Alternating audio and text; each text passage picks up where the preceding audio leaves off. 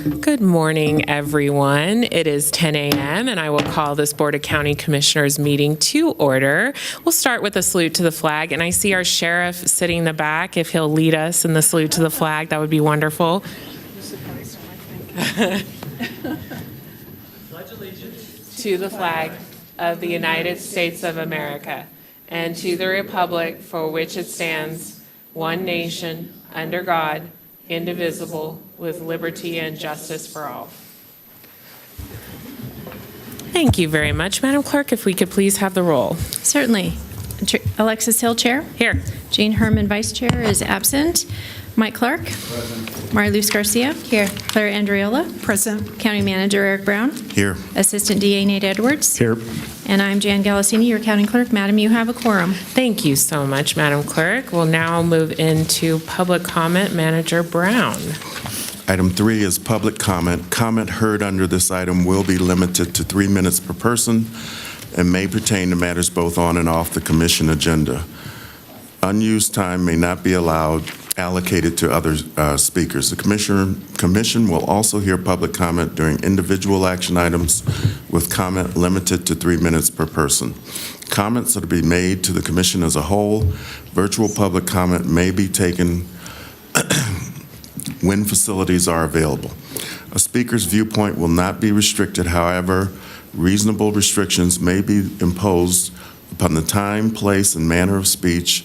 Irrelevant statements, unduly repetitious statements, and personal attacks that would objectively antagonize or incite others are examples of speech that may be reasonably limited. The Board of County Commissioners carries out the business of Washoe County and the residents during its meetings. The presiding officer may order a person be removed if the person's conduct or statements disrupt the order or safety of the meeting. Warnings about disruptive conduct or comments may or may not be given prior to removal. Furthermore, certain disruptions of a public meeting are criminal acts as defined under NRS 203.090 and or NRS 203.119, which may result in prosecution in appropriate cases. Thank you very much, Madam Clerk. We have several signed in, so the second name I call, please queue up. First up, we have Colin Biggs, followed by Thomas Daly.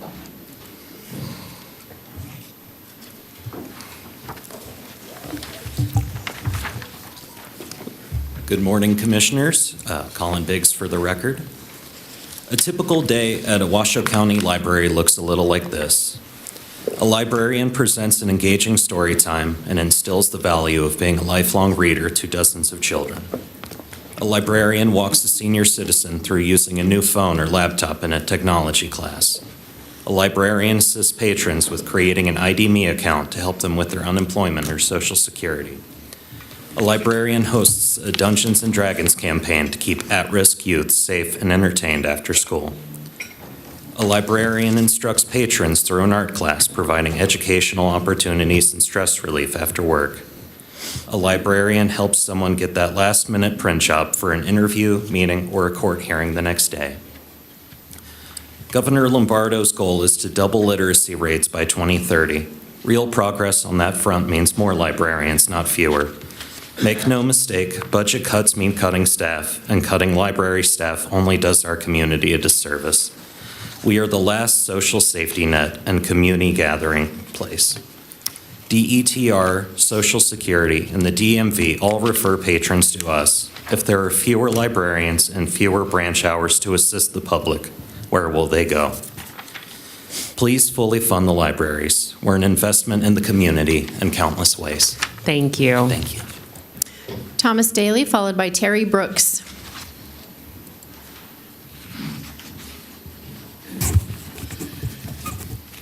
Thank you, Commissioners. For the record, Thomas Daly, resident of Washoe County, and I'd like to have my comments entered into the meeting record for today.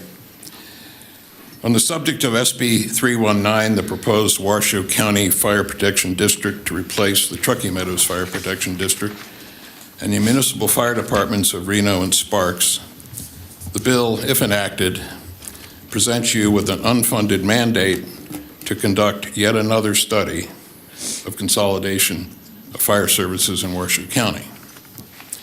For the record, there are at least 4 such studies done over the years, and none of those have recommended consolidation of area fire services. Those reports include the standard of cover for the Truckee Meadows Fire Protection District, the Washoe County Blue Ribbon Committee report on fire service regionalization, the City of Reno report by the Center for Public Safety Management entitled The Operational and Administrative Analysis of the Reno Fire Department. Those reports did, however, recommend enhanced automatic aid and a single dispatch operation, which together would improve fire service delivery in all 3 jurisdictions. Further, the Washoe County report on dispatch operations by the IXP Corporation concluded a single dispatch operation would save area taxpayers $991,000 annually in 2017, so about $1.2 million today. As we know from the Clark County, City of Las Vegas, and City of North Las Vegas experience, that a single dispatch operation and unrestricted automatic aid has worked there for more than 3 decades, while fire departments there remain autonomous. And your own subject matter experts, Chief Way and former Chief Moore, have both recommended those improvements without consolidating area fire departments. And last but not least, your constituents have weighed in on this bill.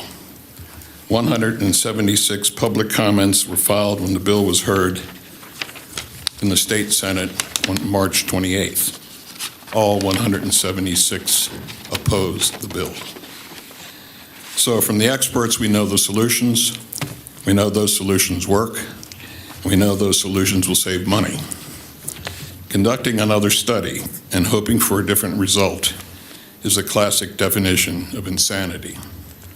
I urge you to direct the county manager to advise the legislature of Washoe County's opposition to SB 319.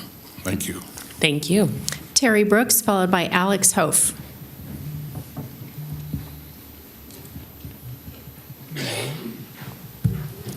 Good morning. It's me, Terry Brooks, again. And today I'd like to address following politics to mental health care in the case of homelessness. Back in the 1980s, the government shut down a lot of mental facilities where a lot of people had lived with mental disabilities. So a lot of mentally ill people were forced out on the streets. So then, where were they going to sleep? Where would they find food to eat? This was one of the biggest problems ever for homelessness, and one of the biggest problems ever for those with mental illness. If you are mentally healthy and wind up out on the street, the problem is already hard enough for you to try to defeat. But if you are mentally ill, you won't know what to do.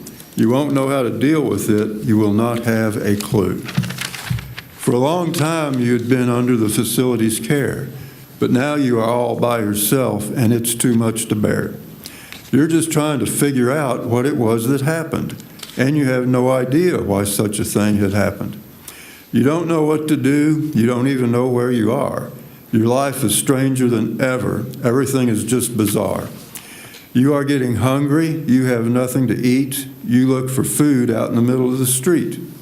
You are getting sleepy. You want to go to bed, but you don't know where your bed is, so you sleep on the street instead. And then you wake up, and everything does seem so different that it may have just been another dream. Why did they throw you out? What did you do? Why has everyone done all of this to you? I would like to thank you all for listening to me today, especially when you're willing to listen to me speak in such a weird way. Thank you, Mr. Brooks. It's always a joy. Alex Hof, followed by Karen Smith.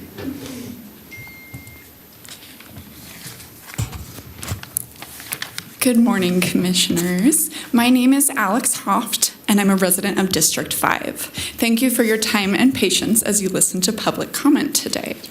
I wanted to start off with a few numbers. Since receiving my library card in 2017, I have borrowed 285 books and counting, spent over 50 hours working in Zoom rooms, phone booths, and desks across the different library locations. And with my 3-year-old daughter, I've made leprechaun masks, wandered a life-size Candyland game, created a Hobbit terrarium, and sang and clapped through countless toddler times. For the past year and a half, I've also volunteered every Wednesday morning at the Northwest Reno Library. I have seen with my own eyes how much heart and hard work the librarians of our county system put into their days. Today, with budget conversations ahead, I'm asking you to please continue fully funding the library system. The failure of WC1 in November wasn't surprising, not necessarily because people don't support libraries, but because the ballot language was confusing. Even I, an avid library supporter and volunteer, had to ask library staff members for clarification of the ballot question in the weeks leading up. There was never a new tax, but that wasn't clear. So when we say that the people have spoken, we need to acknowledge that many people didn't understand what they were voting on. Several county residents have expressed in petitions, news stories, on social media, and in forums since last November that they did not realize what the question entailed. And had they known the truth, they would have voted differently. That's quite a weighted realization considering how close the vote was. As services are being cut across Nevada and the country, please don't cut back on a system that provides so much to so many, especially in one of the least educated states in the U.S. Our libraries offer education, internet access, socialization, shelter, bathroom access, and most importantly, community, all for free. Lastly, I'd like to echo what Virginia Larmore said in her March 11th public comment. Quote, "There's a huge component of our community that is slated to suffer greatly with the failure of this funding, and they didn't get a vote. Those are children." Regardless of whether there's a shift in how the library system is budgeted, WC1 was never a vote to defund the Washoe County library system. Please continue supporting it, and happy National Library Week. Thank you. Karen Smith, followed by Maureen McElroy.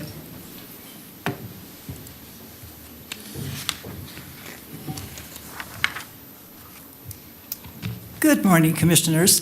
My name is Karen Smith, a proud owner of a library card in Washoe County since 1965. I don't know if you have had an opportunity to live in a country where there are no public libraries.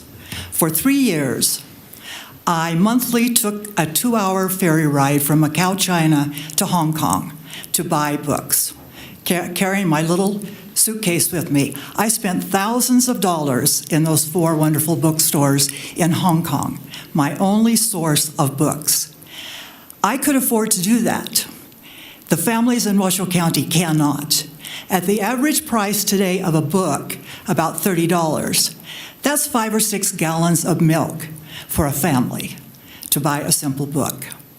We are living in a pay-to-play society.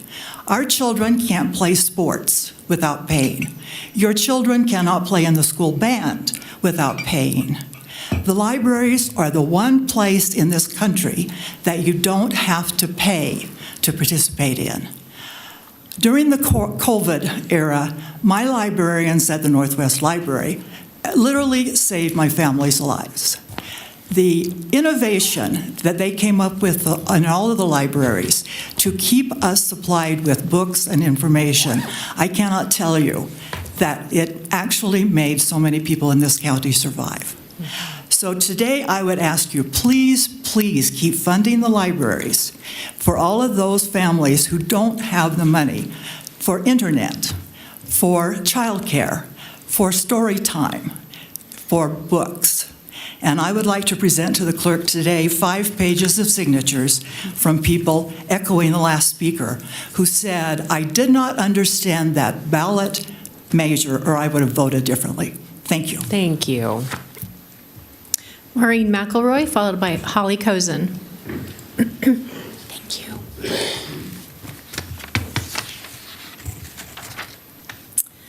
Good morning, Commissioners. For the record, my name is Maureen McElroy. I'm a native Nevadan and a resident of Reno. I'm here today to speak to you about the funding for our Washoe County Library System. As you all are aware, the federal funding for the Institute of Museum and Library Services has essentially been wiped out and the program shuttered. What you may not know is the grant dollars that come from IMLS to our Washoe County library system pay for many of the library system's electronic databases. EBSCO, ABC Clio, Learning Express Library, Rosetta Stone for Public Libraries, Teaching Books, and World Book are all databases that are at risk of being terminated because of the IMLS fund cancellation. These electronic databases used by the citizens of Washoe County support our citizens in so many ways, from schools to homeschoolers, to those pursuing undergraduate and graduate degrees, to those working to achieve personal education goals, to those upping their skills for the job market. All of these folks will negatively be impacted by the loss of these resources. It is in your purview, and I think it is your duty to sustain our library system by fully funding it. Thank you so much for your time. Thank you. Holly Cozen, followed by Candace Powell.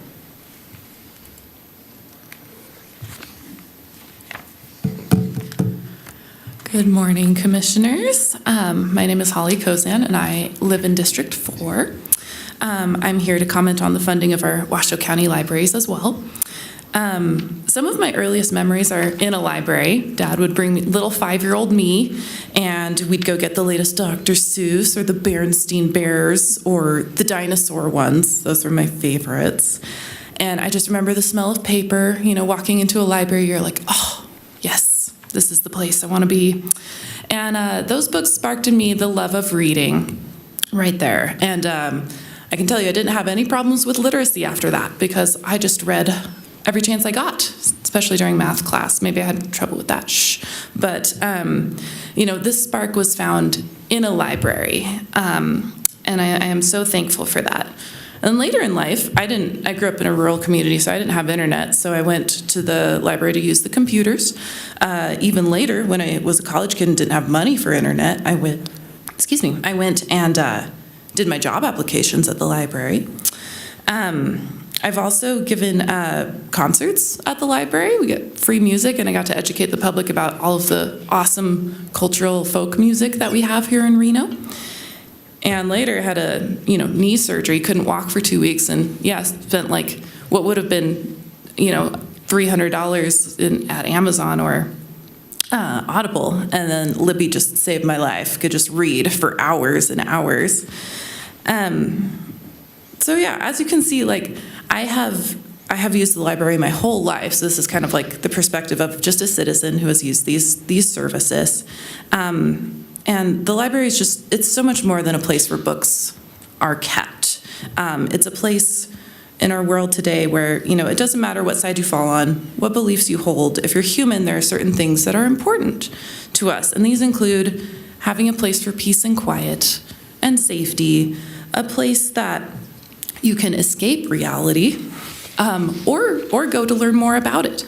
A place where you can learn, you can discover new adventures in the form of books. And you can have a place to gather, and most importantly, you can find a community. I think we can all agree that is a wonderful thing. And that's what a library gives us. So please choose to fund our library and keep this wonderful, wonderful part of our city. Thank you so much for your time. Thank you. Candace Powell, followed by Rachel Curran.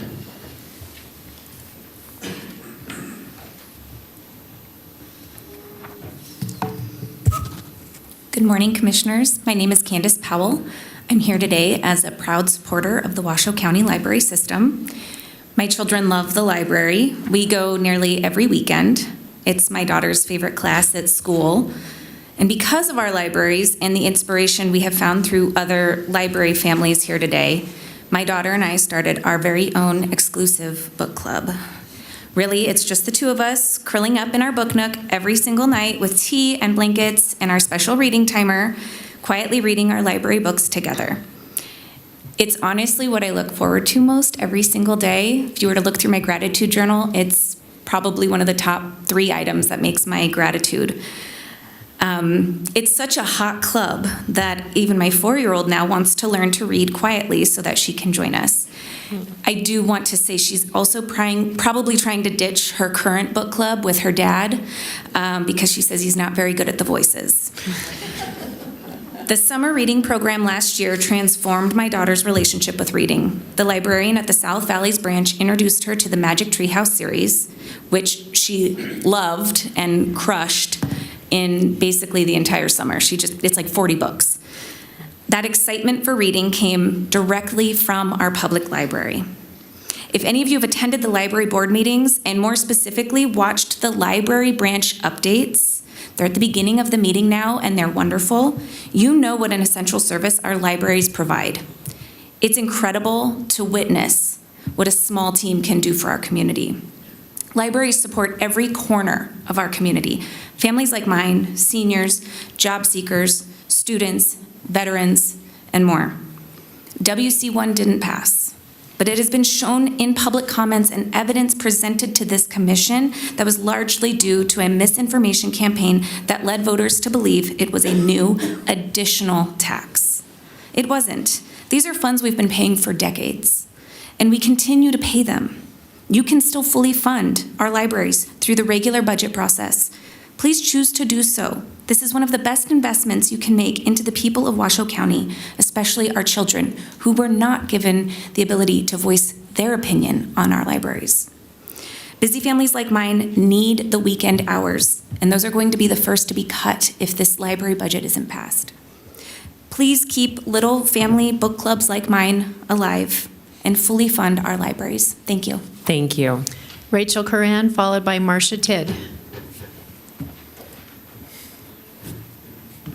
Good morning.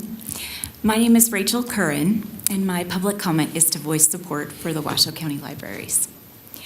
Over the years, my daughters, now 11 and 12, have learned that the library is an always yes outing, meaning unlike Roller Kingdom or Starbucks, they know when they ask if we can go to the library, Mom will always say yes. The library is our favorite third place after home, work, and school. But not all families have this luxury. I'm here today for the parents who can't be, for the working parents who pick up extra shifts to make ends meet, for the parents who rely on the extended hours of the library because they otherwise couldn't get there. The library is for everyone. And we believe open books, open minds, but for that to happen, we need open libraries. Open libraries allow us to say yes when our kids want to visit. So when the question of fully funding the library comes to the table next week, I hope you too will answer. Always, yes. Thank you. Perfect timing. Thank Marcia you. Tidd, followed by Tara DeKiros.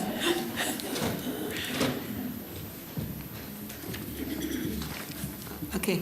Hi. I can't see you with these glasses on, so anyway, I'm Marcia Tidd. I'm in District 1. Have been since 1983 when we bought our house. We pay taxes. And I read a lot. We adopted and raised our two granddaughters. They're now young adults, but I took them to the library. They still use the library. And every time we would go when they were younger, if they had questions, the librarians would always, always help us. And everybody was so friendly and great. And helpful. So please enable the library to be able to continue to be financially stable. Please fully fund our libraries. Thank you. Thank you. Tara DeKiros. Did I use the whole 3 minutes? No, you didn't. Tara DeKiros, followed by Gail Townsend. Thank you for the opportunity to speak about library budgets again today. I volunteered with the campaign for WC1 because my kids grew up in Washoe County libraries, which provided us with story time, books, a place to spend time without having to spend money, and most importantly, the best librarians I could imagine. So I was pretty frustrated to learn that while we were volunteering in favor of WC1, the Washoe Republicans put out a voter guide telling people that WC1 would increase their property tax, a clear use of disinformation, and this is the voter guide. I was also frustrated to hear one of the commissioners continue to say that he's waiting to get the library budget from the library board chair.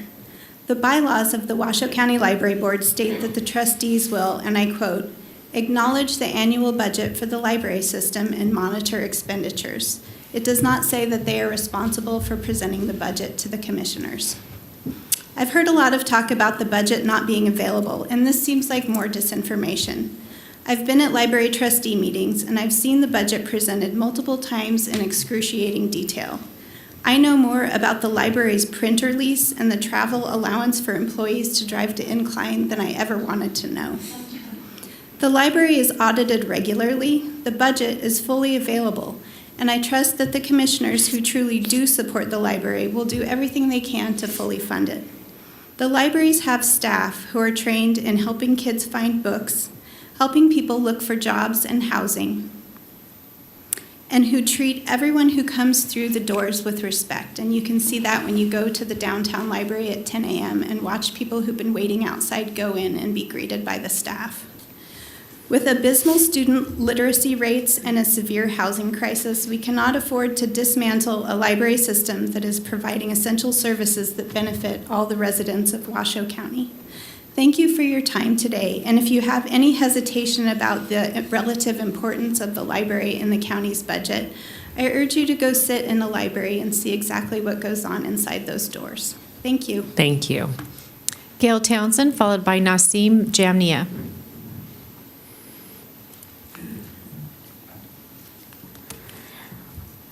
Gail Townsend, for the record. I've been a resident in Nevada and Washoe County since 1970. In 1979, I moved to Spanish Springs, which is Commission District 4. I'm here today to ask you all to adequately fund the Washoe County library system. Free public libraries are essential to our quality of life, and I realize that all of you have acknowledged this at various times during these meetings.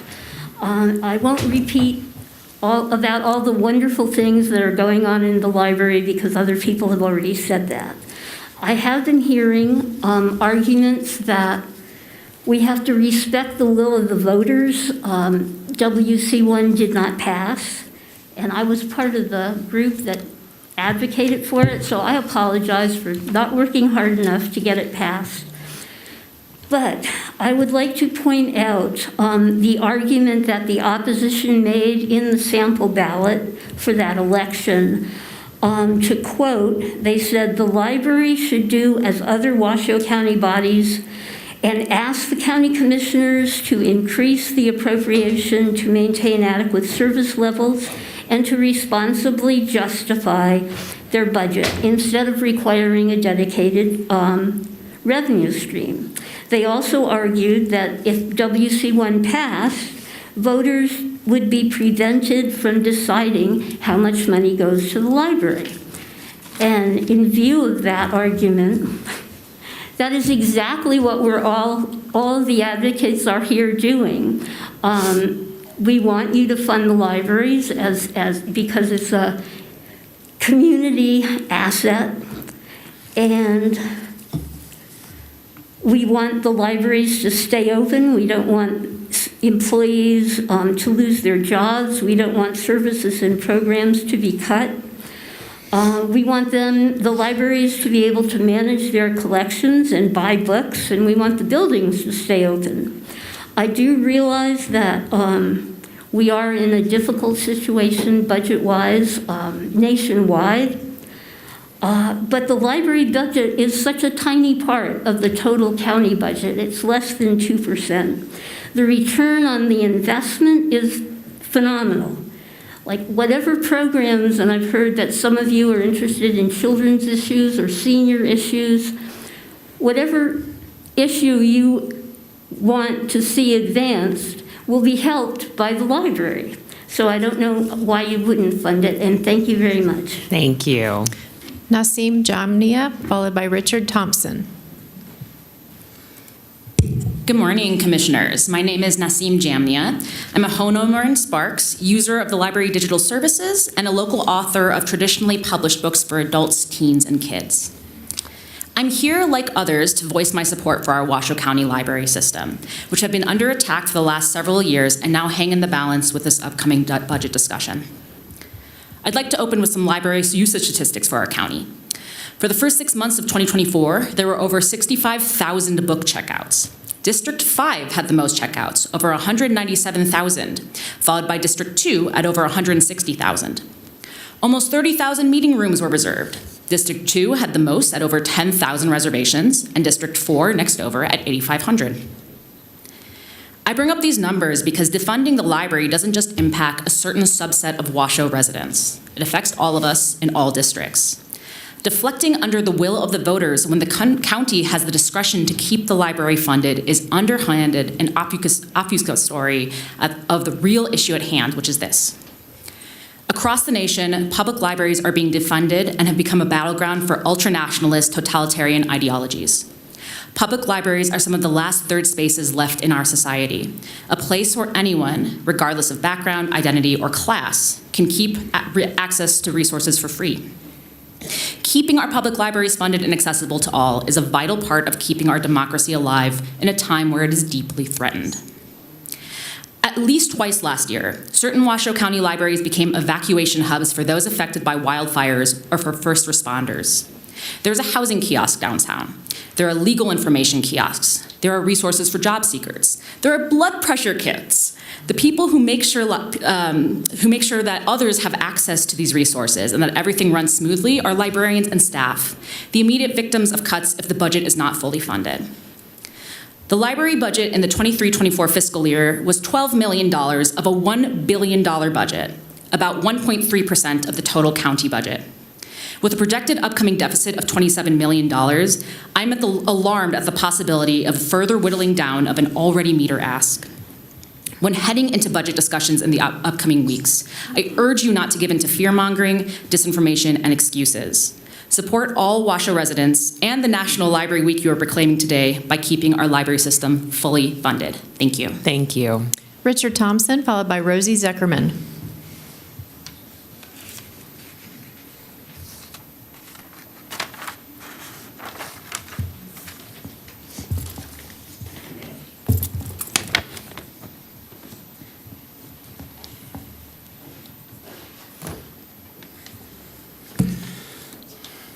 Good morning, Commissioners. Well, if you noticed, I kind of limped up here because I'm missing a leg now. My name is Richard Thompson, former employee with Washoe County Community Services for 21 years. I had to retire 8.5 years earlier than expected due to an accident which took my lower leg and some other health issues, which cost me my commercial driver's license, which was a requirement of my position as a road supervisor at Incline Village in December of 23. So I was forced to retire. As you can imagine, it was devastating to myself and my family.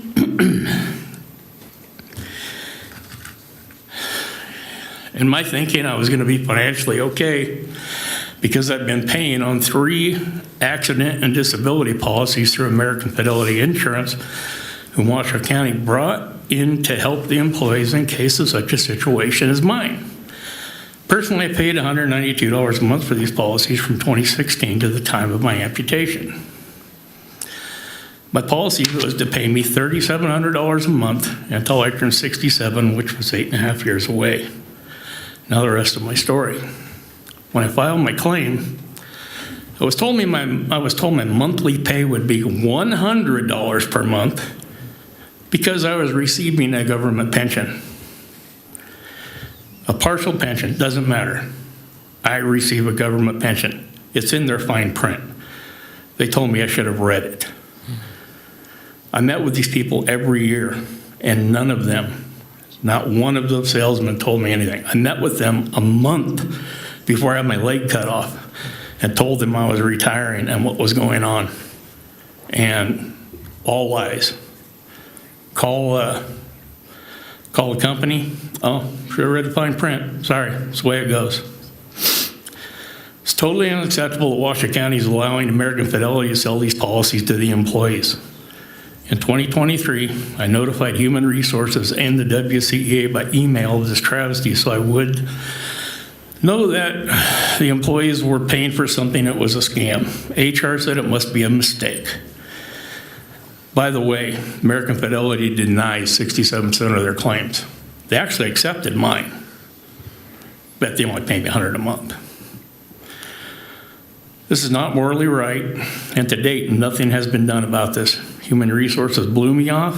Why not? I'm no longer an employee. I'm just a guy with one leg. And they never got back to me. Time to take care of your employees and retirees, Washoe County. The clerk has copies of my emails to the county, the insurance company, and the WCEA. Thank you for your time. Thank you, Mr. Thomason, and thank you for your service to Washoe County. We'll look into this. Rosie Zuckerman, followed by Glenda Gilmore.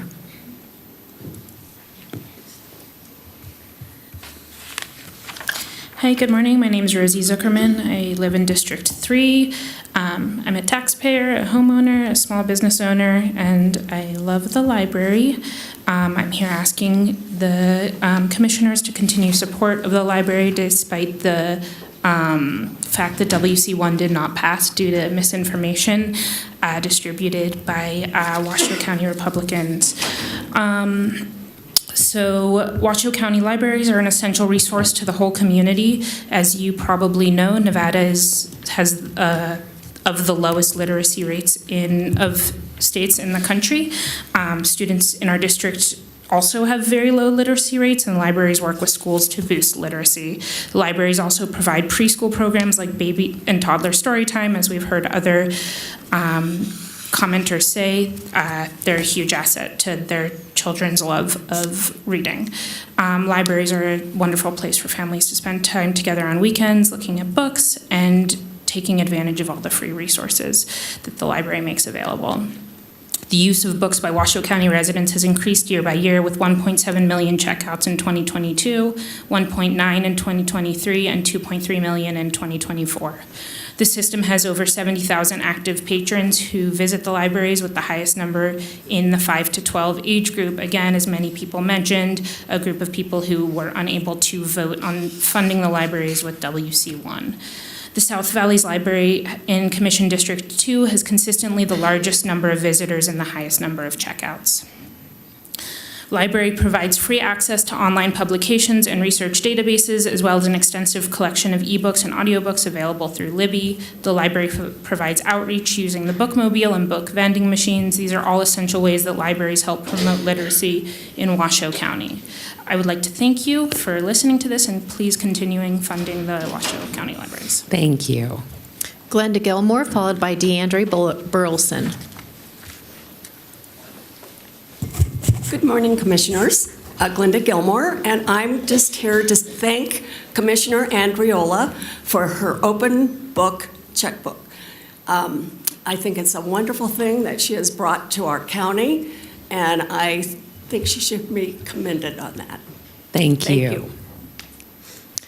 DeAndre Burleson, followed by Siglinde McTeague.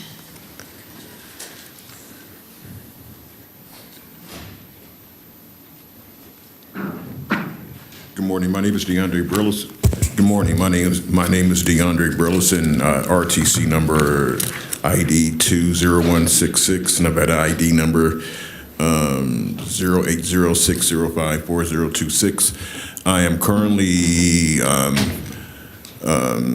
homeless, and I'm working through the process in regards to the Reno Housing Authority, client number T09633103, and I would like to submit a couple of, documents for the county clerk for a public record, which will consist of the following: the RTC monthly bus pass, Metro PCS monthly cell phone bill,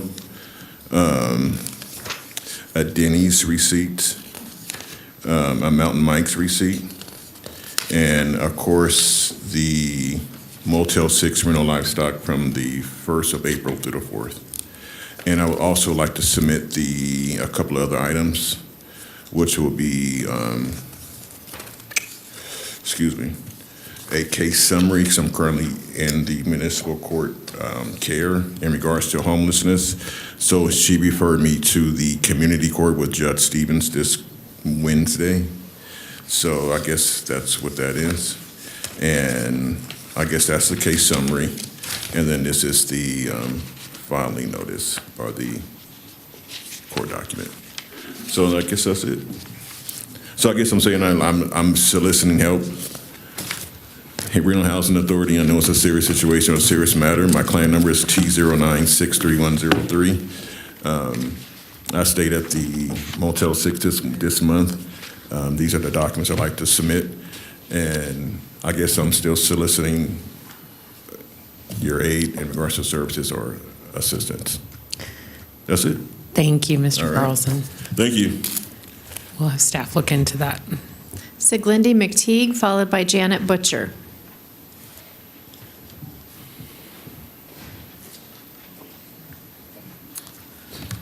This is weird. Good morning. Thank you, Madam Chair and Commissioners, for this chance to speak. I live in Spanish Springs, District 4, Commissioner Andriola's district. Good to see you. I am here, as well as obviously a lot of people, in support of our Washoe County library system. I've been an active user of our library system since before some of you were born. I was born at St. Mary's Hospital and grew up in Northwest Reno. We had a close-knit neighborhood where pretty much everyone knew everyone, regularly gathering for meals, holidays, and coffee. I was the eldest of 5 children, born so close together that every year 2 of my siblings are the same age for a week. We had a wonderful neighbor, older than my mother, who took me under her wing, taught me to sew, taught me to garden, and also she could clearly see my mother's overwhelm. She could also see my eagerness to learn and asked my mother if she could take me to the library with her every week. She started taking me with her. I got my first library card at 6 years old, which made me feel very special and very grown up. Plus, I could check out as many books as I wanted. The first time I walked into that downtown library at 6 years old, it took my breath away. Like some majestic cathedral to higher learning. Back then, in the children's section, there was the iconic 60s conversation pit, which I loved. Going to the library every week, as you can see, was with Mrs. Gilbert, was the highlight of my childhood. A lot has changed since then, and I'm happy to be able to witness the evolution of our libraries. I'm still a weekly visitor. Yesterday, I checked out the 3D printing services, which are an amazing learning tool for new technology and art. At the last library board meeting, the question was asked, does the library have to try to be everything to everyone? And I would say most definitely not. None of us want to squander valuable resources. However, I trust trained library science professionals to understand and implement community-driven programming. As a former Washoe County employee, I am well-versed in budget restrictions and planning.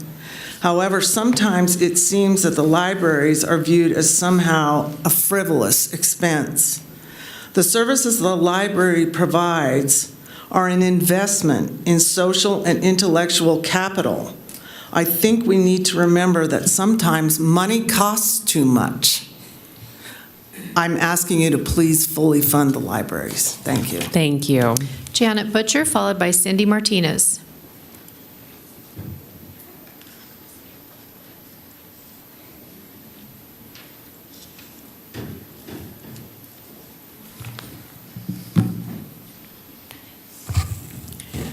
Good morning, Janet Butcher for the record.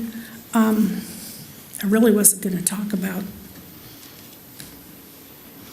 WC1, but WC1 was on the ballot. People chose to vote no. If you didn't comprehend it, it's too bad. Sorry. I call them election deniers. Anyway, the libraries aren't free. Yeah, you don't have to pay when you go in, but taxpayers pay for them. And even renters pay for them because when taxes go up, so does the rent. Just keep that in mind. And I know that actually what I'd like to say is the word of the day is efficiency. Is the library being run efficiently? Is it wrong to look at that? Is it wrong to question that? No, it's not wrong to question it. I think I noticed that in October, I could be wrong, but that we did do some kind of proclamation for the library or for librarians.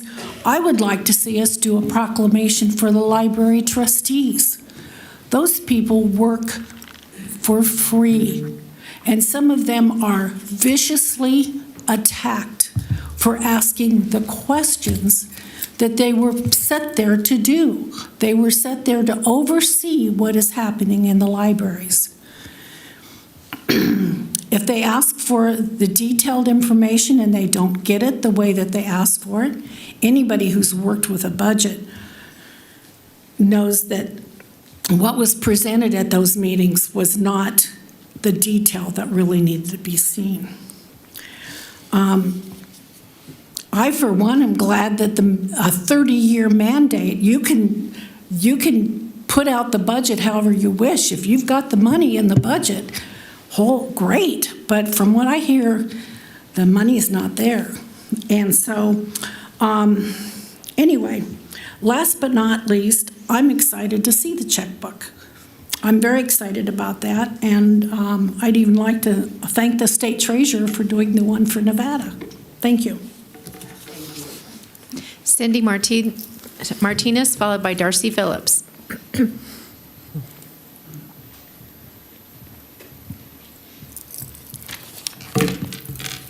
morning, Commissioners, Mr. Manager, Mr. District Attorney, Madam Clerk. For the record, Cindy Martinez, District 4. And I, too, wanted to thank Commissioner Andriola for her initiative on requesting and launching the Washoe checkbook. I read an article in the RGJ this morning with a disappointing comment by one of the commissioners saying that the county should have been in lockstep with the state when they launched theirs. Municipalities are independent of the state, and I commend my commissioner for taking the initiative to launch that. So thank you very much for that, Commissioner. I wanted to speak about item 12, which coincides with two records requests that I submitted about authorizations for contracts. And social media is a lovely thing. You can get a lot of information very quickly, but I don't remember who said it, but a lie can get halfway around the world before the truth has a chance to put its pants on. In particular, I've read recently a very disappointing, disturbing allegation that Commissioner Andriola had voted to approve the county manager to sign contracts for $300,000, something to that effect. It was inaccurate nonetheless, but it triggered in my memory, because I was active here in 2021 during the COVID years.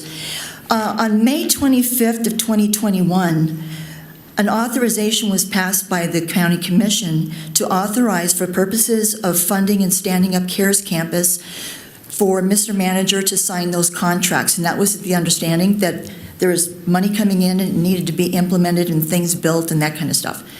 Then on May 24th, 2022, followed by June 21st, 2022, all three of these dates well before Commissioner Andriola even thought about coming to the Commission, this body voted to amend the Washoe County Code, authorizing the finance team to approve contracts up to $300,000. And so item 12, coincidentally, is on the agenda today. And to that end, I want to commend the county clerk, Jan Galasini, and her capable, exceptional team, because anytime and every time I have submitted a request for records, I receive them in a comprehensive, concise, timely fashion. So thank you, Madam Clerk, for you and your team.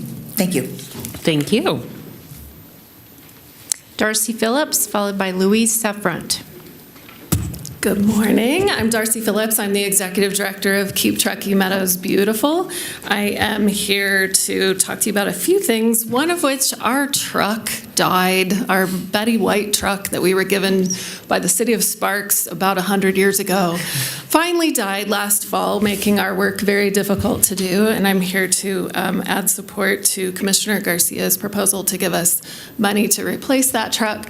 That combined with money from the Pennington Foundation will allow us to purchase a new vehicle and trailer, this time with four-wheel drive, to continue to try and reach those harder to reach illegal dumping spots in the hills around Washoe County. I'm going to leave you with some stat sheets. In 2024, together with amazing volunteers and our small but mighty team of 9, we removed over 350,000 pounds of litter, green waste, hazardous waste from all over Washoe County. And one of the things we're going to start doing starting next week, we'll be sending you individual reports for your district specifically about what we've done in that quarter so that you can keep track of what we're doing. And if you see parks or open spaces that need attention, please let us know, because we can't be everywhere. We don't know all the things. So we'll be happy to try and get a group out there to clean those spots up. So thank you for all your support. We are so grateful to Washoe County, and especially Commissioner Garcia. Thank you. Thank you. Louise Suffront, followed by Sandy Scott. Good morning, Commissioners. I'm from North Valley Library, and I just want to say how much I appreciate our little library. It's still a storefront library, unlike the rest of the libraries within the county. But at this particular time, I want to emphasize how important every library, and especially our little library, is essential to the community. I will repeat just a few phrases that I've heard over the past few minutes. The library is a sanctuary. The library is a resource to the community. A library is a place to turn when there is a catastrophe within the community. So I want to also add that the staffing at this level should not be decreased. If I feel that the county has enough funds to continue to support all the functions of the library. And I, especially as a senior, know how much the library acts as a community center to bring us out, to expose us to the other resources that the entire county has provided us. And right now, in this environment of economic squeeze, please do not take this resource from us, from our families. So as someone else has mentioned, the library is an investment. It's an investment in ourselves, in our democracy, and the future for our children. So thank you very much. Thank you. Sandy Scott, followed by Laura Wade.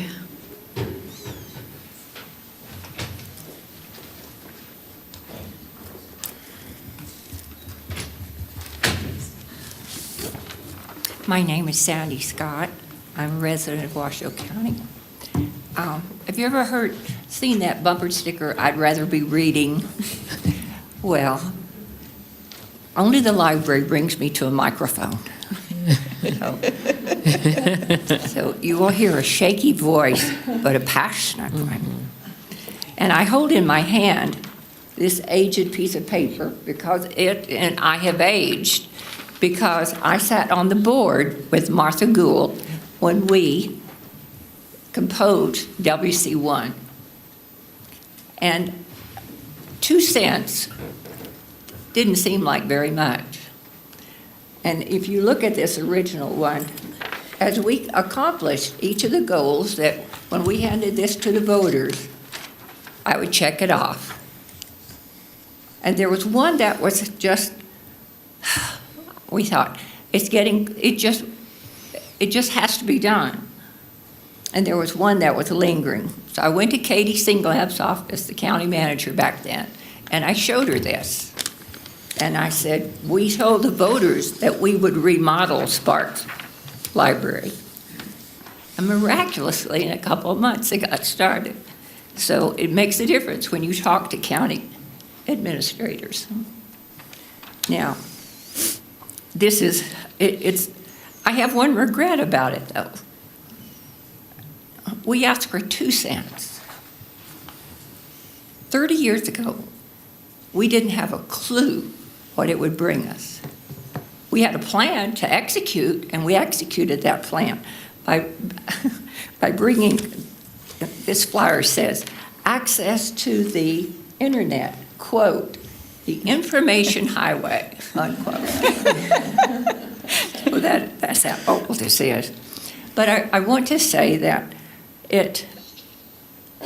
this isn't what I got planned to say today, but as I listen to these articulate, erudite, passionate, poised speakers, I don't care if they went to public school, I don't care if they went to leafy private schools. It was the library that put these voices together today. And as far as subsets, the neuroscientists tell us today that a story wards off dementia. So the story hour is not just for the little ones, but it's for the elderly as well. So my plea to you is to think big, bigger than 2 cents. I wonder, what could we have done with 3 cents? So, thank you all. Thank you, Ms. Scott. Laura Wade, followed by Penny Brock. Hi. Good morning, County Commissioners. I'd like to thank the last speaker for her words. My name is Laura Wade. I've lived in Reno for 6 years. I'm an avid reader. I walk to the downtown library every week. I have audiobooks on hold on Libby. I listen to them as I do house chores or I weed in the garden. I'm here to ask you to please fully support our Washoe County library system. I was a federal contractor who was recently laid off due to the federal cuts, so I literally cannot afford to buy books, and I rely on the library very heavily, not only for books, but for printer access to print out resumes and other resources. The library provides a safe space for adults, for kids, and I fully implore you to fully fund our libraries. Thank you. Thank you. Penny Brock, followed by Trista Gomez.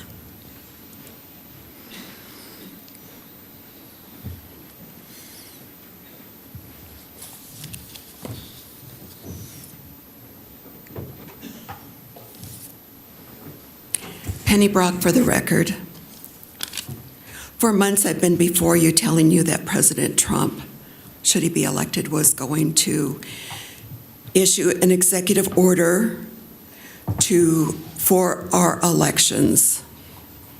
I said it at the last meeting in March.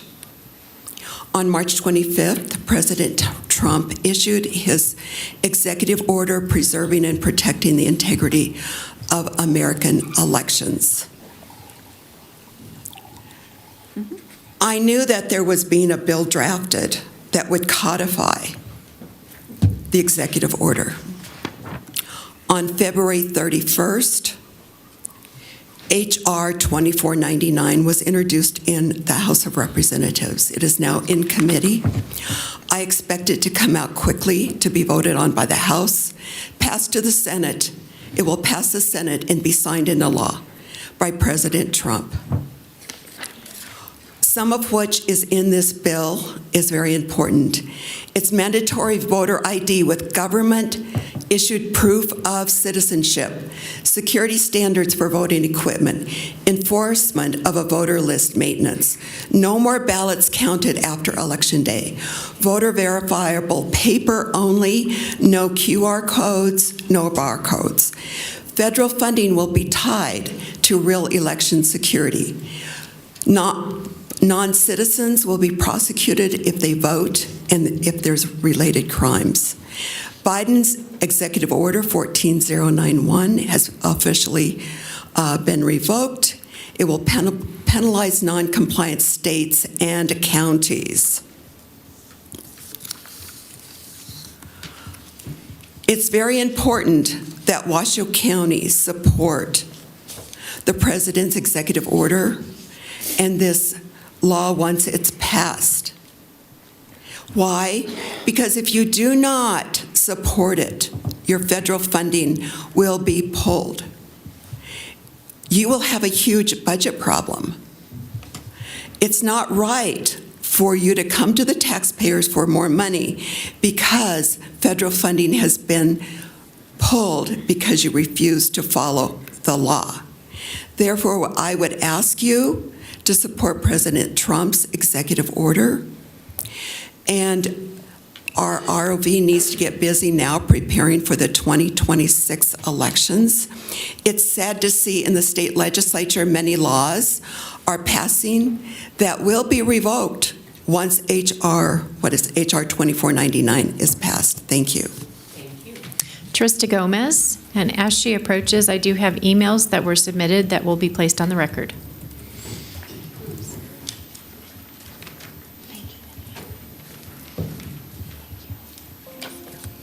Good morning. Trista Gomez for the record.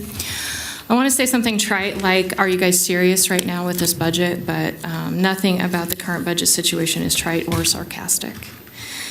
There are two bills in the legislature now, AJR 1, that will raise property taxes on old houses, an average of $400 to $600 a month for buyers. Local buyers are hardest hit and already can't buy in the area.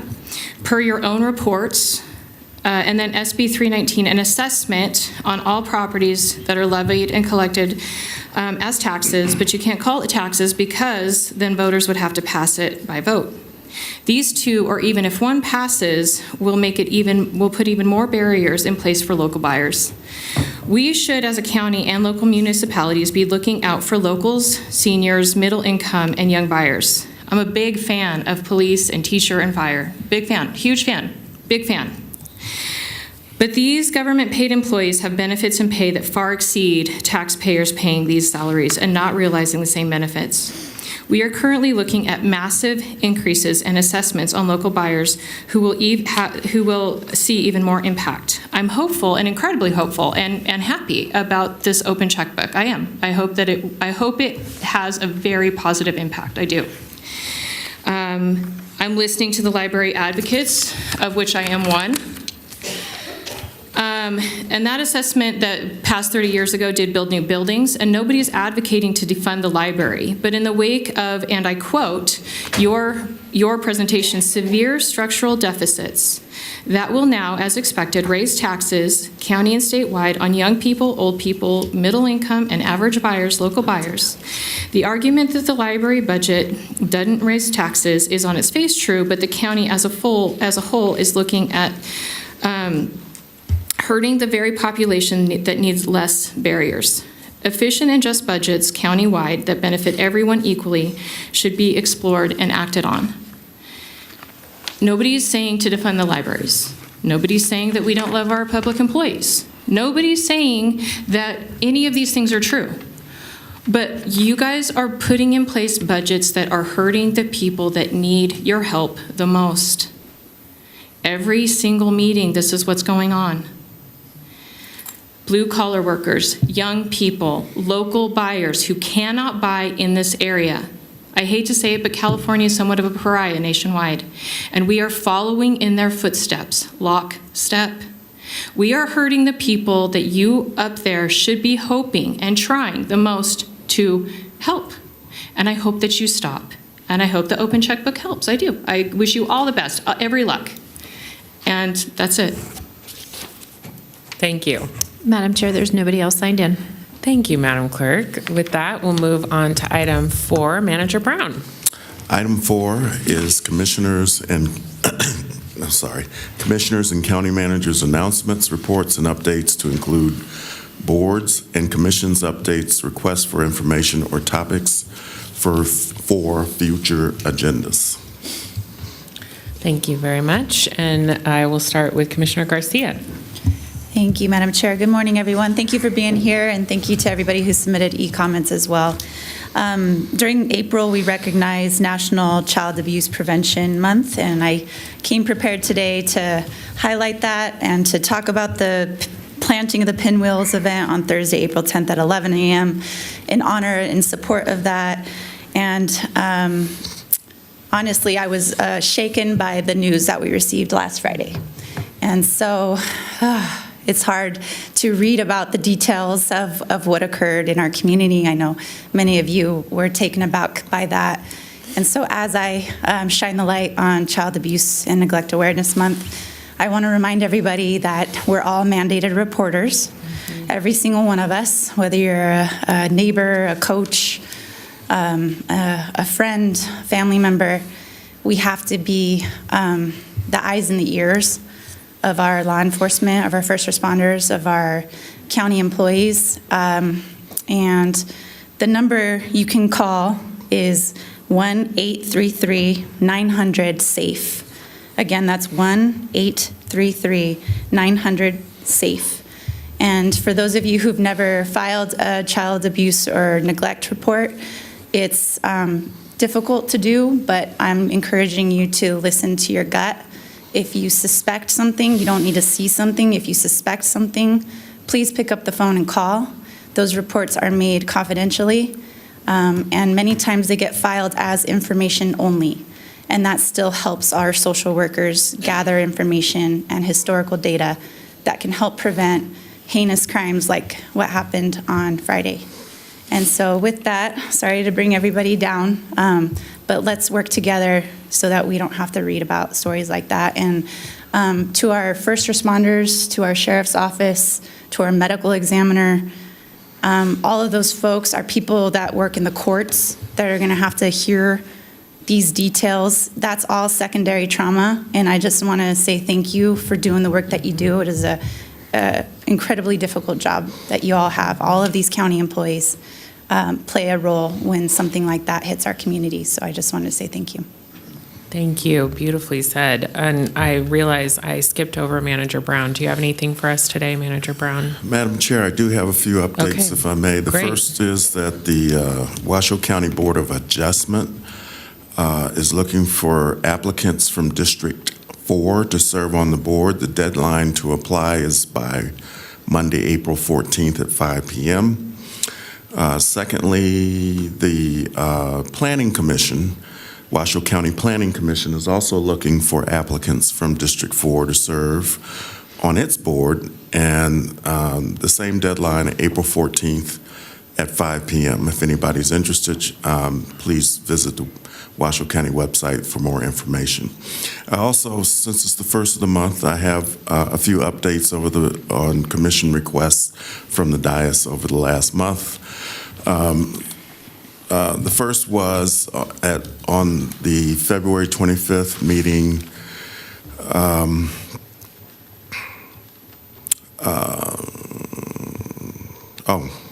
Okay. There was a request for an update from BLM on illegal dumping, and happy to say that today we have Kim Dow from BLM here to present. On March 11th, there was a request from Commissioner Garcia asking information about tertiary offices. The alternate public defender, I believe, answered those questions. The county does pay for those services when they're required. Also on March 11th, Commissioner Clark asked, with regards to the senior center, he heard concerns that the center would not be open on the original date, wanted clarification. The senior center will open on May 1st. And I believe Commissioner Clark had the opportunity to tour on March 31st, a little over a week ago. Also, Commissioner Andriola requests to include a standing item on the CAB agendas announcing open board and commissions positions with a link to the applications. We are moving forward with implementing that going forward for the CABs. On March 18th, there was a question about whether or not the senior center kitchen was going to be open or dismantled before the remodel was completed. Mobile kitchen will be dismantled but not but there will be no service interruption as the remodel is completed. On March 18th, Commissioner Clark asked with regard to Commissioner Kipper's presentation if there would be a link for the public to access information from the Division of Insurance. And the Commissioner responded that he would provide that going forward. Also, State Director Kipper answered Commissioner Hill's question with regards to whether or not the red light cameras had lowered insurance rates. They actually don't track that information, so they were not able to give us any insights with regards to that. On October, the only update is that with regards to the overflow at the CARES campus, I believe Commissioner Hill requested a presentation, and that has been scheduled for next month. That's all I have, Madam Chair. Thank you very much, Manager Brown. And Commissioner Andriola. Thank you, Madam Chair. I have a few items, if you would indulge me. Of course. Thank you. I feel compelled to share just quickly. Thank you, Commissioner Garcia, for highlighting it. It was certainly a tragedy in our community, and probably more occurs than we know. So I echo your sentiments to everyone. Thank you. I first want to talk about the fact that everyone's been talking about the struggle and challenge of budgets, whether it be Washoe counties or other jurisdictions or even expanding across our nation. And I think, really looking at how we approach this in terms of policy, I think really provides an opportunity for us to step back and look at some fundamental things. For me, I believe, and I've said this many times from here and out in the public, Washoe County is in the business of customer service delivering essential services. That's our responsibility as public servants, as the responsibility that we have in utilizing funds that essentially are taxpayer dollars. And the reality is that I think that as we've experienced various things over the years, and I hope none of us have to go through what we all went through with COVID, but just some of the unusual circumstances that provided funding in various ways that we all could talk offline about our own opinions on that. But the reality is that I think this body has an obligation to look at policy, to define essential services, and help to create a framework and putting a budget together that really addresses that. And that when we're looking at those expenditures, and what is compliant, for instance, and prioritizing those, and then what are those items that aren't essential services, and can they be paused? Can we look at really what business does in terms of not necessarily always raising the price of a product when there already is uncertainty throughout our community as families are, balancing their own budget, or other jurisdictions are looking at how to stretch the dollar. I think there's opportunities in that. I think that there's great opportunities, and I think this body should have that discussion. And staying in that same vein, I think the fact that we can look at what is efficient and how we can be creative with utilizing resources to the maximum capability. Look, everyone works hard. It's really been impressive to see the staff at Washoe County, the talent at Washoe County, the dedication of Washoe County employees. But the reality is that when you have a budget situation, we all have to look at what we have to do. Even our own personal budgets will have to look at how we tighten belts. Those things have to happen, in my opinion, in terms of how we look at that, not at the expense of legal requirements that we have, But those things that, we really want versus we really need as essential services and what we need to be able to provide. So as an example, I would like to see, in terms of looking at efficiency, right now, for instance, the Office of the County Manager is going through an efficiency. I think that's great. I think everyone can learn from that, but I do think the library has an opportunity as well. I think asking the audit committee to look at the library and having a third-party independent review of that gives an opportunity to look at what things can be done there too. And I think that the library board could be given that information, and I think that would be helpful. So I think we may be looking at that throughout other jurisdictions, I mean other departments, not jurisdictions. We're not going into other jurisdictions. We'll just worry about Washoe County. That's enough. Let me say I did not mean to say other jurisdictions, but other departments. There are, 24 departments, 267 divisions, 29 funds, over 3,000. When I started, 3,117 employees. I have no idea why I remember that number, but I am a number person.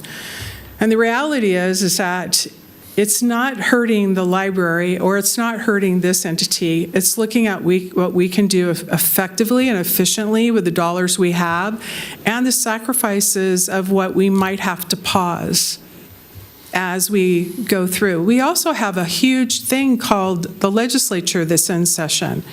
We have things that happen at the legislature that are totally out of our control. We have little things called unfunded mandates that all jurisdictions experience. I would like to see that our budget include an unfunded mandate line item per department, so we can also track what things are beyond our control that are imposed by the legislature, and that really we still have to balance that unfunded mandate with how we deliver that essential service.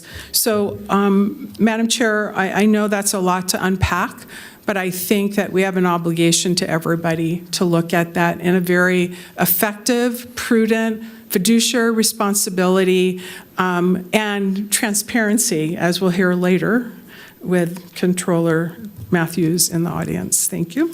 But I want to end my comments with a little Christmas cheer in April.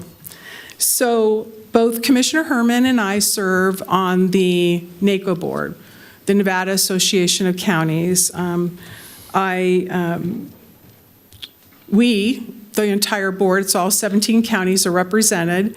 And during our last meeting, the board voted to support a national Christmas tree in DC for Christmas. Part of it included each county having 50 ornaments essentially for the tree, and there are specifics with that.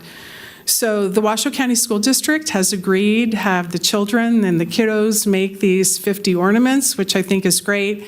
Washoe County all the counties will be getting specifics on whatever the image is that they're wanting, meaning NACO through the folks who are putting this tree together. And I'm hoping the tree comes from Nevada and we can all go out and watch the Forest Service cut down the tree, or I hope we can. But the reality is that the Christmas tree the Christmas tree skirt will be represented by all 17 counties. It's a Nevada tree, first time is my understanding ever. So I thought to spread a little Christmas joy in April, I'd share that wonderful opportunity that Washoe County and all of the children in Washoe County will be participating in. And Madam Chair, that's all I have. Thank you. Thank you, Commissioner Andriola. Commissioner Clark. Thank you, Madam Chair. I've got a few items. First, I'd like to go to the commission, the manager's comments. My specific questions, and thank you for giving answers, but the answers weren't exactly the questions that I asked. So the questions I asked specifically were, what was the start date on the remodel, the exact start date of the remodel when the senior center closed? When was the exact date that the senior center was supposed to be finished? When was the exact date per the contract of when the kitchen was supposed to be operational? when was the exact date that the contract had run its course and the kitchen was supposed to be removed. So those are exact dates that I'm trying to find out.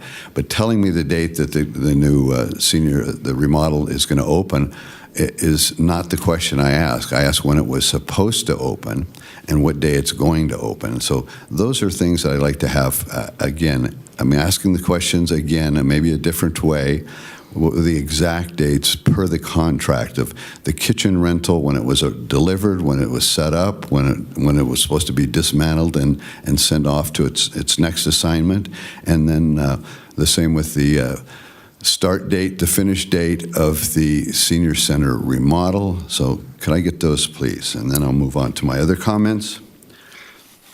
I'm very concerned about Mr. Thompson, former county employee. I've met with him at his home.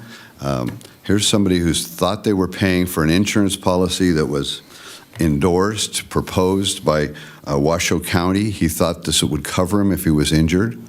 And apparently, and this, I'm not saying it's a fact, but his allegation is 67% of the time it's denied this type of an injury. And if we're allowing our county employees, over 3,000 of these folks, to engage in buying this type of insurance, and it may not pay off, it's up to us to research this and make sure that this is a viable company that will pay off when somebody does get injured. If this was denied to this one county employee with some special clause, all these insurance policies, the large print giveth and the small print taketh away, this guy tells us that he was denied a claim. And if we have 3,000 people that are, or over 3,000 people that have the ability to purchase this insurance and it doesn't pay off, well, we're not doing our employees a good service if that's the case. So I think that needs to be researched and find out if that's the case, so we can protect all the people who work for this great county. Moving on.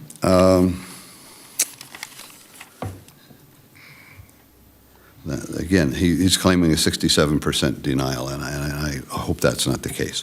Moving on, I had a meeting several weeks ago with the county manager and the controller, and then I had another meeting with those folks. In between that meeting, I met with the county assessor, I met with the treasurer. The county assessor tells me that in the last several years, each year getting stronger than it is the year before, that they've put more assessed value on the tax rolls in the history of this county, more than it's ever happened before, and it continues to grow. So that means extra dollars flowing to the county. I talked to the treasurer.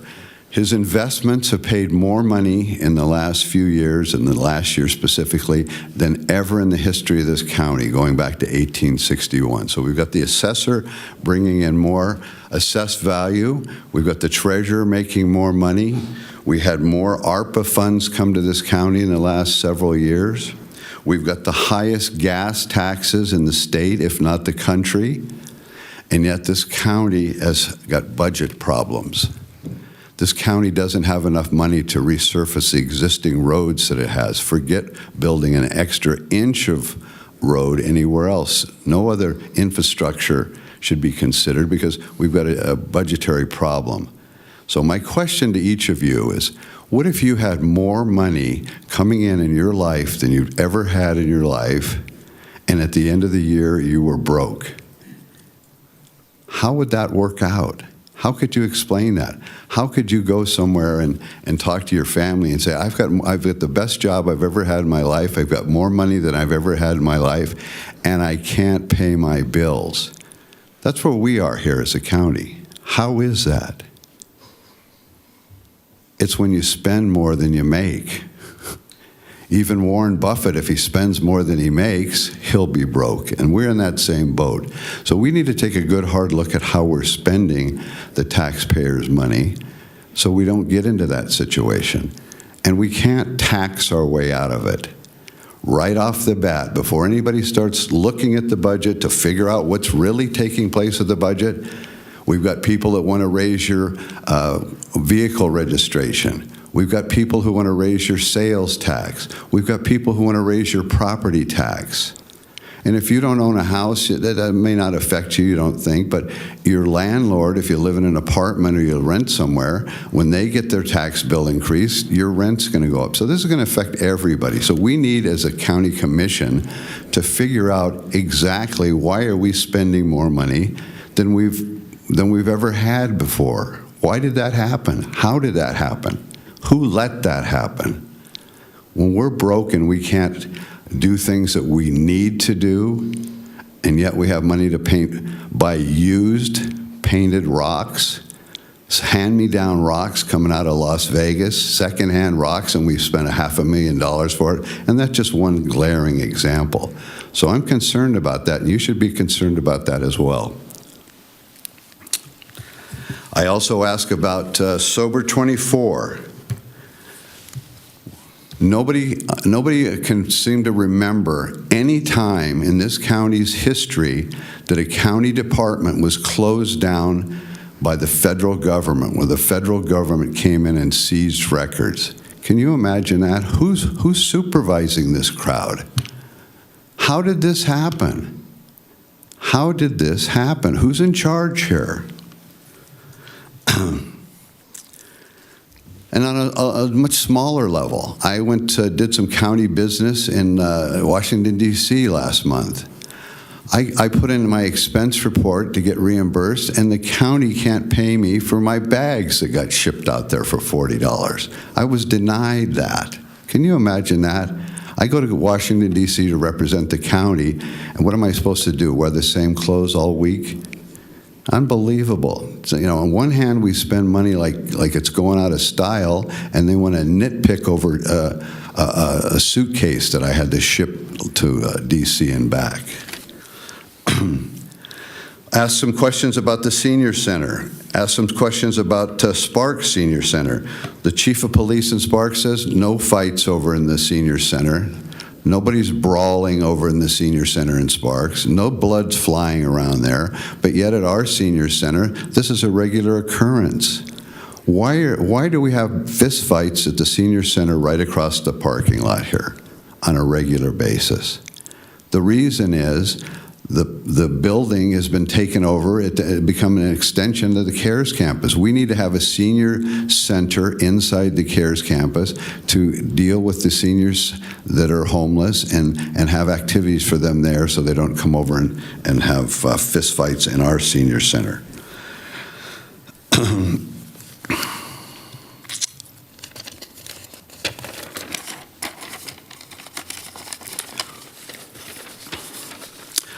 I got information the other day that the Human Services Department has spent $18,674.25 on 92 Greyhound bus tickets.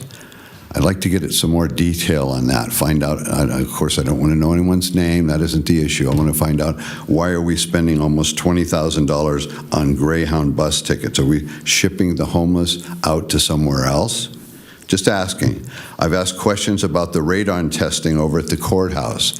We've got in case you don't know it, they call it the radon tunnel that goes across underneath Sierra Street and lets the radon gas escape. I asked a simple question: when was the last time that tunnel was tested for radon gases? And I was told, I got, again, just a typical example, I got answers, but not to the questions I asked. It's a simple question: when was the last time the radon tunnel was tested, and when will it be tested again, and when can we find out the results? 3 simple questions. I don't need to know the history about everything else.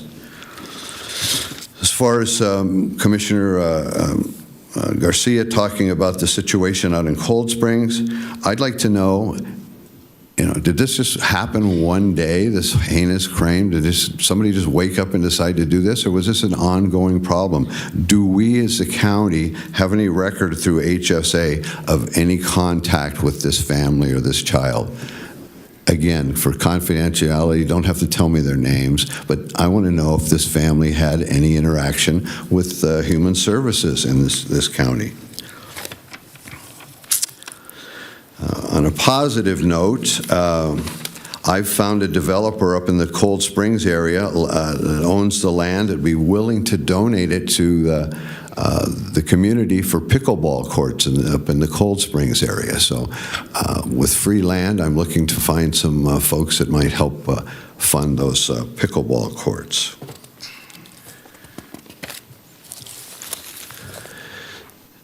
All right, I think that's it for now. I'm sure I'll have more comments later. Thank you. Any other commissioner comments? I'm not seeing any. All right, we will now move into proclamations. Our first proclamation is for National Library Week, and Commissioner Garcia is kindly offered to support that proclamation request. And it looks like we have a great group here, and we heard from a lot of library supporters, so take it away, Commissioner Garcia.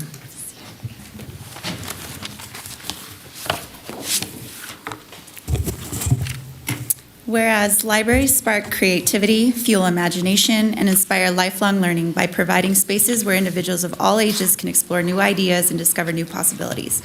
And whereas libraries serve as a vibrant community hubs, connecting people with knowledge, technology, and essential resources, while fostering civic engagement, critical thinking, and lifelong learning. And whereas libraries provide free and equitable access to books, digital tools, and innovative programming, ensuring that individuals of all backgrounds have the support that they need to learn, connect, and thrive.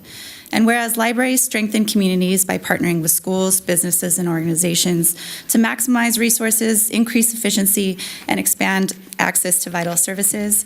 And whereas libraries, librarians, and library workers across the country are celebrating National Library Week under the theme, Drawn to the Library, highlighting their role in empowering individuals, protecting intellectual freedom, and fostering curiosity, creativity, and opportunity for all. Now, therefore, the Board of County Commissioners does hereby proclaim the week of April 6th to the 12th, 2025 as National Library Week.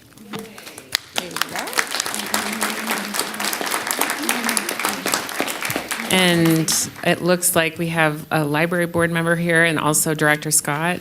Would y'all have anything to say? I just want to thank commissioners for their support, and I also want to recognize Representative Emede. Representative is here in the audience as well, so thank him for his library support. That's great. And go ahead, Ms. Rodriguez. I want to thank you, but mostly I want to thank all the people that are here today that work for our county libraries. They're the ones doing the job every day. Thank you. Absolutely. And it looks like Chairwoman Silver is here too. I don't know if she has anything to say or she's just supporting in the back. Oh, she's coming up. Okay, great.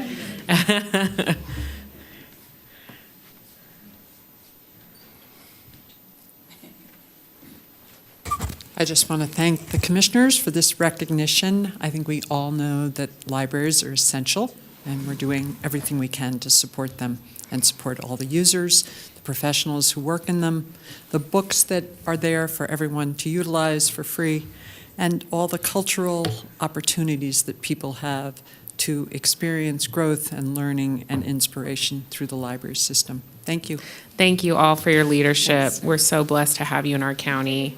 And yeah, let's do a photo here. I'm going to take one too. There you go. Commissioner Garcia, I think that you're supposed to be in that photo. Okay, all right.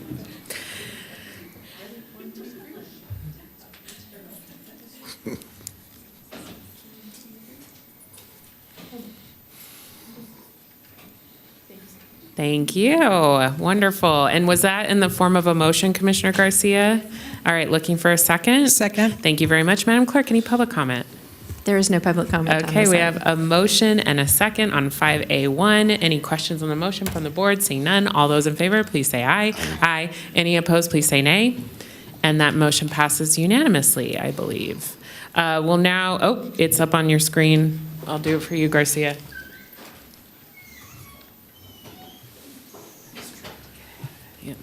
Okay. And that motion does pass unanimously. Great. We'll now move into 5A2, and this is for proclamation for Crime Victims Week. And Commissioner Andriola has generously offered to do this for us. No. Look at the whole team, sir.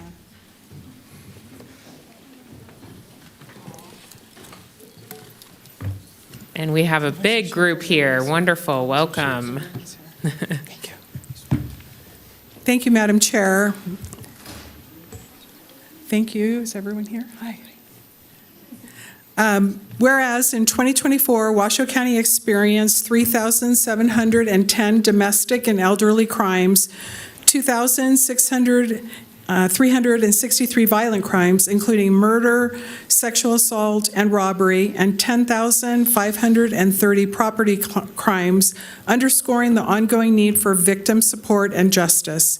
And whereas surviving a crime can have lasting effects on victims, including physical, physiological, social, and financial challenges, making comprehensive support services essential for healing and recovery. And whereas, as a community, we have a moral responsibility to support crime victims by creating safe environments, providing access to critical resources, and ensuring they have the opportunity to seek justice and regain hope. And whereas the Washoe County District Attorney's Office, Washoe County Sheriff's Office, law enforcement, the courts, victim service providers, advocates, and allied professionals play a vital role in upholding victims' rights, enforcing justice, and ensuring survivors receive the support they deserve. And whereas during National Crime Victims' Rights Week, April 6th through the 12th, 2025, and throughout the year, we reaffirm our commitment to listening to victims, enhancing services, and strengthening our collective response to ensure all survivors receive the help, justice, and hope they need. Now, therefore, the Board of County Commissioners does hereby proclaim the week of April 6th through the 12th, 2025 as Crime Victims' Rights Week. Yay. And let's give an applause for these wonderful leaders. Really tough jobs. Anybody want to say anything? Come on up. Who wants to say anything? Well, I will begin. Thank you, Commissioner Andriola, Chair Hill, and Commissioners and Manager Brown. For the record, my name is Zach Young. I'm the Washoe County Assistant District Attorney. I'm here on behalf of the elected Chris Hicks, who, as everyone here can appreciate, got ripped away to Carson City for the legislature this morning. But for nearly 20 years, I've had the privilege of being a prosecutor in our community. During that time, I've seen the impact that crime has on victims. You know, there's obviously the initial underlying offense, which brings injury and fear, but there's the ongoing impact that often is long-standing with crime victims. And there's hardships that come with that, and there's challenges that come with that. Crime victims need support. Victims need to be heard, and ultimately crime victims need to feel that justice is served for them. So I am happy to be a part here for this proclamation. Members of our District Attorney's Office, members of our Sheriff's Office, other law enforcement agencies, first responders, mental health, medical professionals, victim advocates. There's a whole host, courts, that play a part in victims' rights. It's important that we stand up and recognize those rights. And this is a perfect week for us all who play a meaningful role in victims, not just the DA's office and the sheriff's office, but all of us, to recognize victims and remember the commitment that we made to victims and recommit ourselves to furthering victims' rights. So thank you for this opportunity to present this. Commissioner, thank you for the proclamation. It is important. It's important that we all do what we can for victims of crime. Thank you. Thank you. And does anyone from the Sheriff's Office want to say anything, or did that cover it? Okay. Thank you all. And Commissioner Andriola, was that in the form of a motion? Yes, it was. Thank you very much. All right, that's a motion. I'm looking for a second. Thank you, Commissioner Garcia.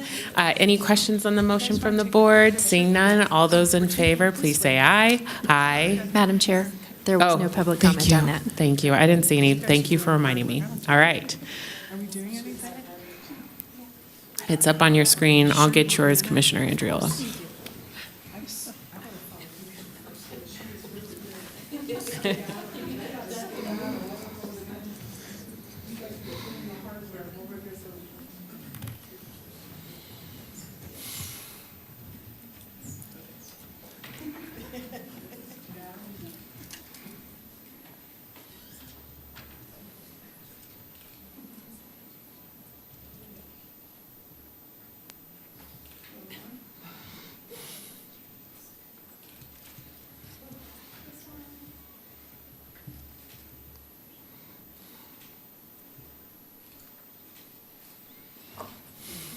All right, thank you. That item passed unanimously. We'll now move on to our presentations. We'll move on to item 6A1, Manager Brown. Item 6A1 is a presentation by Bureau of Land Management Carson City District Manager Kim Dow and Supervisory Law Enforcement Officer Mike Yost to discuss illegal dumping within Washoe County. Wonderful. Welcome. Thank you so much for coming down. Thank you, and good afternoon, Commissioners, and thank you, Manager Brown, for helping us get this organized. My name is Kim Dow. I'm the District Manager for the BLM Carson City District, and we really appreciate the opportunity to come here and provide an update on this. Also, I just wanted to mention that if there is a desire by the commissioners for us to provide annual or biannual updates, we're happy to do that. We can do that again on requested topics or just give overall updates. We're happy to do that. Today's presentation is focused on the urban interface challenges, and we're going to have Supervisory Law Enforcement Officer Michael Yost give that presentation to you. And before he does that, I wanted to take a moment to express my appreciation to the wonderful partnership that we have with Washoe County. We have 3 law enforcement officers for our entire district. That covers 4.8 million acres, 8 counties in western Nevada, and portions of 3 counties in eastern California. We have 1 ranger who is dedicated to the greater Reno area. And I think when you see the presentation, you'll see that the workload and the complexity of the issues shows that we just cannot do that alone. And so I just really want to say we have an incredibly fortunate relationship with Washoe County, a strong working relationship with Assistant County Manager Dave Solero, helping us address target shooting issues. Officer Yost works closely with Captain Galicia of the Washoe County Sheriff's Office on a variety of topics, as well as with the Washoe County MOST team providing resources to people experiencing homelessness. This past summer, we had the opportunity to meet with Commissioner Garcia. Thank you, Commissioner Garcia. And we were able to do a ride-along with her. And during that time, we were able to brainstorm several ways in which we can expand our partnership. And so I wanted to highlight that just to show that we are feeling the support from Washoe County from all aspects of the county, and that is incredibly helpful to us. I think, as you'll see from this presentation, it's really important. So with that, I'm going to turn it over to Officer Yost.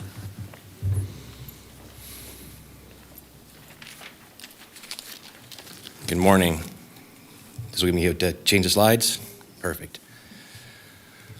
All right, first I'm going to give you an overview of what we have for Washoe County. I currently have 1 ranger that covers the greater Reno area, which is 1.7 million acres. It covers across 5 counties. To include southern Washoe, which we go at Pyramid Lake, is about as far north we go in Washoe, and all the way down to Washoe Valley. He also covers Story, parts of Sierra, Plumas, Lassen, California. He covers the smallest acreage, but he has the most dense population. His activity deals with illegal dumping of household items, commercials, target shooting, homelessness, off-highway vehicles, and vehicle dumping. This does not go into a fact of all the areas we cover that are in the more non-urban areas he must also cover throughout his day. So let's go through some of the examples we have. Homelessness has multiple different looks when you go out in the public lands. It's people sleeping in their cars, to tents, RVs, to just areas that are full of everything. Vehicle dumping is a large issue we have in Washoe County as well as other counties in our district. We have vehicles that are stolen and burned out, just dumped because they have no way of getting rid of them. Old homeless transients that have dropped the vehicles, can no longer run and left behind. And we have commercial dumping. We have large dumpings of commercial waste down to just commercial, my job is to clean up your yard and I dump it on public lands. Shooting related trash. We break these down into 3 categories. We have improper target practice. That's utilizing of cans, bottles, or small targets without proper disposal, leading to all the little micro trash that takes forever to clean up. Negligent in cleaning up spent shells, boxes, and other targets after shooting. We have large item dumping where they bring out their TVs, refrigerators, furniture, and use that as target practice and leave it behind.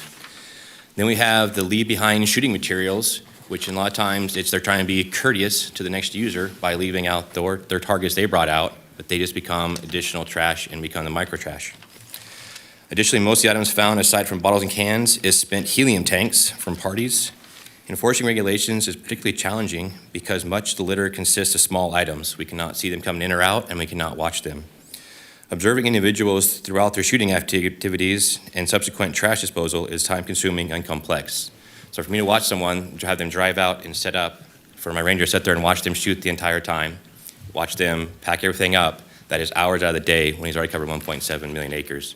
So a lot of times they go unchecked.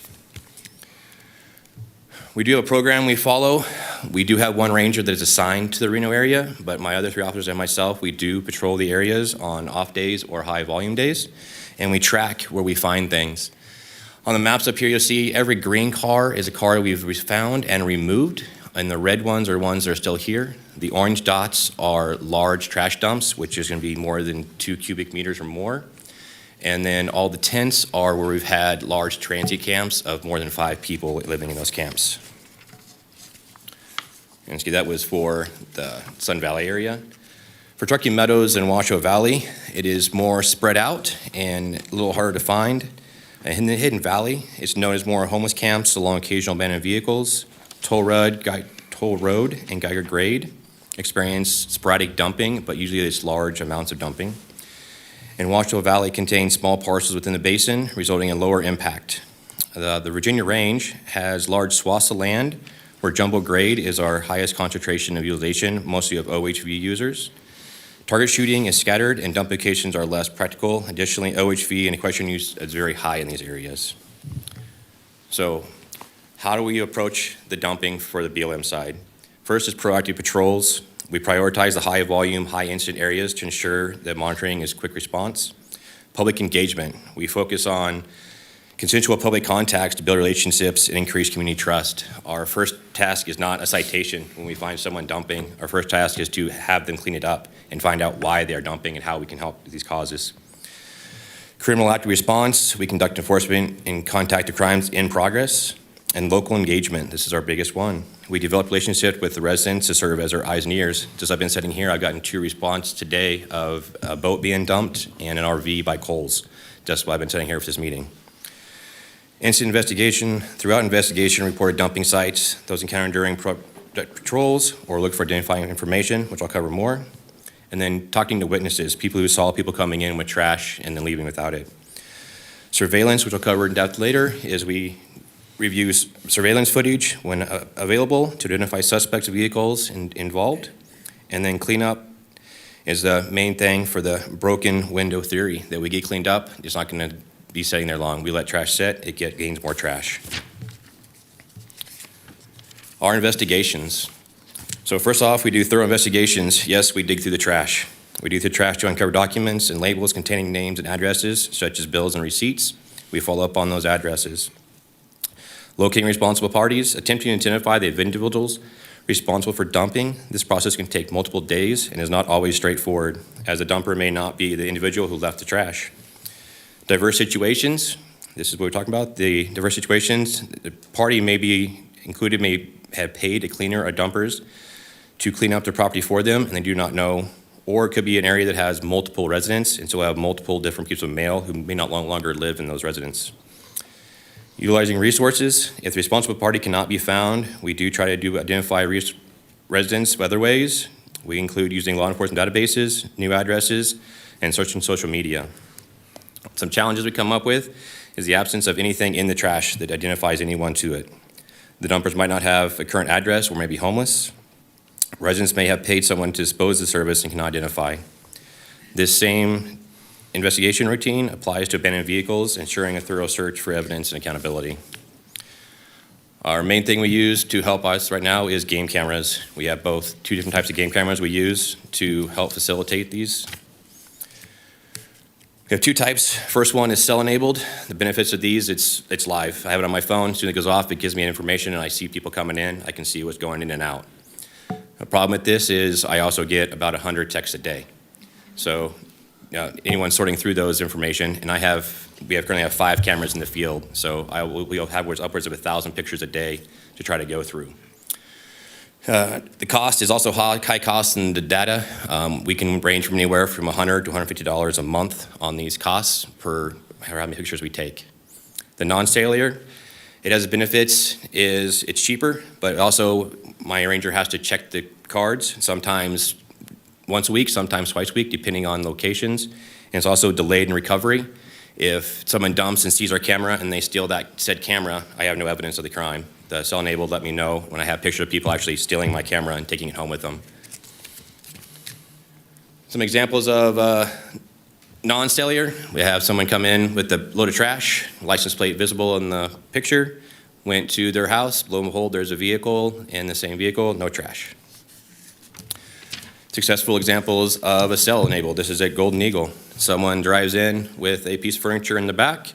We get there, piece of furniture is still there full of bullet holes. We're able to go to their house and contact them and issue citations and can pick it up. Limitations of a license. You have to have a license plate. If I don't have a license plate, I can't find you. So we have lots of times where people come in, they block the license plate, remove the license plates, or just do not have them in general. And what do we do after we find it? It's partnerships. BLM, we do not have a dedicated budget, staff, or equipment to address the trash dumping. However, we do have hazmat, but it's limited funds and it's only for certain materials we can get going. To facilitate cleanouts, we partnership with Keep Truckee Meadows Beautiful. Thank you for being here today. They are our biggest proponent here in Washoe. They help us keep the area cleaned up. They organize most of our events. On the op side, then outside them, we deal with Hills Angels, Reno Dirt Riders, Friends of Moon Rocks, and Desert Pigs. They do individual weekend cleanups as well as partner with KTMB as well. Also, we have the benefit of the community. We have several people that just walk their dog with a bag of trash with them. They pick up trash along the way. We have volunteers to help clean up, so the community also helps clean it up. This tracker here is from 2 years ago in the Chimney area. This was made right before a KTMB cleanup. This is all the areas identified that needed to be cleaned up in one area on BLM going through Chimney. And everything on here did get cleaned up that day. So takeaways for us is proactive management strategies, particularly through our urban interface camping closures, have resulted in a significant reduction of trash and vehicle accumulation related to homelessness. Similarly, proactive law enforcement characterized by consistent patrol presence and prompt investigations is leading to accountability. It has effectively reduced the dumping of household and commercial waste as well as shooting-related trash. Additionally, the partnerships and organization cleanups have successfully restored many of the areas, including Chimney, to be less appealing for dumping activities. As a result, new dumping sites are more easily identified, and we can get to them a lot quicker when we know what's new and what's been there for a while. Thank you. Any questions I can take? Thank you so much. We really appreciate you coming out to speak with us. I will start with Commissioner Garcia. Thank you, Madam Chair, and thank you to staff for bringing this presentation forward. I'm glad to hear that you think that Washoe County is being a good partner. I'd like to see us do more, and that's why I asked for this presentation today, because I do think there's opportunities for us to do more. And I know it's not unique to just us. I mean, Nevada has the highest percentage of public lands in the nation, but there's also neighboring states that have high percentages of these public lands, and they get hit just as hard as we do. We know Alaska, Utah, Oregon, Idaho.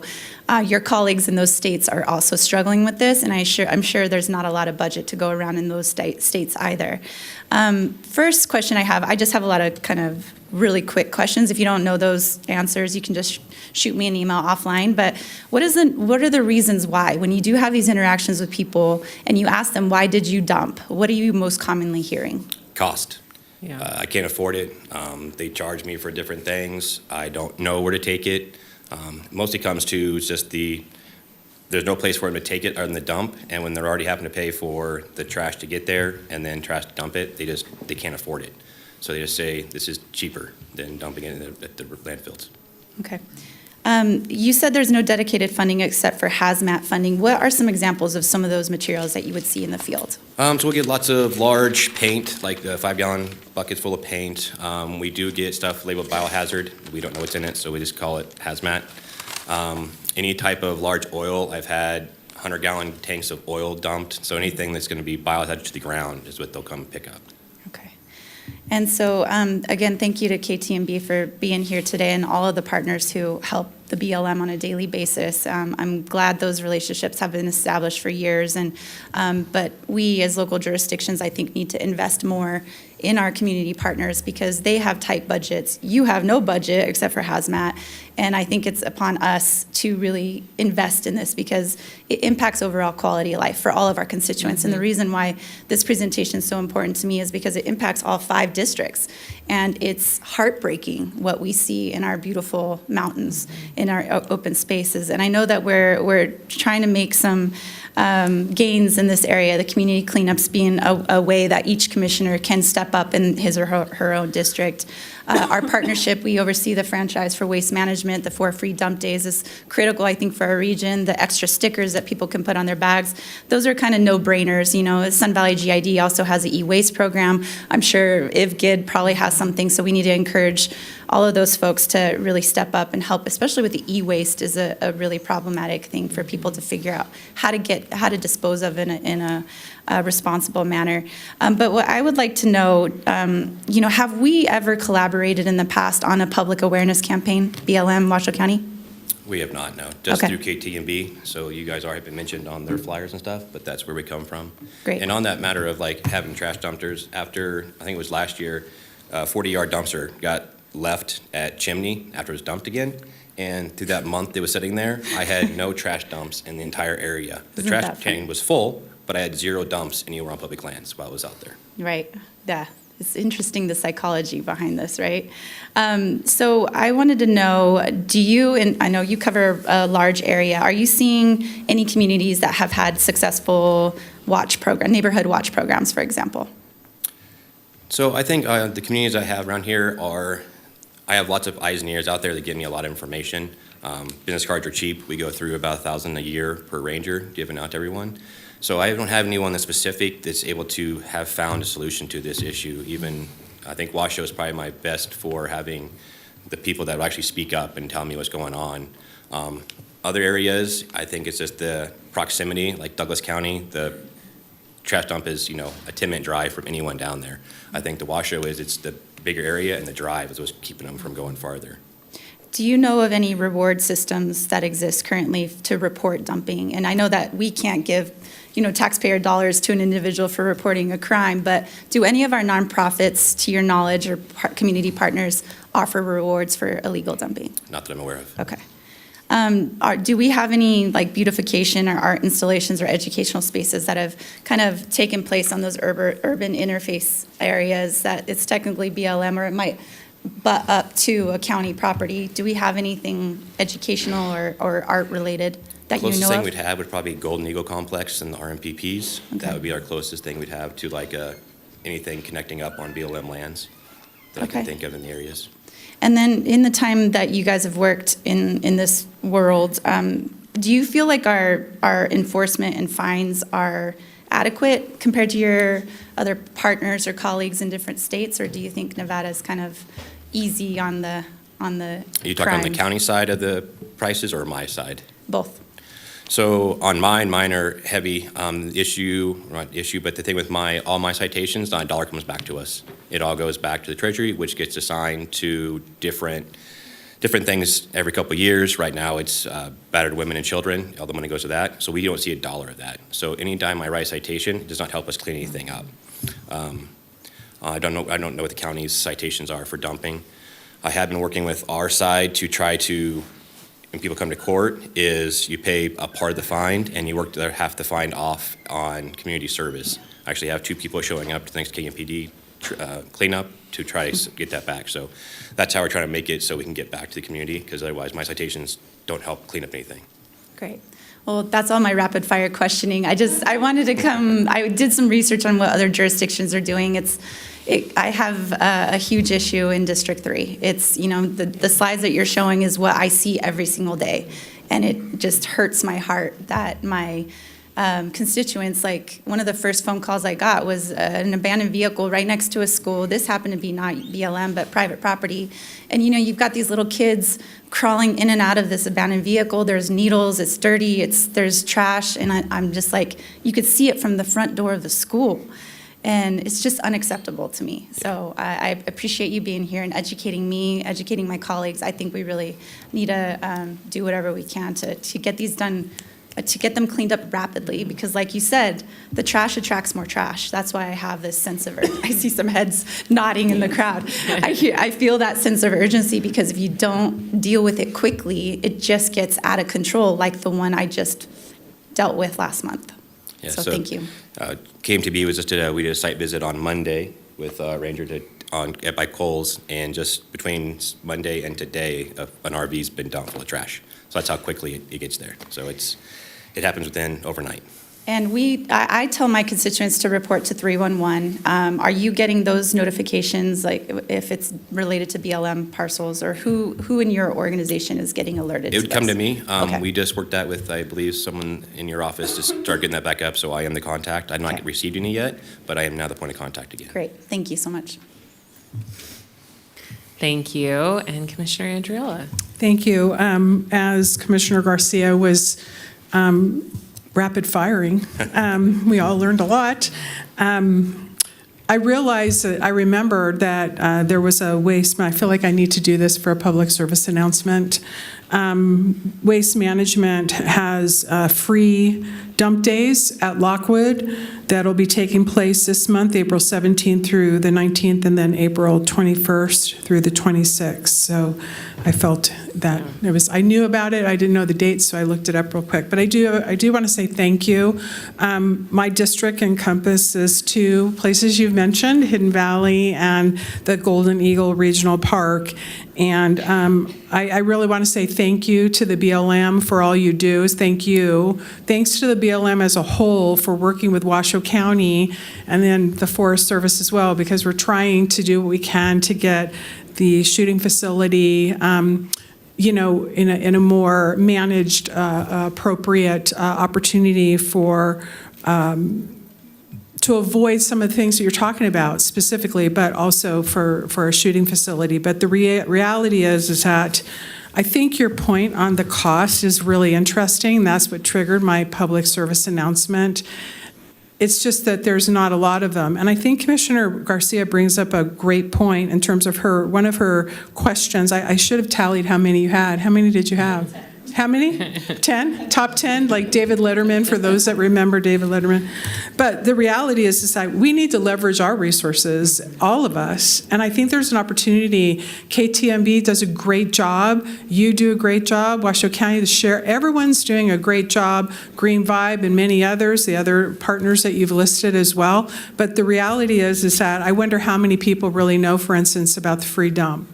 That is happening that I just shared with Waste Management. I know they're pushing it out, but I wonder if there's not an opportunity for us to look at all of the great communications folks that we have and really help with an awareness campaign in terms of just as simple as getting the license plate. So recent cab meeting at Spanish Springs question came up, what do we do? And it was get a license plate and report it. So even simple things, we all are reporters now, on a phone, take picture and date and time stamp. So I think that we all can do our part as well to help you, but I really appreciate all you do, and thanks to KTMB for all you do too. Thank you. And that's all I have. I don't have any more rapid. I wish I would have been prepared to rapid fire. That was really good. Thank you. Thank you. Commissioner Clark. Thanks, Madam Chair. I think this is a real opportunity for the board to solve some problems. Thank you for your presentation, and thank you for your good questions, Commissioner Garcia. With this situation, and her district happened to be an area she thinks gets its fair share, or maybe even more its fair share of trash, we should be looking at opportunities on how to fix this problem. I've got some suggestions, but before I get into that, our Fire Board Commission decided they're not going to have their green waste pickup in the spring. So there was an opportunity to take some of the pressure off of people illegally dumping. With people in the community were able to take their green waste and drop it off at Truckee Meadows, and they would shred it or do whatever they're going to do. So that's not going to be available any further this year. So that's a problem. I mean, and then we talked about maybe we have rewards for turning people in. Well, maybe we should have rewards for people taking the dump to the right place, and maybe free dumping would be that reward. Maybe if we had an acre or two of BLM land immediately adjacent to Sun Valley where we could have free dumping. Wouldn't it be better to have it all concentrated in one area where we could have free dumping, and then we would pay to have that hauled away or shredded or whatever? Maybe we have our own small community dump in certain areas where they have this type of problem, so we can alleviate that and not make these people who can't afford it lawbreakers.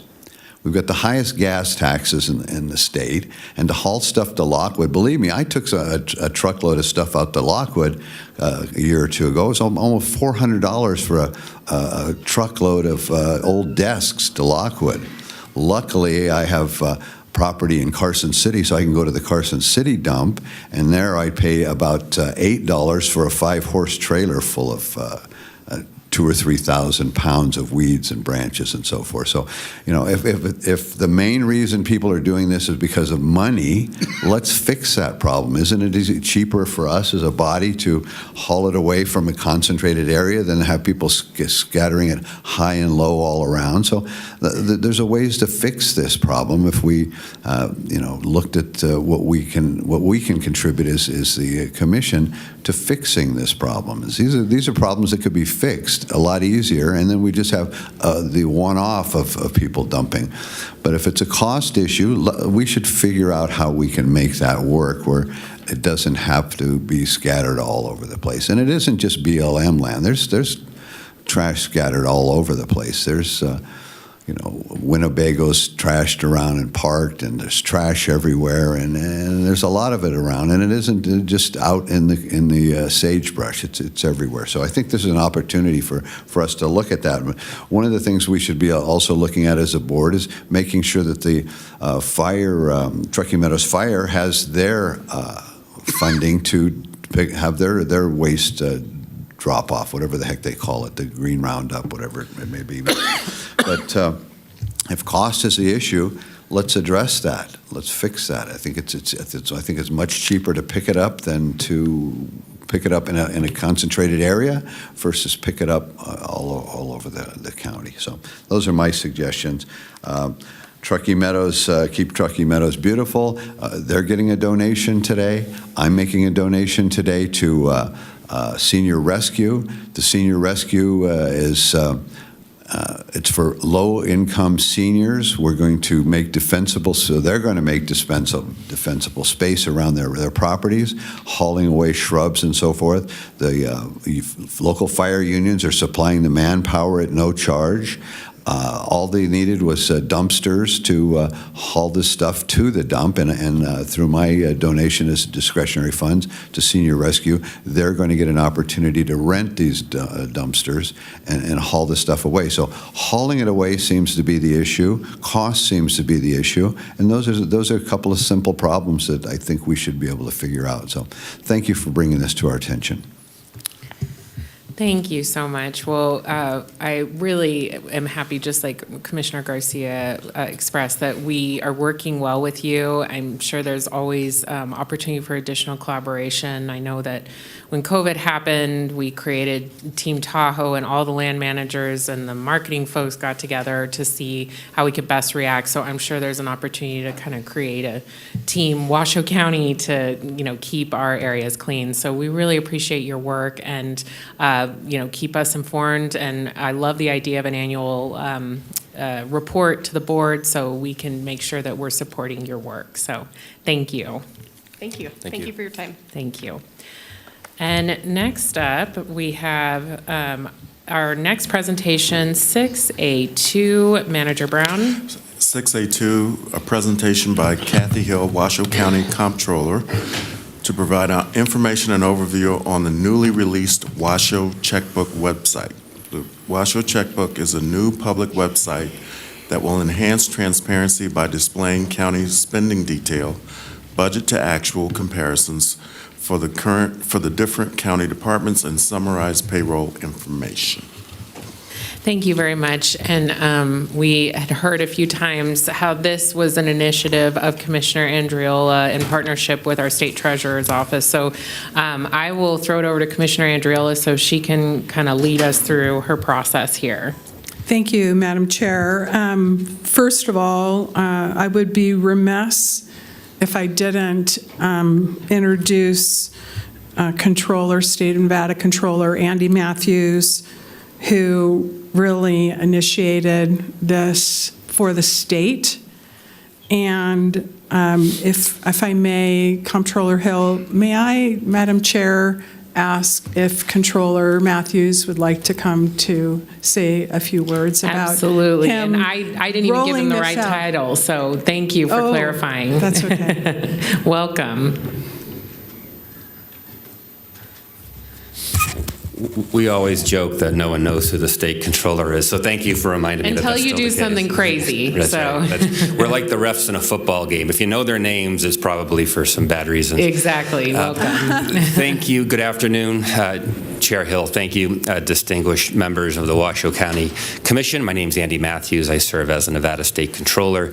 It's an honor and a pleasure to be here today on what I think is a great day for Washoe County. If any of you are familiar with the work that we've done in the Controller's Office, you'll know that I have really made it a priority to promote the cause of accountable and transparent government.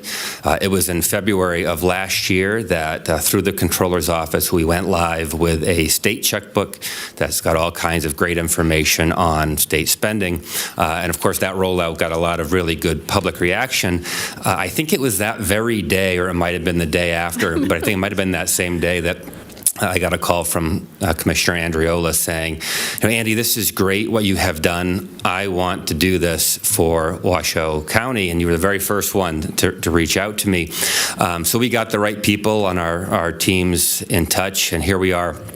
Just over a year later, talking about the launch of a Washoe County online checkbook. So I want to thank you, Commissioner Andriola, for your leadership on this issue. I want to thank the other members of the Commission for your support of this, and also I know a lot of other people had a hand in this success. Comptroller Hill, I know, was someone who put a lot of effort into this, and I've got James Smack, my Chief Deputy Controller, here with me today. So thank you all. I get asked all the time by my constituents, Andy, why are you so passionate about this issue of government transparency? And my answer is always the same. It's very simple. I say, this is your money. You deserve to know what your government is doing with it. I think it's very empowering for our citizens to have that information. I was reminded of that just this morning. We heard a lot of spirited discussion on a number of issues, including your local library and some other issues to deal with the budget. And wherever people come down on that particular issue, I think we should all be able to agree on the importance of information on that spending and funding being open and transparent and accountable. So thank you so much for doing this. I really believe and hope that this new website that you all have created is going to be not just a great service to your citizens, but also a great example to other local leaders around our state. So no, Commissioner Andriola, you don't have to worry about what they're doing in other jurisdictions, but I really think that what you have all done will be an inspiration to them. So thank you so much, and congratulations on the success of this project. Take care. Thank you. Thank you. Madam Chair, if I may, I would like to share that I think that that's a great opportunity for a shout out to other jurisdictions to look at the implementation. When I did speak with Controller Matthews, he had shared his vision, which he just articulated, but also his hope that all counties across the state of Nevada and all jurisdictions would be able to offer this opportunity. And I knew Washoe County could do it. I said, we can do it, we can do it. And we have. And I do want to thank, before Comptroller Hill presents your commitment, and I'd like to also, the entire team. This was really, if you think about it, a huge opportunity to take what already is public information. It's already public. None of this is is been hidden. It's always been available, but to have it in one place, and that's what I think is really a benefit, and to be able to look at some of the details. So I would be remiss if I didn't also recognize Justin Bruce from Tyler Technologies. Tyler Technologies is the same company that the state used, so we had the benefit of, if you go to the state, in fact, you'll see the similarities in terms of just navigating. So wouldn't it be great if the entire state of Nevada, you could go on to any county that you live or any jurisdiction, and you can know how to navigate that as well. But I do want to thank Budget Manager Cook and the entire team, and then also I really would be remiss. The CFO, Ms. Abby Yakban, is probably looking forward to our weekly meetings as we roll out. What I am really proud to share is the Budget 101, because when you see how this works, all budgets are complex, all budgets. Government budgets are not immune from that. So having a budgeting or a Budget 101 for the Washoe checkbook will allow everyone an opportunity to understand how it all works, and then doing this every year. Also having a video, so if someone wants to go on at any time, they can replay it or fast forward to whatever section. It'll allow everyone the opportunity to have transparency and to have Washoe County be accountable, which it always has been, but it'll be much easier to navigate. And so with that, I will do a drum roll to, if Madam Chair feels so inclined, to I feel like there should be a red curtain or a display, but I really do want to, seriously, on a very serious note, thank everybody for their hard work. It seems like it was just yesterday, but it was a year, and it needed to be. And the methodology that you all use to ensure everything, the FAQs, I don't want to surprise anybody, you can do this, but it's so cool to be able to go on somewhere and look for something and have it searchable, interactive, and really be able to see where this may go. So thanks for everyone's hard work, and I'm very proud to have initiated it. Thank you, Controller Matthews, for your vision. And yes, it was a phone call, and I will just warn everyone, if I have your cell, you might change it, because I will call you if I have it, and I had it. So thank you again. Thank you. Thank you, Madam Chair. Thank you. Welcome, Ms. Hill. Thank you. I'd also like to add a big thanks to Technology Services. They were key in working with Tyler Technology and the Finance Department in getting this going. So as you stated, the county has joined the state of Nevada in an enhancement and convenience to the public, the Washoe County checkbook. Washoe County is excited to share this tool for transparent finances that will act as an enhancement to the previously required reporting that the county has provided to the public. The goal was to be transparent in the presentation of budget and expenditures, to provide data on the amounts and spending in each area. This online tool will show the current expenditures by fund, function, or department, and has 3 fiscal years of data available. This is more than just a digital solution. It is a step forward in how the county promotes accountability for every dollar. The budget shows a picture of where the county is going and will be discussed at a future meeting. The expenditures show where the county is at in a point in time. There's a nightly refresh of this information that occurs, therefore the figures shown today may change tomorrow. The checkbook makes it easier than ever to access and understand the county's financial information, and I will walk you through this digital tool to show you the reporting of the expenditures of the county and the information that can be downloaded. And there's also, like Commissioner Andriola mentioned, FAQs. So there's 4 quadrants that are presented on this checkbook. The first top 2 are the budgeted revenue and the budgeted expenditures. As I mentioned, that'll be discussed, Budget 101, in a future meeting.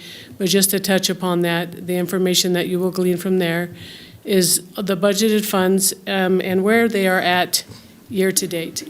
You can hover on these bars and they will tell you the percentage of the budget, where they've spent so far based upon the budget that's been designated to them.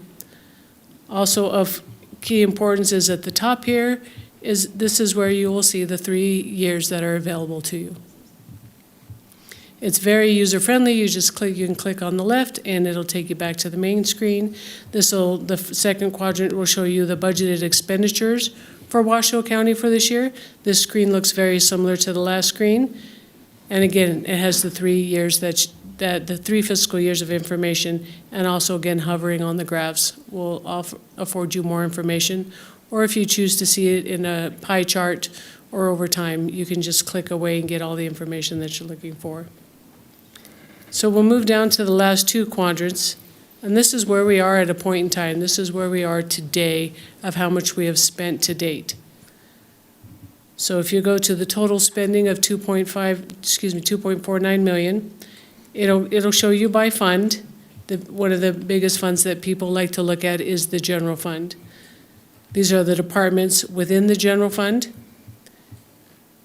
And if you go to next, you'll see more departments.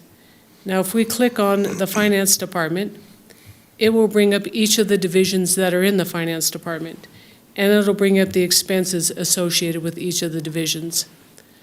If you like more information on what the expenses are for budget, you can click on that, and it'll tell you where the money is spent: employee reimbursement, J&A consulting, welcome aboard travel. Each of these numbers are also represented on the bottom in their consolidated form. If you click on each of these, it'll show you how many invoices make up that total dollar amount. So that gives you information. Sometimes it's just one invoice, sometimes it's multiple invoices. I apologize. You click on checkbook there, and it'll show you the vendor's name, where it was categorized under services and supplies, the date of the charge, and the charge amount. That is very transparent for everyone that we can give to the public. Again, if you look along the side there, you see it says vendor, budget, department. You don't have to backspace or click all the way back. You can just simply click on the line item that you want going back to general fund, and it takes you back to that screen for more information. We could spend all day going through each of the departments. I think you get a clear understanding what's there, the key points being the dollar amounts. Clicking on checkbook, if you want to drill in to see who we're paying for those services, if we were to click on the treasurer, we would click on checkbook, and we'd say, okay, well, we pay WWPAC.gov, all their individual invoices. Should there be more that exceed this page, you can just click along the bottom and go to the next line and see what was paid there and where it was categorized.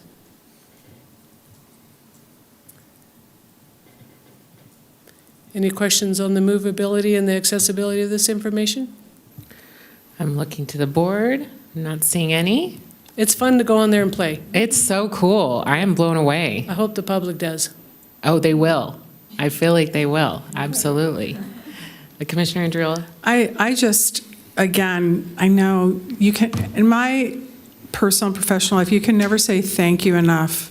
No, really, like, thank you. Because to be able to, in the comfort of your home, you can do this from your cell, literally.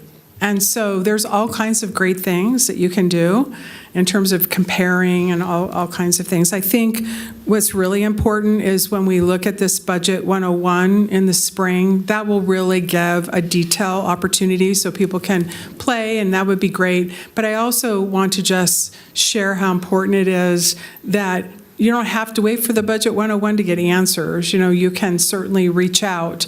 Washoe 311 is always available. The team with finance, the treasurer, Justin Taylor, everyone had their hand in really providing this opportunity for everyone to have full transparency and accountability. I do have a question. You had mentioned during your presentation that does this take place, the legal reporting that's required to share with, you know, the world, if you will, the public of our budget? Does this take place, or do you still have to print that all? The district attorney's opinion is that we still have to print, but we can print very limited information, as you can find this information and put the website, and that will save money and time. So can you repeat that last part? So it will save money and time. Isn't that a great opportunity to look at efficiencies, look at implementation of technology, and look at all the things as we approach the budget? This is a perfect example.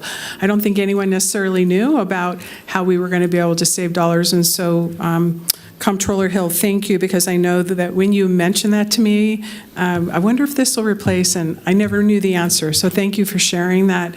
Not only is this interactive, full transparency, accountability is in place, but it's saving taxpayer dollars. So woohoo, great. Yeah, I even see it potentially saving some public records request time for staff because it's there and we can reference the website. Well, I don't want to put the Controller Matthews on the spot, but he did mention, he's doing the thumbs up.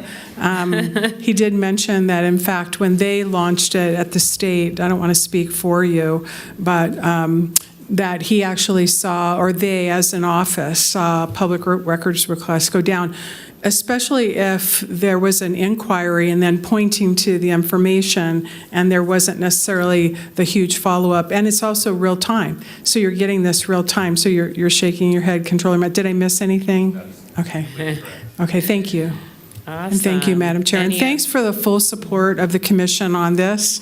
It's a great opportunity to have colleagues who support all of this. So I appreciate that as well. Absolutely. How do you not get behind transparency? Any other board comments or questions?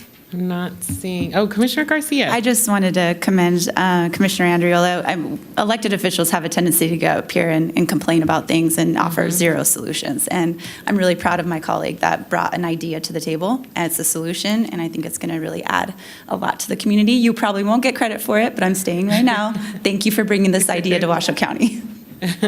Awesome. Thank you, Comptroller Hill, and we appreciate your work on this. Okay. I've signed in. Oh, Commissioner Clark, I'm sorry. Thank you. I thank you for the presentation. I'm looking forward to this being rolled out and see how it plays out. Will we be able to track the public views? Can we get reports about, we certainly want to protect everyone's confidentiality. I always get that on any time I ask a question, so I'll preempt it by saying that first. Are we going to be able to track how many people are looking at this, and then how does that translate if someone has they appreciate something, how are they going to be able to relay that to us? And if they're questioning something, how does that get back to our attention? So, looking at it, and how do we connect the dots here? How is the public going to be able to share their feelings about this with us, other than coming in here for public comment? And many folks can't do that because they're working. So can you share that with us? Yes, to your first question, Commissioner, Sure. I don't have an answer, but I'm happy to look into it to see if we can track how many people are visiting the website. That's a great question. As far as comments or thoughts on it, I would think that they could go to 311 or reach out to the clerk's office if they want comments read into the minutes of what they think of the product. Very well. Thank you. Commissioner Andriola. There's great FAQs, and that's one of them. So just so for everyone, there's a whole list of FAQs, and one of the FAQs is, how do I respond? So there's a great opportunity for you to look at FAQs as well. Wonderful. All right. Well, thank you. And thank you, Comptroller Matthews. It was great to meet you, and looking forward to future collaborations. All right. We'll now move on to our donations. Commissioner Garcia, if you could help us with those. Of course, Madam Chair. 7A1 is money and supplies needed to support Washoe County Regional Animal Services. 7B1, 2, 3, and 4 all support the Washoe County Sheriff's Office. Okay. And is that in the form of a motion? Yes. Thank you very much. Looking for a second? I'll second. Thank you, Commissioner Andriola. And Madam Clerk, is there any public comment on the donations? There is no public on any of them. Okay, we have a motion and a second. All those in favor, please say aye. Aye. Any opposed, please say nay. And I think that also, it's up on your screen. Motion passes unanimously. Wonderful. We'll now move into our consent items. Commissioner Clark gave me a few items that he has questions on. Before I throw it to him, I'll go to Commissioner Garcia. Do you have anything in consent? And Commissioner Andriola? No. Commissioner Clark, go ahead. My first was I wanted to talk about, and I have earlier, but I want to reemphasize on 8F1, the money being used strictly to pick up the trimmings or clean up, whatever yard cleanup for seniors that are on fixed incomes, low income seniors. And just reemphasize that someone asked me that senior rescue may have the appearance of might have a conflict of interest, and I just want to put on the record that I have no interest whatsoever in Senior Rescue Magazine, no interest whatsoever in the Senior Rescue business, whatever they do, other than supporting anything that helps seniors. I support the fire unions for their offer to help folks on their days off from their firefighting duties to come in and help seniors, low-income seniors, and I support any organization that wants to help seniors in any way. So I have no relationship, financial ownership, or any other thing with that particular group. I was asked that somebody that may have something to do with that was my campaign manager, and that is absolutely incorrect. The person is not my campaign manager, has not been. So I just want to make the air clear about that. There'll be other comments in the future about who may have business relationships and who may have other relationships. But in this particular case, I have no relationships business-wise or financially with this organization, but I do support everything that they do to help seniors stay in their homes and not end up on the streets by donating to them and helping them keep seniors in their homes if they get a rent increase. So I can't thank them enough for the good work they're doing in the senior community. Thank you. And those are your only comments on consent? That's on 8F1. 8F3, I'd like to know a little bit more about this. Did we reopen this? How many other people applied? For the last 2 years, I've always urged that we get new ideas and new people on the board. So I'm not in favor of reappointing anyone unless we have others that have come forward. And if we have nobody else that came forward, then I'll consider it. So can we get some information about that? It looks like Ms. Wilson is coming down.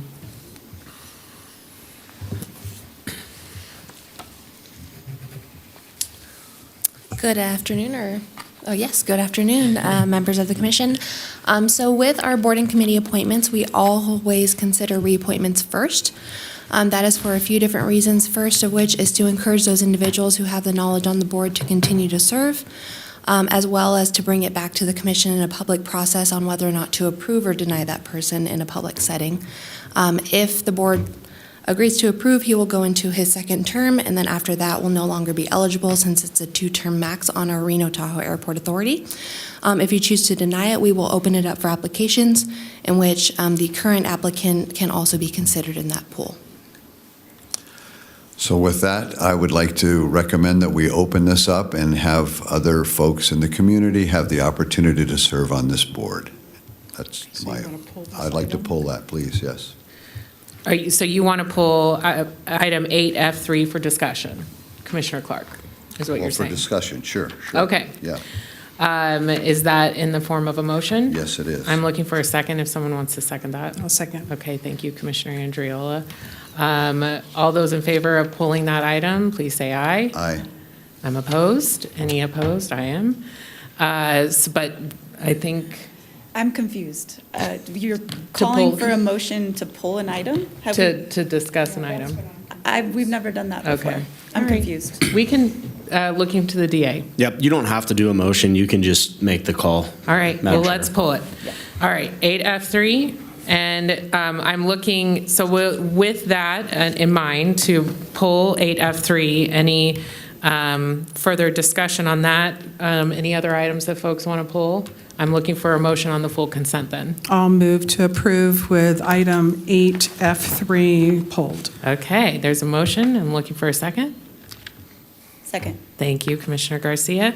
All those, any public comment, on consent? There is public comment on consent. We have, hang on one sec. Penny Brock. Okay.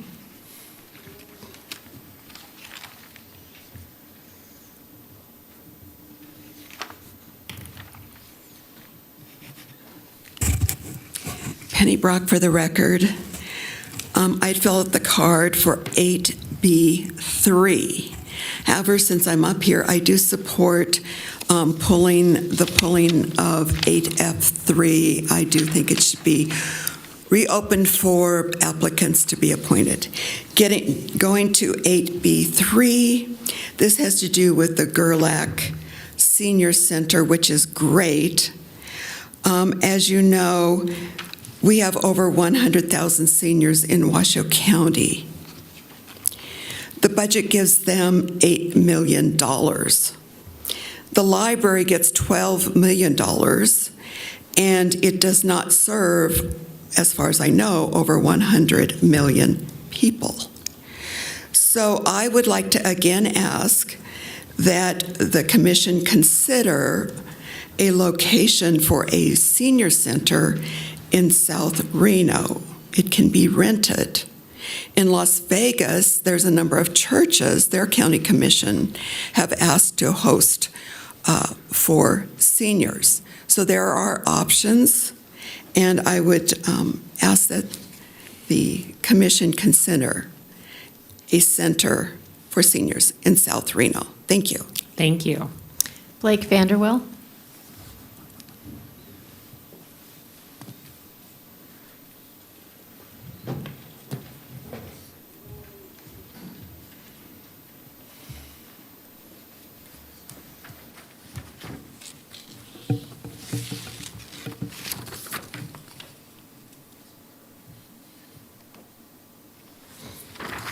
Good afternoon, Commissioners. For the record, my name is Blake Vanderwell, President of Senior Rescue Foundation, and I'm here for two reasons today, and one is to thank Commissioner Clark for his generous donations for the Defensible Space Program that we're launching for seniors with low income and also disabled seniors.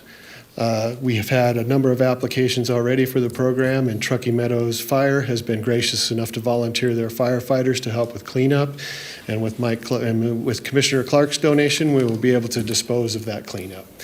The other reason that I'm here is to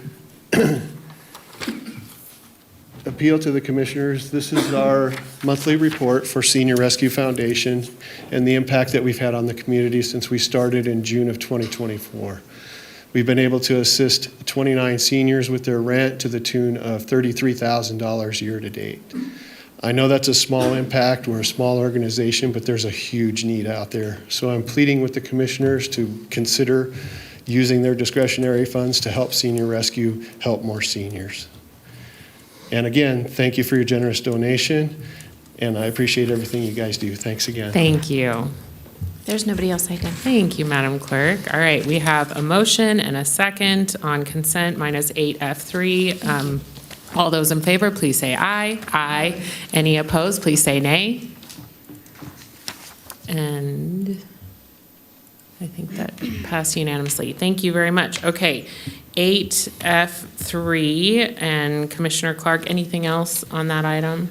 Just my comments earlier, I think we should open it up, and we've got over 500,000 folks in this county, and I think we should give opportunity for anybody else who may have a desire to serve on the board.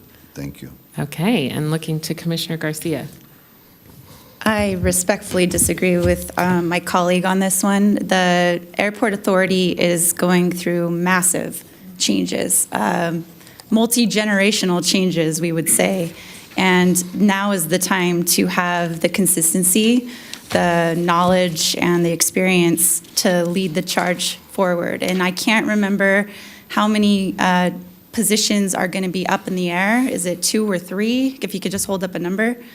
5 positions of this body that is so critical to our economic development in our county is going to experience a huge transition this year. And now is not time to be playing with the should we or shouldn't we.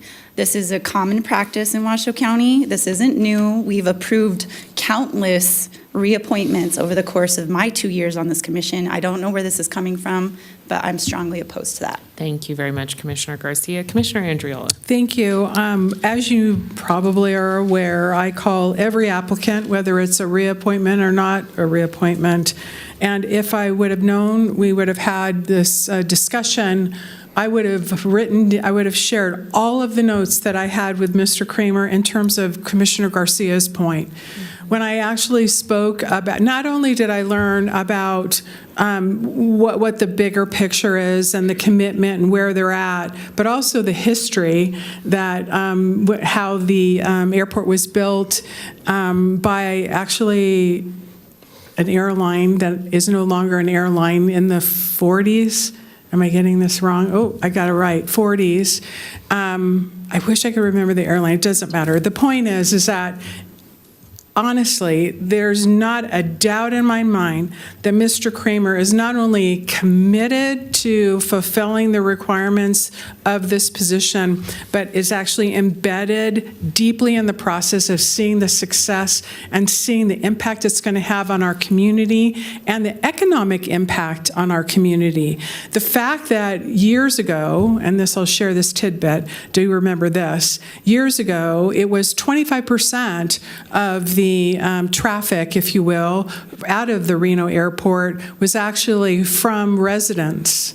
And the remainder of that traffic were incoming for, I'll use the term, tourism. Now, you know what the number is? 50-50. And why? Because we have a lot of business travel. We've become, I keep on sharing this, I don't want to change the tagline of the biggest little city, but we're the littlest biggest city. Literally, it is huge, and we are all grown up, and we're going through some teenager pain in terms of, fitting in and making and accommodating. So I'm going to support the reappointment. I think it's in the best interest, especially with the commitment that Mr. Kramer's had and how embedded he is in seeing the future of our community with the bigger plans that are happening right now with the Airport Authority. Thank you, Madam Chair. Thank you. And I am with my colleagues, Commissioner Andriola and Commissioner Garcia, and would like to see reappointment because of these $1 billion investment we're going to see in the airport, major construction, and it's going to be really helpful to have some of that knowledge over the last 4 years to continue on. So I am looking for Commissioner Clark. Do you have additional comments? Yes. Thank you for all of your comments. I was never questioning this individual. I was just questioning the fact that, never was I questioning him. I was just questioning the fact of the process. And for the last 2 years, I've always advocated for hearing from other folks and giving other folks the opportunity.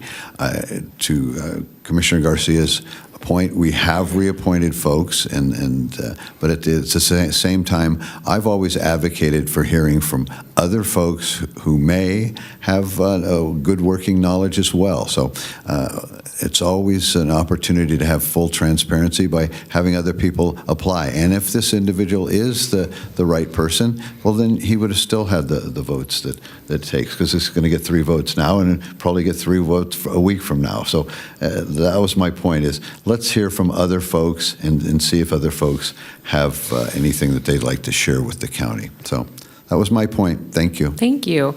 And Madam Clerk, is there any public comment on this item? Nobody has signed in. Okay. Well, with that discussion, I am looking for a motion on Mr. Kramer. I'll move to approve Mr. Kramer for reappointment. Cannot be replaced in terms of a new person with his knowledge. Thank you. And Commissioner Garcia? Second. All right. We have a motion and a second. Any questions on that motion? Seeing none, all those in favor, please say aye. Aye. Any opposed, please say nay. And that motion passes unanimously. Great. We now are into block, and I had the DA asked to pull item 12 altogether from the agenda, so we'll hear that at a separate board meeting. And then Commissioner Clark, you had said you had a question on one of the block items? Yes. Did you want to pull it, or do you have just a question? I'd just like some discussion on it, yes. Okay. So, and that would be item 11. So I'm looking to Commissioner Garcia if she could do a motion on block for us today. Of course, Madam Chair. I'd like to block 9, 10, 13, and 14, please. Thank you very much. Any second on that? A second. Thank you. With a motion and a second, Madam Clerk, any public comment on block? Hang on one sec. 9, 10. 13, 14. There's nobody signed in. Okay. With that, any questions on the motion from the board? Seeing none, all those in favor, please say aye. Aye. Any opposed, please say nay. And I think it will pop up on our screen here. Here we go. And that motion passes unanimously. We'll now open up to item 11. Commissioner Clark.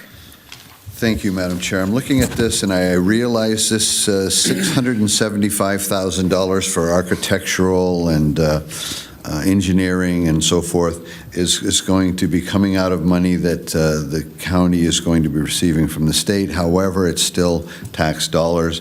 I have the deed restrictions that I'm going to put on public record for that facility. Make sure that that everyone's aware of that. It'll save people from having to go to public records. They can get this right from the meeting records about the transcripts from today's meeting. But it's got probably 30 different deed restrictions on this property. 3 of them are really concerning to me, and I'm wondering why we're going to spend this money until this is sorted out and figured out and see if we're going to be allowed to use this facility as planned. We're not, according to the deed restrictions, item S, inpatient behavioral health and psychiatric acute services are not allowed on this property. Psychiatric, item number, the next item there is I guess, or no, T, excuse me, can't read that small type. Psychiatric or substance use disorder residential treatment facilities are not allowed there. Item V, non-acute psychiatric behavioral and or substance use disorder services, including but not limited to outpatient, partial hospitalization, and intensive outpatient. Community mental health centers, item W. So there's a number of deed restrictions, and I just want to make sure that before we spend any more money on that facility that we know what we're getting into. So I'm going to put these on the public record and give this copy to the clerk. Thank you, Commissioner Clark. And Manager Brown. I would say, for the record, County Manager Eric Brown, as we reported to the board with our most recent update from Julia Ratty, we're still in the process of determining what the use will be. So as you all know, we have a shot clock on spending the ARPA funds to harden the building and make it usable. This contract is a part of that. So while we do have deed restrictions that have to be considered and figured out, until we figure out exactly what the use case is for the building, we're not able to answer that. We are also, by the way, in discussions with Northern Nevada Medical Center, excuse me, and their parent company. So they're well aware of the exercise we're going through. But again, until we have a final determination of what we're going to use the property for, we're not in a position to start that discussion with them. Okay. And Commissioner Clark. Thank you. Thank you for that comment, Manager Brown. So it's been told to me that it was going to be a psychiatric hospital for patients here in the county. That's the way it's been presented in several meetings that I've been to.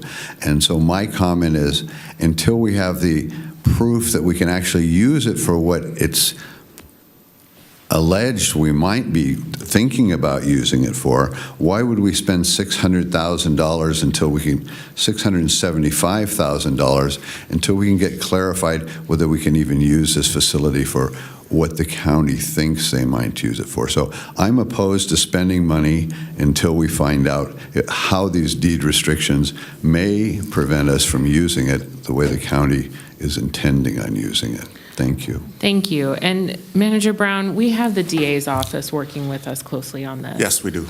Okay. Yes, we do. And so there's comfort within the staff that what has been presented to the board and very publicly, and what Commissioner Andriel is on the fundraising committee to fundraise, and Judge Walker and our whole big team, we're all on the same page about what we can do and without putting us into any legal situations. That is correct, Madam Chair. Okay.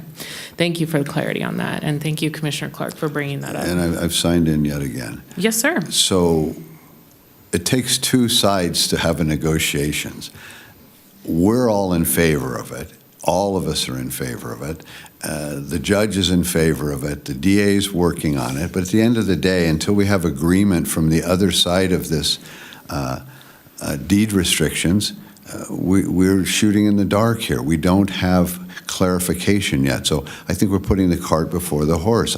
I'd like to see some clarification before we start throwing more money at this. Thank you. Thank you. Okay, any other commissioner comments on this? Yes, Commissioner Andriola. It's my understanding, and Manager Brown and ADA Edwards, if please chime in as appropriate, but it's my understanding is that until things are clear, we can't really spend the money, but we have to obligate the money. And we don't want to get into a situation where we're going to lose that opportunity from the state of Nevada.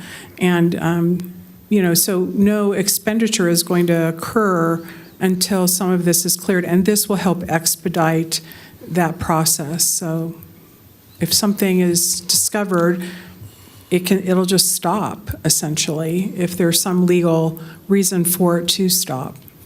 That is correct. So by not doing this, we actually are hindering the ability to move forward in a critical situation that currently exists in our community.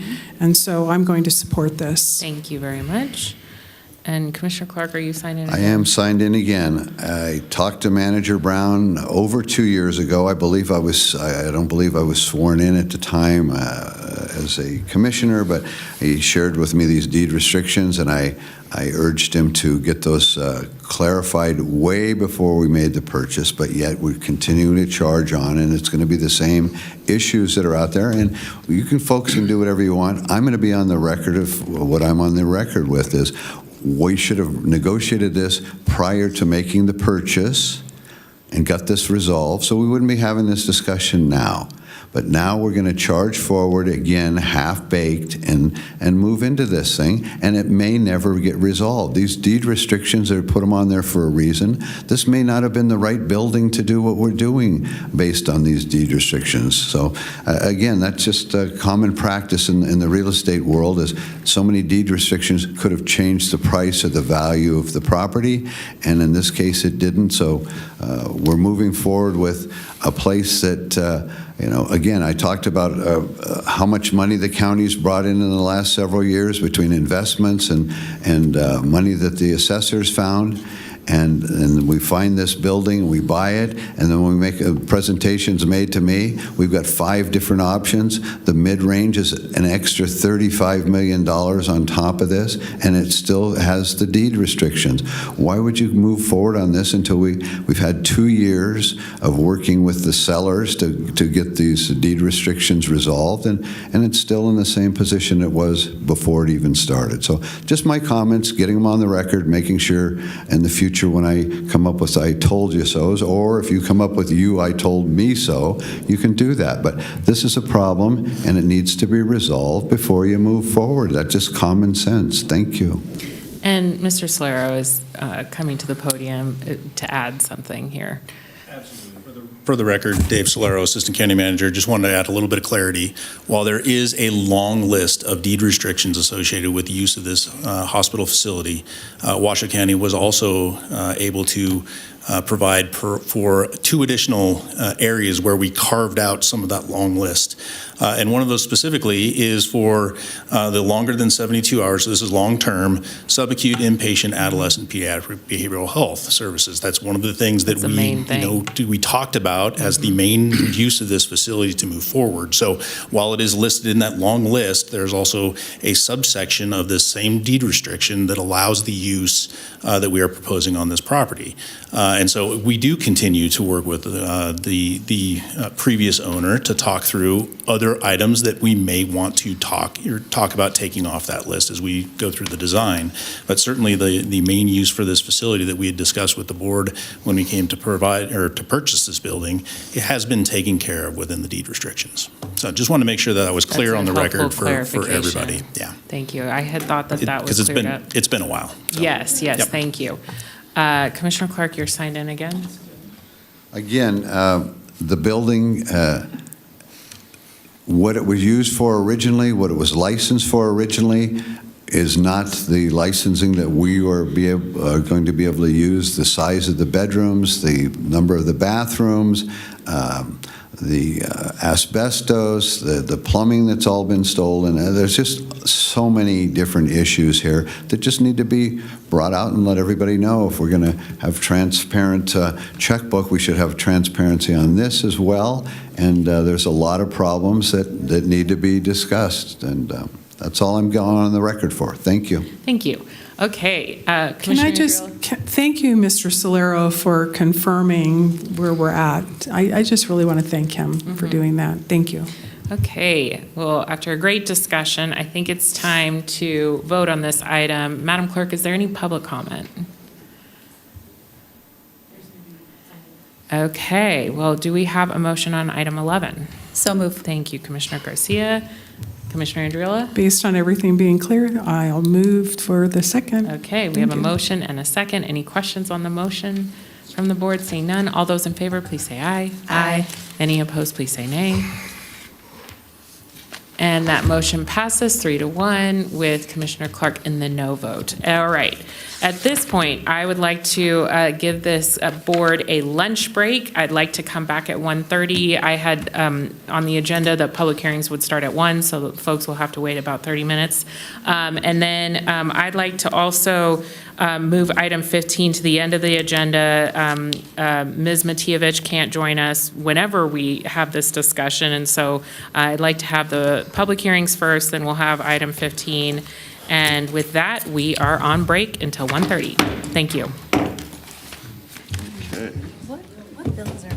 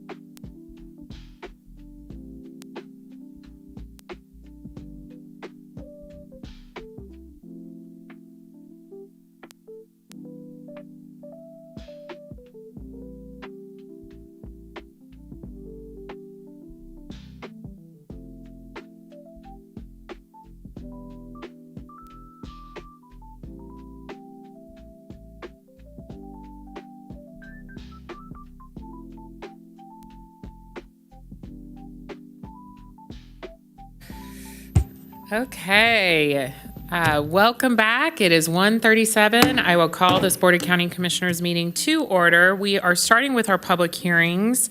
We will start with item 16, and I will have Madam Clerk read this into the record.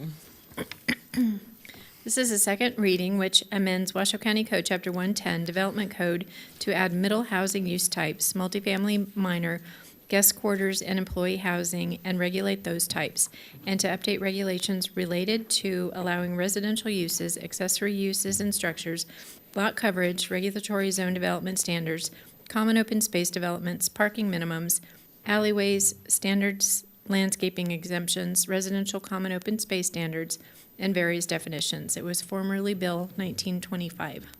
Thank you. Did I say the ordinance number? I didn't hear it, but I could have missed it. Well, I was waiting for you to ask for it. Okay, perfect. It's ordinance number 1734. 1734. Thank you, Madam Clerk. And I looked to the board to see if the board would like a presentation on this item.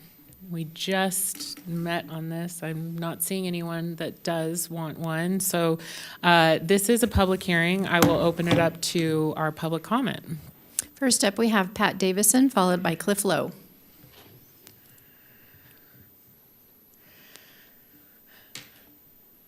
Welcome. Good afternoon, Chair Hill, members of the commission. My name is Pat Davison. As Commissioner Clark said earlier at this meeting, you are problem solvers. The county has a problem. There are not enough existing housing units that are affordable to many county residents. Residents are overpaying for housing, living in units that are too large or too small, or living in substandard conditions. Additionally, families move to outlying areas where housing is more affordable and then commute into Washoe County job centers, causing other ripple effects. Our population is growing. These code changes are one part of the solution. Not the silver bullet or overnight fix, but definitely helping change the development potential for future housing units. Some factors affecting housing are out of your control. These development code changes are within your control. Please approve these changes as proposed. Thanks for listening. Thank you. Always great to see you. Cliff Lowe.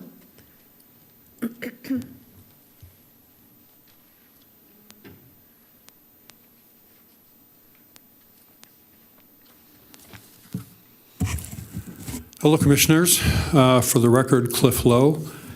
I'm here on an uphill battle. You may recall that I spoke to this item a number of months ago, and I still have the same request. At large, for the greater extent, this code change is healthy, but the idea that it doesn't increase density is misleading at best. So I'm here to ask you, tall order, send it back so that property owners who, for example, own 10 acres, that is owned for one unit, one dwelling per acre, cannot put 10 dwellings on 1 acre and leave the rest of the land as open space. Years from now, I predict that if this goes through as it is and developers take advantage of this particular aspect of this item, years from now, your constituents, or more likely the constituents of those who succeed you, will wonder, how did this happen? As they see their open spaces blocked by cottage homes, 10 units on an acre, probably along the street where people would be driving and saw 10 acres of open space. Instead of seeing one home per acre, they're going to see a bunch of homes probably along the road. So the landscape, figuratively speaking, stands to change because of this aspect of these code changes that you're looking at today. And people will wonder, what happened? How did this happen? How did we lose the beauty of unincorporated Washoe County? And those who care to will come back and look at this day today, and the people who are on the commission at this point in time, most of you will probably be termed out or something by the time that happens, but this will be the day that makes that change possible, that changes the beautiful county, beautiful unincorporated county that we all love and I would hope would want to protect. So I am asking you, yes, to send it back to staff so that this particular aspect of these code changes cannot take place and, in my opinion, potentially ruin unincorporated Washoe County. Thank you. Thank you. There's nobody else signed in. Thank you, Madam Clerk. I'm looking to the board on any further comments or questions to staff on this. I'm not seeing any. Well, with that, I am looking for a motion on this item. And Commissioner Madam Garcia. Chair, I move to adopt ordinance number 1734 as outlined in the staff report. And I'm happy to second it. Any questions from the board on the motion? Seeing none, all those in favor, please say aye. Aye. Any opposed, please say nay. Excuse me. Bless you. Thank you.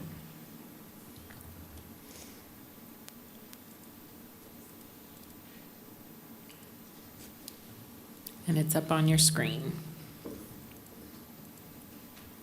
All right, that motion passes 3-1 with Commissioner Clark in the no vote. We will now move into item 17, also a public hearing, and I look to Madam Clerk on this as well.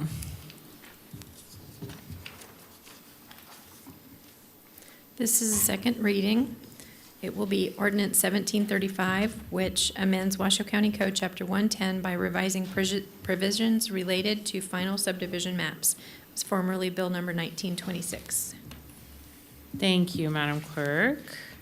And I look to the board to see if the board would like a presentation on this item. I'm not seeing that anyone does, so I pass it back to you, Madam Clerk. This is a public hearing. I'll open it up to public comment. There's nobody signed in. Okay, then I am now looking for a motion on item 17. Commissioner Andriola? Commissioner Garcia, your mouth is full. Okay. I just, looking for the motion. Okay. Hold on. I'll move to adopt ordinance number 1735 and all the other data as presented. Thank you very much. Looking for a second. Second. Thank you, Commissioner Garcia. We have a motion and a second. Any questions on the motion from the board? Not seeing any. All those in favor, please say aye. Aye. Any opposed, please say nay.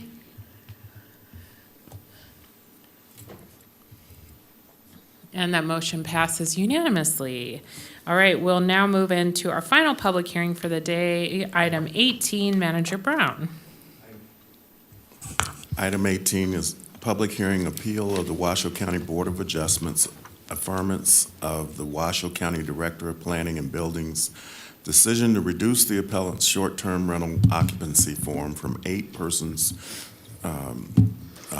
occupancy from 8 persons to 4 persons based on a reduction in designated parking from 2 spaces to 1 space. The appellant is requesting an occupancy of 8 persons based on 2 parking spaces.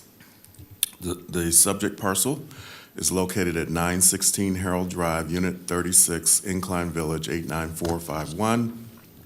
The assessor's parcel number is 131-140-36.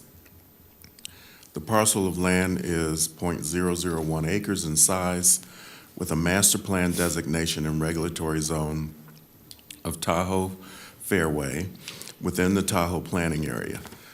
The appellants and property owners are Matthew J. Bernadette, Matthew J. and Bernadette M. Castagnola. The Board of County Commissioners shall consider the appeal based on the record on appeal and additional evidence admitted at the board public hearing. The board may affirm, modify, or reverse the Board of Adjustments decision. If the board reverses the Board of Adjustments decision, the board may remand the matter back to the Board of Adjustment or directly grant 2 parking spaces and the STR occupancy of 8 persons. Virtual public comment is eligible. Thank you, Manager Brown. So this is an appeal, so we'll have staff come up, do a presentation, and then we'll have the appellants come up. They'll have 10 minutes for their presentation, and then we'll open it up to public comment. Also, we have opened it up in the library and in Klein Village if the folks want to do public comment there. So we'll start with Ms. Wyke. Welcome. Thank you. Okay, good afternoon. Courtney Wyke, Senior Planner. Go ahead and jump right into it. Okay, the item before you is an appeal of the Board of Adjustments affirmance? Why did that doesn't sound right. Affirmance. There we go. I apologize. Affirmance of the Director of Planning and Building's decision to reduce the appellant's STR occupancy from 8 to 4 persons, based on confirmation that the STR only has one designated parking space. The subject property is located at 916 Harold Drive, Unit Number 36 in Incline Village within the Cedar Crest condominiums. And that is located, of course, in the Tahoe planning area. I've already summarized the basis for the appeal, so I will not repeat. A little bit of history on this specific STR's permitting process. In 2021, an STR permit was issued with an occupancy of maximum occupancy of 5 persons. In 2022, regulations for short-term rentals contained within Article 319 of the Development Code were amended to revise the method used to calculate maximum occupancy. Upon renewal in 2023, based on these changes, the subject STR's occupancy was increased to 8, based on the assumption that there were 2 parking spaces dedicated to the unit. In 2024, code enforcement staff began conducting site visits to confirm designated parking for multi-unit complexes. As a result of the site visit to Cedar Crest, the subject STR occupancy was reduced to a maximum occupancy of 4 persons because there is only one assigned or designated parking space for the subject STR. The appellant appealed the director's decision to reduce the occupancy based on the designated parking, and a public hearing was held at the January 2nd Board of Adjustment meeting. Staff recommended that the Board of Adjustment uphold the director's decision for the reasons that were discussed in the staff report and at the hearing, which were included as attachments C and H to your agenda packet today. The Board of Adjustment passed a motion affirming the director's decision on the required occupancy. Highlighted above are the applicable code sections from Article 319 for multi-unit developments, in this case condominiums, stating where parking spaces are unassigned, overflow parking will not count toward the required number of parking spaces. Additional sections of the code that reiterate this requirement are highlighted, and this was also included in the packet in the staff report verbatim. In summary, the code requires one designated or assigned space for every 4 occupants allowed, even if there is a potential for more persons to exist based on the number of bedrooms or habitable space. Basically, it's the more restrictive of the 2 factors applies. As relayed, only 1 parking space is designated for this STR and has been confirmed by the Homeowners Association Board of Directors letter, which was included as attachment I. The appellant's application states they believe they have 2 parking spaces based on the number of passes they receive, even if only one of those is assigned. They also state they have agreements with 4 other condominium owners to use their designated parking. They go on to state that they have never had an STR complaint. Despite the 2 parking spaces given to each Cedar Crest condominium's unit owner, there are not enough parking spaces to correspond to the number of parking passes distributed. The parking spaces are not designated for specific units, and there's no way to ensure that those parking spaces will be available for the use of the STR patrons. The code also does not allow an increase of occupancy based on arrangements made with neighbors to utilize their assigned parking. The potential number of parking or general STR violations or lack thereof does not alter the requirement to determine the STR parking and occupancy calculations. This is not a publicly or an individually noticed item, but we did receive 25 public comments prior to the Board of Adjustment hearing, which were included in your packet, all of which were in opposition to the appellant's request, predominantly citing concerns over the availability of parking and general comments about adverse impacts of STRs, specifically associated with an increase in occupancy. 2 additional public comments were received prior to today's public hearing, one of which I already mentioned was the Cedar Crest Homeowners Association Board of Directors, explicitly stating that they do not have enough parking for each condo unit to have 2 spaces, and that the overflow parking is on a first-come, first-served basis. With that, staff recommends that the board take one of 3 options: either grant the appeal and reverse the Board of Adjustment's decision, 2, deny the appeal and affirm the Board of Adjustment's decision, or 3, remand this matter back to the Board of Adjustment with instructions. And with that, I have also provided possible motions depending on the outcome of your discussion, and I'm available for any questions. Thank you. Looking to the board to see if there's any questions for Ms. Wyke. I'm not seeing any, so we'll have the appellant come up and do their presentation.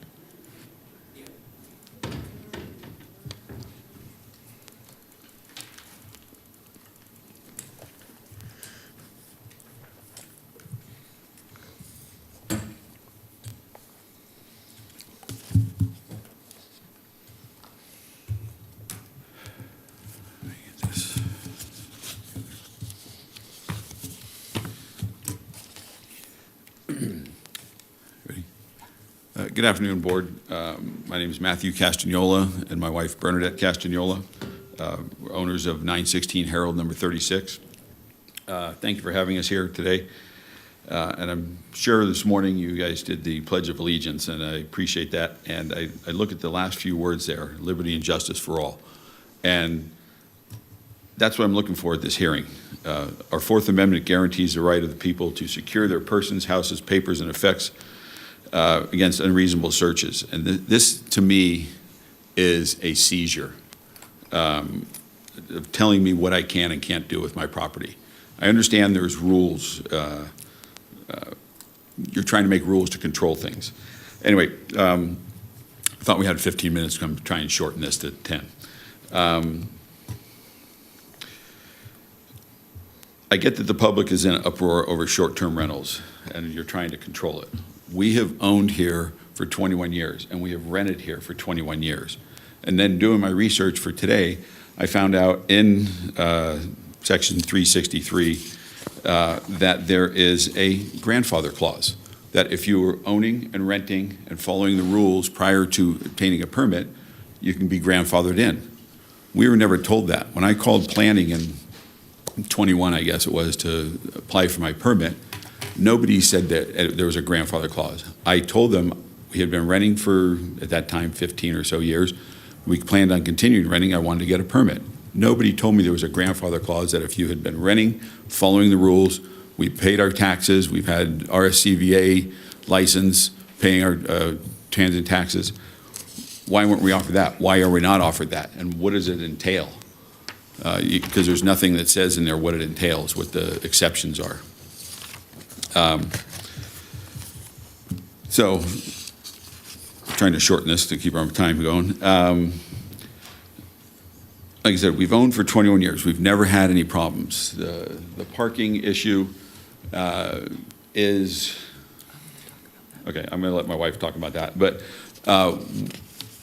we have 16 spots for 24 non-garage units.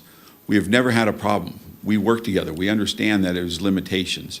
I have agreements with 4 other owners to use their spots. If I have a rental coming up, we don't rent that much. We rent 50-ish days a year. We use it a lot.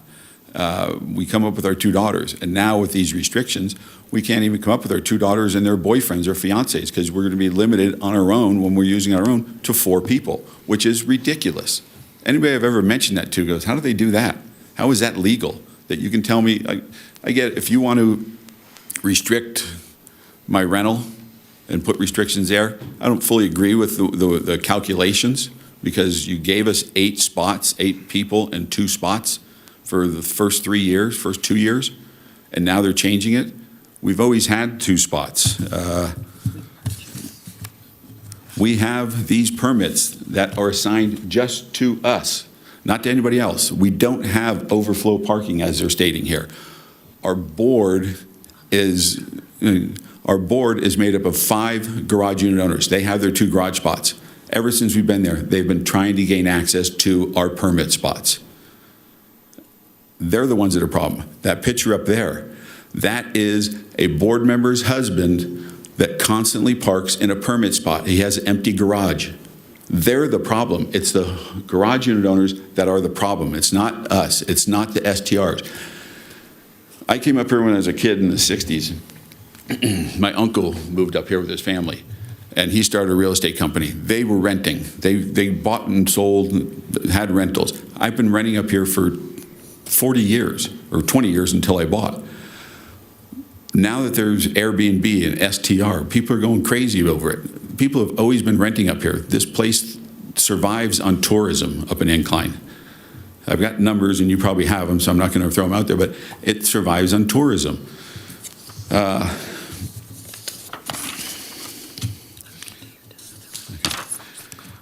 Yeah, 11 o'clock, yeah.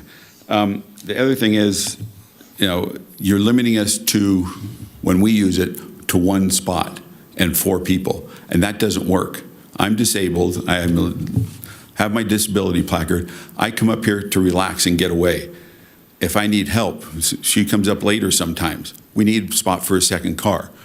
Or I call my daughter from Reno if I'm having trouble with my issues. And I don't want to get into my disability here because it's under FHA, I don't have to. And I would like to speak with somebody on the staff and ask for a reasonable accommodation as well. And a variance to this in a private meeting. But, where was I going? Anyway, we need the 2 spots because we have people come up to help me when I'm here by myself. So you saying I can only have 1, then I can't even come up here. So you're taking my house from me. All right, I'm going to let my wife talk, and then I'll wrap up anything else we need. Thank you. Okay. Good afternoon. I'm Bernadette Castagnola, owner of 916 Harold Drive, number 36, Incline Village. We've owned for 21 years. We've rented for 21 years. We are good neighbors. We have no complaints. We have paid our taxes to the county, to the government, to the IRS. We are an open book with no complaints. Some of what I'll speak about does not apply to the parking request, but to the character of our board and Jeremy Brown, who have both sent in public comments against us. I think it is important to have the history and truth. I'm going to start with the letter that the board sent to the county. This board sent a letter signed by the Cedar Crest Board. They don't identify themselves. The board has known we filed for an appeal since September and have had 2 or 3 meetings since that letter that they sent on behalf of the community. But it was never discussed in an open HOA meeting, which I will assume they must have had a private meeting behind closed doors, which is illegal and against NRS rules. The community does not know that they sent this letter to you today. They are not representing what the owners directed them to do 2 years ago. This is their own feelings, not the Cedar Crest community. 2 years ago, they put a vote out. Boone Hellman, that's on the board, wanted to test the waters, as he says, with the community on STRs. They sent out a survey. 1, ban all STRs, current and future. 2, allow the current STRs to be grandfathered in. 3, completely eliminate them and not allow any future STRs. The community overwhelmingly said this is their constitutional right. You can't dictate and tell them that they can't have an STR on the property. On July 2nd, they talk about garbage overflow.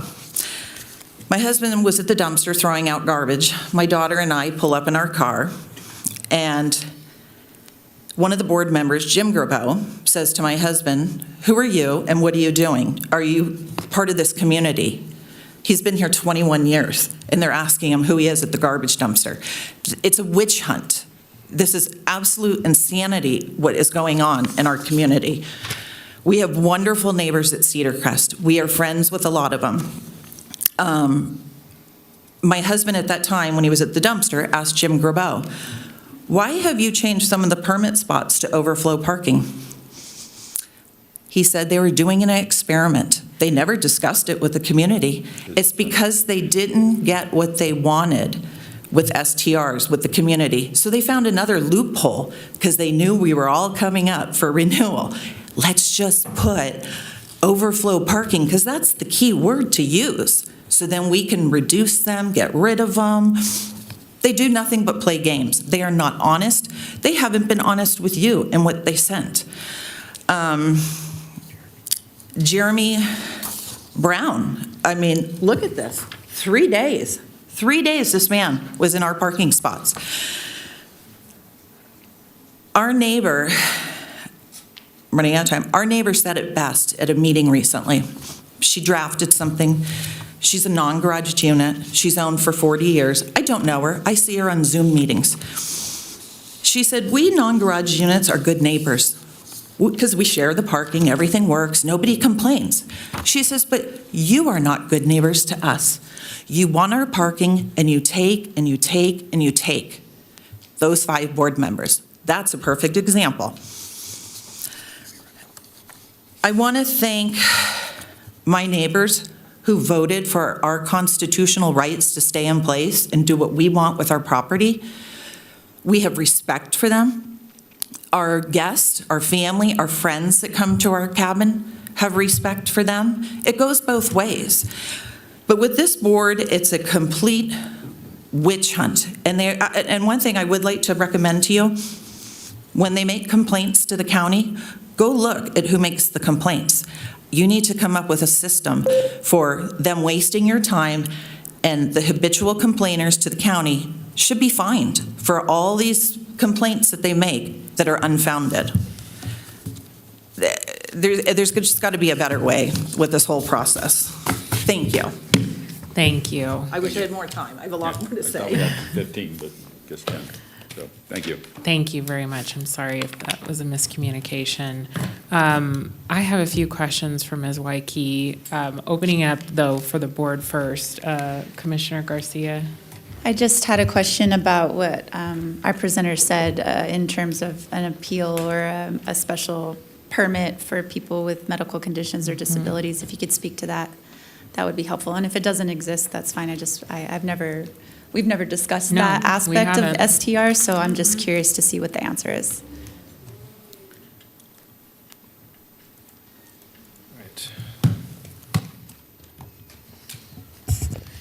Madam Chair, to answer Commissioner Garcia's question regarding specifically for ADA compliance, the code is silent in terms of any exceptions in terms of that rule. So I'm not aware of such an exception that we can offer. And while you're there. Absolutely. Or Commissioner Garcia, do you have an additional question? I'm looking at I actually am familiar with this part of Incline because I live near there, but I'm looking at the neighborhood and I'm just curious, do we have an ADA allocated spot in this complex? Handicap spot? That is code. We should, right? There should be. Again, unless the complex is a grandfathered complex, but there should be ADA compliant parking that meets minimum code requirements within all of the complexes in the Lake Tahoe Basin. Because I think what this board needs, we have been really diligent of reviewing this ordinance every year and finding problems and doing cleanup, but I think we've got to speak to ADA. I think it's a good point, and I do have empathy on that. I know when the code was created, and it was a lot of back and forth between me and the staff about how how can you do enforcement on an owner versus a renter, a short-term renter? And so you pushed on me a bit to say, listen, Alexis, we don't know if it's an owner. We can't do enforcement, and it's too hard for us to even understand how we do that. But in this instance, I think the request on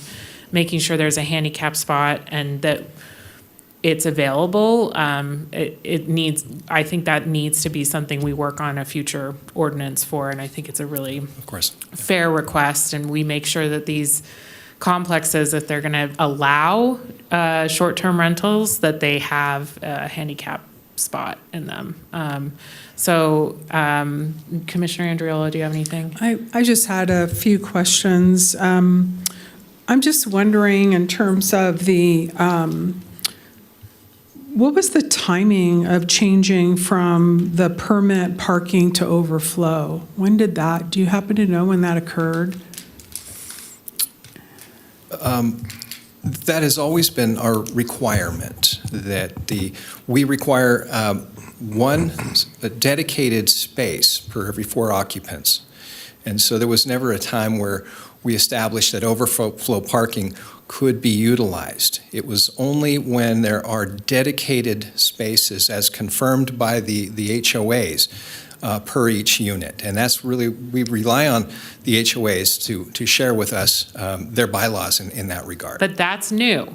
I'm Because, sorry? I mean, we didn't always check with HOAs. That was a new part of the ordinance, because things were, and I'm not speaking to this complex, but other complexes, the HOAs were not tracking the parking correctly, and we were getting complaints, and we realized, we were kind of taking it on the owner's claim, or they would sign off, correct, that it was truthful. I have 2 permits, which they do. You saw them. And so is that true? What has not changed is the fact that we have always required dedicated spaces as opposed to passes, right? So dedicated spaces are required, 1 space per 4 occupants. So that is in fact new. We have been hearing a lot throughout since the adoption of the STR ordinance from a number of these complexes, and that's why our code enforcement staff took it upon himself to go up and inspect and count the number of parking spaces in each of the condo complexes to get a firm understanding of the number of spaces. And so that's something that we work also with the associations, the HOAs, in terms of their regulations, their requirements. We have a follow-up question. And so staying on the permit again, my question was, can anyone else then, if the appellant has the permits, those are the permits to that spot, can other people, do they have a permit to that spot as well? May I ask, if you don't know, is it appropriate? Go ahead. Well, I don't know about this. Maybe you know the specifics about this complex? Okay, go ahead. Courtney Wakey for the record, senior planner. According to at least the letter that we received from the HOA, parking passes are required regardless of which parking space you are using. There is a dedicated number parking space associated with each unit, and then there is additional, what we are referring to as overflow parking or additional parking that can be used on a first come, first served basis. However, it's still, according to the memo that we received, you still need a pass or something indicating that you have some right to park in those overflow spaces. So is it appropriate, may I ask the appellant? I'm confused because the question is they have, and I understand what you said, so thank you so much. But the fact is that now I'm wanting to ask them, do they have a permit then? Do they have 2 permits? 1 permit for their, I'll use the term permanent, and another permit for now it's being deemed as overflow.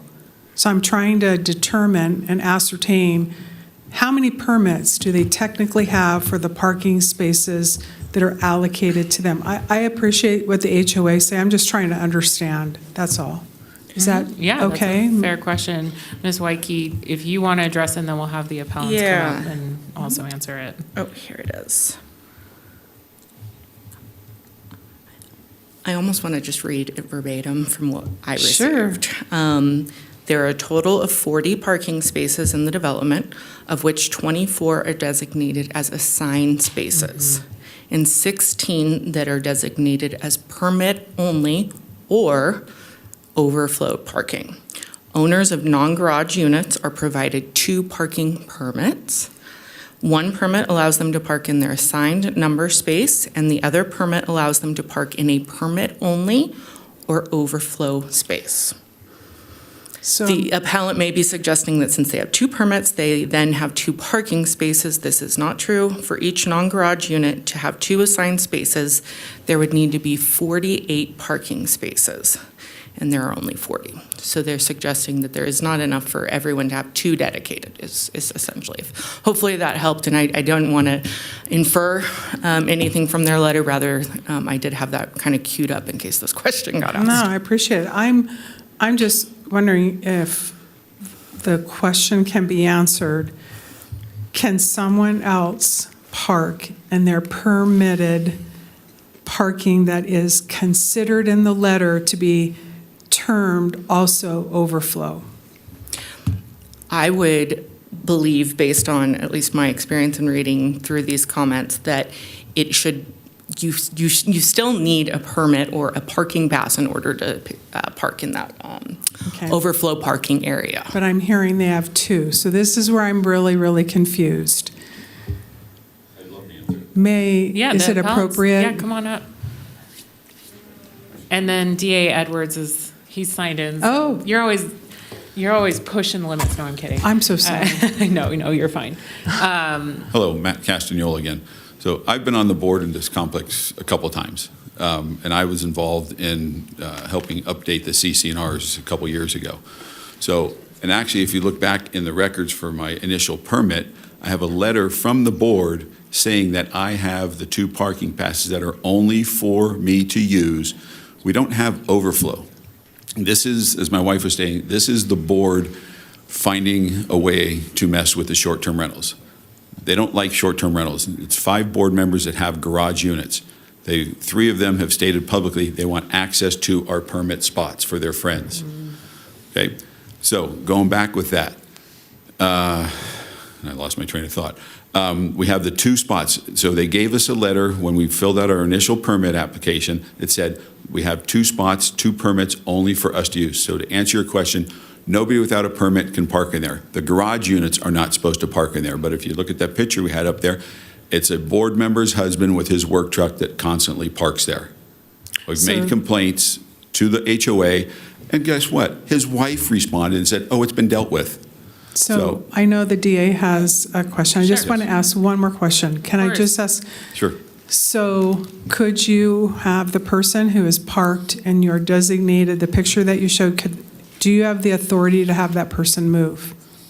I made a complaint to the HOA. Yeah, but do you have the authority to have that person move? So is that, if that's your I'm just trying to understand, if you have that spot and it's designated to you only, do you have the authority to have that person move? We have to make a complaint with the HOA to get them to move, or call our IPM, our management company, to get them moved. But it takes, what's the rule here in Nevada? 48 hours or 72 hours before you can tow a car. So we can't tow anybody. But you do have the authority to that, is what I'm hearing. Yeah, I can. If you wanted to exercise that authority. And I do. We've made, and I hate to be a complainer, but we have made numerous complaints of people without permits parked in the permit spots, and our board does nothing. But other people who have permits can park in that spot? Yes. If you have one of these red permits, you can park in that spot. So to clarify, you have 1 designated parking slot for you and your wife, or 1 for your unit? One number 36. 1 for you, that Yes. no one else can park in? Correct. And then you have another parking designated area that you have a permit, and those who have permits as well can park in that second Right, they're slot. spread around in various places. That's what I was really trying to understand. And then we have agreements with other friends to use their numbered spot if we needed that, and we I hear rarely you. have ever had to do I that. hear you. Did you have something? DA Edwards. I actually think Commissioner Andriola's question answer just now resolved what I was going to provide on the record. I actually think the point that the appellant just brought up about other neighbors that have numbered assigned spots, allowing them to use those, that's, to me, the more germane question for you all. But what it comes down to is, are there 2 designated parking spaces for that unit? That's what the ordinance says. Right. Are there 2 designated parking spaces for that unit? So if you want to explore the issue of whether a neighbor making an agreement with them that they have access to their numbered designated parking spot counts as a second space, that's something you all can explore. But I think Commissioner Andriola cleared up the other issue. And thank you for the follow-up. I should probably call on you for the question and then, get to what I was really trying to ascertain. So I do have one more question, if I may, Madam Chair. May I ask, and thank you so much. I'm going to ask the staff, if you don't mind, I don't want to be disrespectful, but. And Commissioner Clark, don't worry, we know, I've got you signed in. You're I'm next. awake. I'm Thank you here. for your patience. I don't know who the staff is appropriate, but can you speak to the reference to the grandfather clause and how staff looks at any grandfathered clause? Does a grandfather clause, no matter what it says, when it comes to an STR, is that grandfather clause considered consistently if there's an ordinance change that usurps that particular grandfathered, whatever the item might be, parking or any other stipulation? Right. And through the chair, thank you for the question, Commissioner Andriola. STRs are identified in our code as a privileged use, not a use by right, and as such, subject to renewal on an annual basis. And every 3 years, the requirement for inspections. So every year, we rely on the applicants to provide a self-certification, but then county staff as well as fire staff perform inspections on that 3rd year to determine compliance with code. And if it's determined that the STR is not in compliance, we do require that they come into compliance. We would say the same thing about the parking. So on an annual basis, we do require that these STRs are in compliance with code. Thank you. I just wanted to clarify that even though something might be considered grandfathered in, it's really the current code that dictates the compliance to follow. And Correct. I just wanted to clarify that. So thank you. That's all I have, Madam Chair. Thank you. That was actually going to be my question, because I was like, I think we didn't even know. Well, we didn't even have an ordinance, and then we required everyone to apply for a permit in 2021. So, Commissioner Clark. Thank you, Madam Chair, and thanks for letting me know that you hadn't forgotten me. Of course not. Of course not. So, I've got a lot of thoughts about this, and one of them is, homeowner boards, they come and go. I mean, the county should be consistent with our rules and regulations. So, what might be acceptable to a homeowners association might change next week or next year. So the other area that gives me a great concern is designated parking versus overflow parking. The property owners talked about living there for over 20 years, being a good neighbor. I don't know if they've ever had situations where all of the overflow parking was used, but it seems to me overflow parking means you use your permitted spot, you use your garage, and then if there's a guest or overflow, then overflow. But it seems like there's, what they said, 40 parking spots and 48 units there. So, there's always the chance that it could be overflow and full, but there's also the chance that maybe it's never been full. The grandfather clause is an issue that we should really be looking into. And, he has 2 permits. He has a disability. We don't want to get into that personal stuff, but he's a long-standing landlord in good standing. He claims no complaints. The homeowners association, as I said, has an overflow versus the permit. There's a loophole. If they have neighbors that are willing to work with them and allow them to use their spots, so we should take that into consideration. So these one-size-fits-all rules and regulations, here's a case of unintended consequences. This doesn't particularly work for this particular subdivision, but I'm in favor of trying to find a way to make these owners of the property have the right to utilize their property in the way that they have been utilizing it. And this grandfather thing is a big deal. If there's a clause that allows a long-term person, somebody who had been doing this well before the county came up with their licensing program, we should look at this and figure out how to make this acceptable for long-term landlords that have been doing a good job. So I'm in favor of whatever it takes to get these folks, if we have to send it back or we have to look at our regulations and figure out what this grandfather clause is all about, figure out what the difference between overflow versus permit. He's obviously showed us he's got 2 permits and he should be able to use those. And so that's just my feelings. Thank you. Thank you.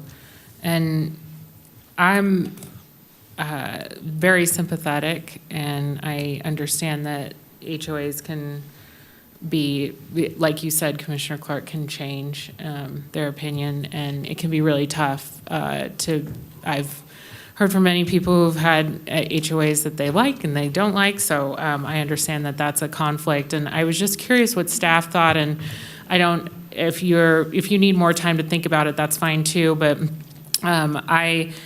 I'm not comfortable granting the appeal, but I do want to look at a change to the ordinance, and I'm wondering what it would look like. God, this sounds very complicated, but to have a neighbor have a notarized statement that they would let someone use a spot, but I know we lean on HOAs, so I guess if that's something you need to work on and come back to the board, because I know we look at this ordinance annually, it feels like. Poor team over here always making the changes, but I know that this is an issue in some other places, and I want to also remind the board as to why we adopted it, is we don't want short-term rental folks just being out on our public right-of-ways, and that was one of the big issues that the community complained about when we created the ordinance, that we almost have very few complaints about parking now because we have been very strict about it. And so I think it's finding that balance, but I don't know if there's any initial thoughts on that, or if you just want to shake your head and say, Alexis, we'll think about it, that's fine too, but.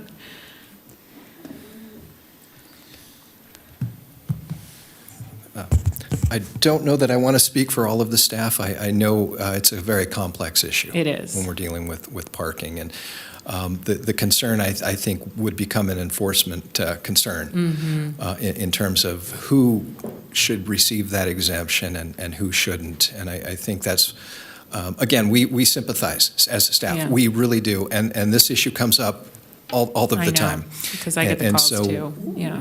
We want to find solutions for this. The concern that we have is what does that solution look like?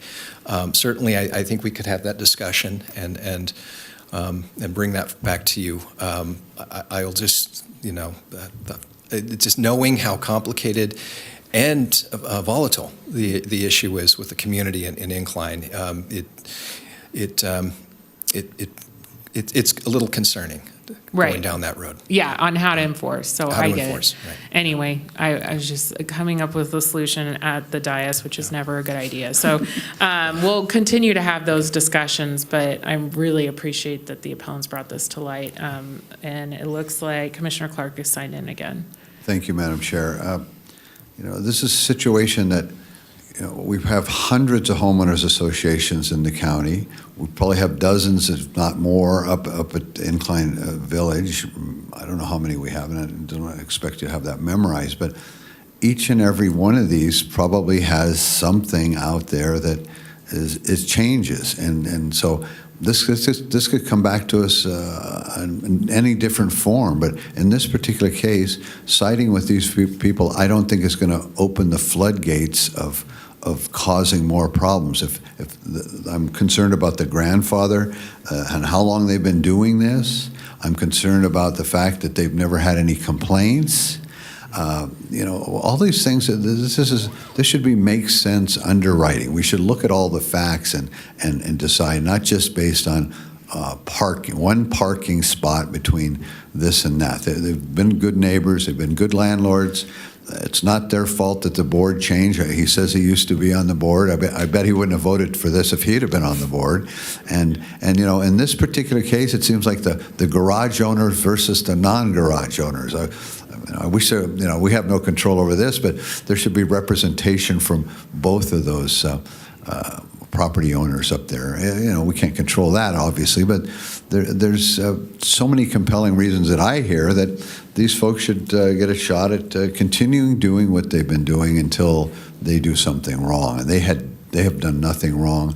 This is a board that changed the flavor of what's taking place in that community. My opinion. Thank you. Thanks. Commissioner Garcia, and then you, Commissioner Andreela. Commissioner Garcia. Thank you, Madam Chair. I really struggle and wrestle with the HOA stuff in general, so I am not in favor of granting the appeal based on the fact that there's only one designated parking spot. And the reason why is because I do think that is such a line, if we were to cross, would open up the floodgate and make it very difficult for staff and enforcement. But there's a big but. Since the code is silent on any ADA exceptions, what I would like for us to do is consider not so much what you suggested, because I still think that's opening it up a little too broad with a notarized letter from a neighbor. But if we could cinch that down just a little bit, where we say if there is a homeowner that has a documented disability, has a placard for a handicapped spot, then they have the right to get a signed notarized letter from a neighbor in the event that they need a caregiver to provide extra services or support in the time of need. So that gives them, this is all privilege, right? So I heard your complaint at the beginning about, a private property owner. I live in an HOA too, and they drive me nuts. But if I knew that some commissioners opened up the floodgates on parking, I would be upset in my own neighborhood. So there is two sides to the coin, but I would love for staff to consider that ADA being silent. Let's not be so silent on it. Let's provide access to the folks that could really benefit from that, because that really struck a chord with me personally. Yes, that's a great idea, Commissioner Garcia. Commissioner Andreela. I was just going to look at ADA Edwards and see if there was anything that you wanted to add. I didn't know if you were trying to be preemptive. I'm trying to be preemptive. Before you go. I had a couple of thoughts on it. I knew it. I could tell. The ADA issue, I think, is you could spell out a little bit more specificity in there, but I don't think it really changes the analysis all that much. I mean, if the ADA applies, it applies. It doesn't matter if the code doesn't say it, or if it is silent, or even if it says no. If the ADA says yes, then the ADA trumps whatever's in the code. In a situation like this, however, there has to be a demonstration about how an accommodation would address the disability, as opposed to simply a claim of a disability and therefore you get an additional parking space so that other people can use the property. The restrictions, and Trevor or Courtney can correct me if I'm wrong, I don't think I am, but the restrictions about them using their assigned numbered space and using their other permit to park in the quote-unquote overflow, the STR restrictions don't prevent them from doing that. They're allowed to do that. They do restrict. For the owner within the unit. We treat them the same, and that is the fight that I've had with staff, which after the fight, I've understood that it makes sense, because how does our one code enforcement officer, bless him, who has to manage all of these different constituents, how does he differentiate between an owner and a short-term rental person? So anyway, that has been the concern. I'll tell you, I have some concerns about that application So or future interpretation. code amendments, Yes. we can all right. discuss. I without us litigating that issue here Yeah. today, I'll just say that's a concerning approach to take for to tell them that if they have a permit for their own use of their own property, that they can't use that parking right. space. So that's the not rules. what you're actually deciding today. No, but we're not. right, okay, but that particular avenue is that's a sticky one. I'll just leave it at that for today. So, and we can obviously talk more about that, but.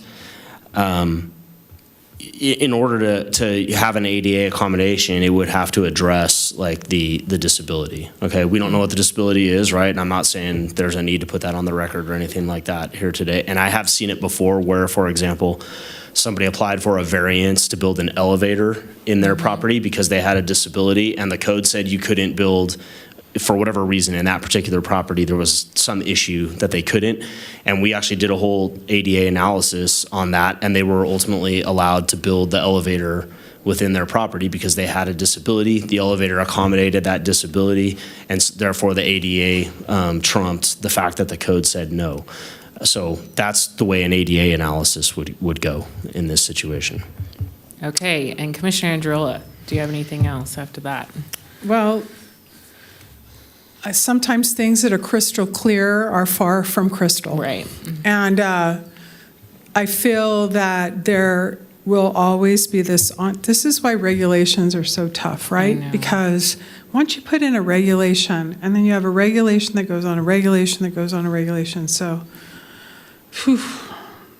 the bottom line is where I was going to go is, to me, the grandfather was already answered. It was very, very clear that the grandfather, no matter what it is very clear. The ordinance actually is what we have to follow. Yeah. What we have right now is a clear ordinance that's in play, whether we agree with it or not. The fact is that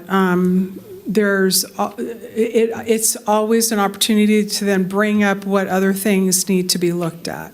So yes. To me, the grandfather clause is not a part of this conversation. It's very clear where the ordinance stands. What is not clear in one perspective is the fact that there is a designated permit that he holds. And the HOA, I remember because I was very supportive of having the HOA be the designated reporting independent of what the parking allocations were for each STR unit or applicant. And so this, I'll use the term, alleged internal dispute, opportunity by the board to look at calling /permit/overflow has now entered a whole new realm of what does that mean? He holds a permit, and that's why I'm so confused. That's why I was asking specifically, can someone else park? Yes, somebody else can park in that spot who has a permit. So it's not a designated, I'm just saying, I'm not disagreeing with the position, but the position to me is pretty clear. The position is that you are designated a parking spot for your particular unit, and the people who live in that area have a permit, and that permit gives them the ability to park in any other permitted overflow, now they're calling it, area. And that's why I was being really adamant about, can anybody else park in that slot that you have a permit for? If it's yours, no one else can park in it. If it's another opportunity for a parking, but it can be anybody who holds that permit. So that isn't, in my opinion, technically a restricted parking for the person who, in this case, is the appellant. So it's very difficult. You know, the job, I keep on saying, I can't even imagine what judges go through. Can you imagine? I can't even imagine what a judge must go through when having, I just think I mentioned this to Mary Canderas the other day, because, you know, you have to follow the compliance, even if you don't agree with it. We don't get to choose what we agree and don't agree. It's just like law enforcement. They don't maybe agree with every single law that they have to enforce, but that's what they have to enforce. But I will say this, now I'm going to complicate this. If this body feels that there's opportunities for change, then I would hope that if the appellant is impacted, whatever those changes, that they then, and that was going to be my question, do they have to go through this huge application process to be considered? So as the board is wrestling with what these items are, that we're beginning to get real deep in the discussion between the chair and ADA Edwards, I would hope that the appellant wouldn't have to wait for whatever changes occurred. So if something changed, then if that changes, that means it would be wideswept, because everybody else then has that change that would have to be applied to them. It's like a mom and dad. You love your children equally. Compliance is required to be applied equally. So to me, I'm just saying it's clear what this is. It's clear that the designated parking spot is for the appellant that has been given to the appellant only. And then there's a permit that those who hold a permit can also park in those designated, permitted, that aren't designated to an owner. So therefore, it is only going to be, as the Board of Adjustment ruled, that they followed the ordinance that's in play. And that's what I'm going to support. So you're recommending also deny the appeal? Yes. Okay. Commissioner Clark. One last time, they showed the parking spots, and some say overflow and some say permitted. And as my point I was trying to make, and I hope I can clarify that, each time the board changes, the homeowners association board changes, all they have to do is get out there with a stencil and a can of spray paint and turn permitted spots into overflow spots. And so that's something that we can rule on, and whatever it is today, but it might change again tomorrow. It might change when the next board comes in. So that's my problem here, is overflow versus permitted, and they have two permits, and Mr. Edwards also brought up, you know, the fact that they can't even use their own property because of this. So that needs to be addressed. When homeowners, property owners, their name is on the title, are restricted by what they do when they aren't there and have rental property. So it's two different things. Sometimes it's owner occupied, and other times it's occupied by a tenant, short-term tenant, but still, it changes the complexion of everything based on what the homeowners association wants to do with how they name the parking spots. Some group might say they're overflow, sometimes it's permitted. Again, we're back to the fact that this particular deeded property that these folks own comes with two permits. So how do we take that two permits away from people who have two permits? Should we even be trying to do that? That's my question. Yes. I think, honestly, Commissioner Clark, you bring up good points. It's just because of the way that the code is written and the way that all of these condo complexes are managed. With all due respect, we need to address this then as a whole. I think we will. Get it fixed. Yeah, what are we going to do to them in the meantime? Are they in limbo? Are we going to do like we did? They get their one spot if that's where the votes go. But when we were waiting and trying to do, I'm going to use another example, when we were trying to do the horse permitting stuff, Commissioner Andriola asked for a hold until that got resolved, and I'm going to ask for a hold for these folks until we can get this resolved. Thank you. Madam Chair, may I go on record that the hold was not in any official way because we weren't allowed to do a hold. Yeah, So people are I'll still just getting go on the citations. record. Ask your people. Unfortunately, I wish that we could put a hold. Wouldn't that be great? Brought up is what I'm saying. Yeah, It was but brought up. we're not allowed legally to do that. So that's the hard part, is trying to follow the law. We have a responsibility to follow the ordinance. In some ways, it would be great, and I thought about this, but now I'm going to say it, to be able to even table this until we get through this, but then, we don't know. It's not, the law's the law. Yeah. The compliance is written. The permit is not a designated spot. Anybody who has that permit can use it. So this is why there are courts of law. You have one side and you have another. And I wish that we had that opportunity to interpret a different way, but to me, the interpretation is very clear. It is written, and we've already got this on the record, it is written as a designated parking spot to the owner. The permit that the appellant holds is for that appellant and then anyone else who has a permit. So it's not a designated spot for only the owner. It's, you can use it, and so can anybody else who has a permit use it. So it's not designated to the owner. There's always, and I'm going to say it again, this is why regulations, did I say that earlier? Why regulations are not the way to move with governing, but the reality is that unfortunately that's the way it works. Here's the other thing that I would just say. The reality is that the presenter, and I apologize, I don't remember, Miss Wyke, thank you, made it very clear that this is a privilege. Mr. Lloyd shared that this is a privilege. It's been mentioned almost with every applicant, STRs are a privilege.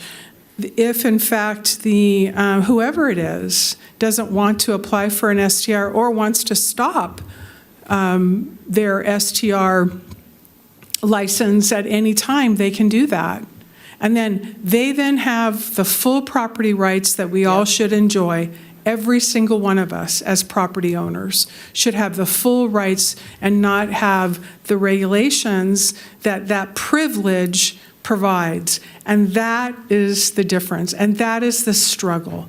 That is the struggle that we have in interpreting that, because it is very clear that it's a designated parking for the homeowner. So I am going to still hold to my point that it needs more work. I don't know that it'll always be a moving ball, but I do think that upholding the decision for denial is what is presented. Those are the facts, and I believe that's what we have to carry out. Thank you. Yes, we are never going to be done with this short-term rental ordinance. It's so fun. And I see DA Edwards has signed in again. And maybe this will make you feel a little bit better, but I think in the meantime, the appellant offered to have a private conversation with staff about the ADA issue and the disability issue, which would address potentially, if an accommodation were granted, his ability to use it and have the extra space when it's available or whatever. And I do strongly recommend that, staff actually do link up with the appellant on that, because I think that would, at least for now, potentially resolve that aspect of it. It won't solve the bigger issue we were talking about earlier, but it'll at least solve that piece of it for now. Okay, that's a great reminder. Any other board comments before I open it up to public comment? Okay, this is a public hearing. I will open it up to public comment. Madam Clerk. First up, we have Bernadette Castagnola. First of all, my name is Bernadette Castagnola, and Mr. Clark, thank you. You get it. You really get it.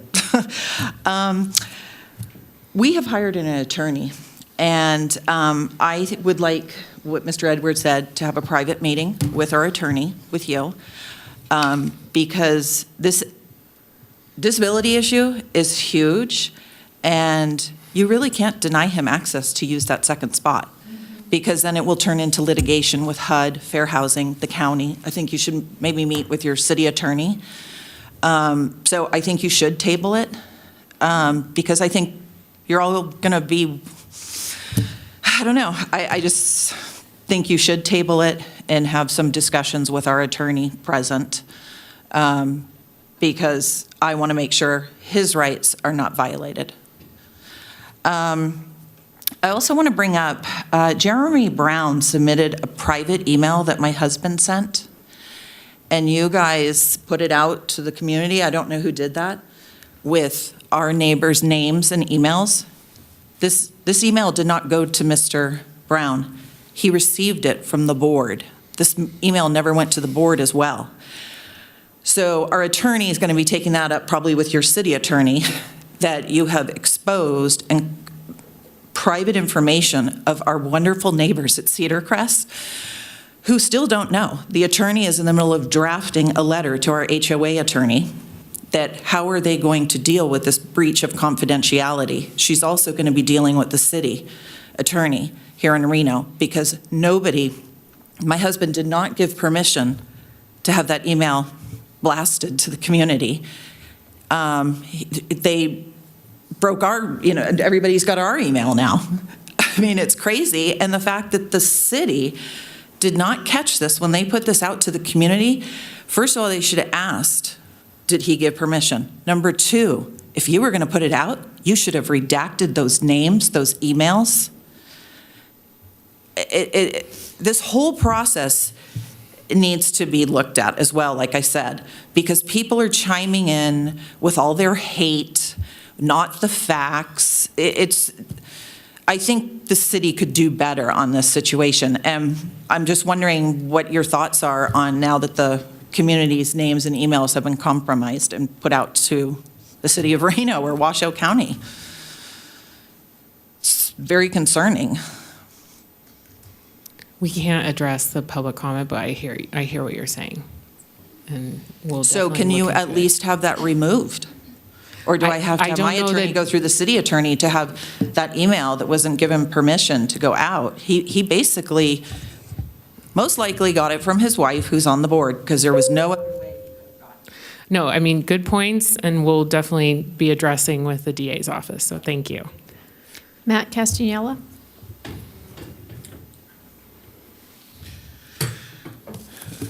Hi, thank you. Matt Castagnolo again. And I'm just going to try and address a couple of comments that you made. A couple things. So the renting versus owning, that's our big, and somebody said we weren't addressing that today, but that was part of my request, is that our numbers on renting versus owning are very important to us. And I would like that, hopefully had that addressed today, like Commissioner Clark said, because that is important. I don't fully agree with your numbering and giving us 4 and 1, but I could probably live with that as a renter. But my big thing is when my family goes up there. Right now, me, my wife, my 2 daughters, we can't go up there with their boyfriends or fiance because we're limited to 4. That's wrong. So that's one thing. Commissioner Andriola was talking about the number of spots. Yes, you're right. There are 24 spots for 16 spots for 24 units. There's 24 people that have that extra pass, that have the 2 passes. But you can only have 2 vehicles on property at any one time. So you can't have a third person come up. So that helps it there. So it's not too crazy. But we've dealt with it for the 20 years I've been there, and it works. I think it was Commissioner Garcia brought up something about the disability, and I appreciate that. But there already is, and I can't speak to it because I was on the board when this happened. I can't speak to it because it's of FHA, but there is an accommodation on the property for somebody to have an extra parking permit for a permit spot. It's already there. It's happening, but I can't say who, what, why, and all that. So I think that's it. That's all I wanted to cover. I just wanted to try and clarify a couple of things that you guys brought up, and hopefully that makes you understand things a little bit better. Yes. So. No, they couldn't do that. Thank you very much. Thank you. That's everybody who signed in for public comment. And no Zoom comments? No. Okay, thank you. Commissioner Andriola. Thank you, and thanks for a lot of the clarification. It's helpful. But I absolutely had already mentioned about tabling it, and I think supporting the tabling of this to give the clarity with legal to go through the ADA compliance piece is important. And so I'm going to ask for clarification, is that a possibility that we can table it based on the outcome of the You've got a conversation? 60-day deadline in statute to do But the appeal, but if Staff, you're recommending staff work with the appellant? yes, that's a separate. I look at that Okay. as a somewhat of separate issue than this appeal on an okay. STR, right? I misunderstood. I'm saying that you guys can go forward on. It sounded like you were probably going to vote to deny the appeal. I'm saying in the meantime, the appellant can meet with staff and they can talk through a potential ADA accommodation for them to be able to use the property themselves with the additional space that they have the permit for, but not for the STR purposes, not for when random person from the Bay Area comes up and rents it, but for them as a family to use it. That's really appreciated. I just wanted to get clarification. Thank you. And Mr. Lloyd? I think we may have a mechanism to accommodate that route through a modification of standards. So I think we would like to speak with the applicants and offer that up. Wonderful. Thank you. Okay, well, this was a great discussion, and now we know that we're going to have further review of this ordinance that we all can't get enough of, but thank you to the appellants and for the staff and everyone taking their time today. So we have had our discussion. We've taken public comment. I am happy to make the motion, so I move to deny the Matthew J. Bernadette and Matthew J. and Bernadette Castanoga's appeal and affirm the decision of the BOA as outlined in the staff report. Looking for a second. Thank you, Commissioner Garcia. We have a motion and a second. Any questions on the motion from the board? All right, all those in favor, please say aye. Aye. Any opposed, please say nay.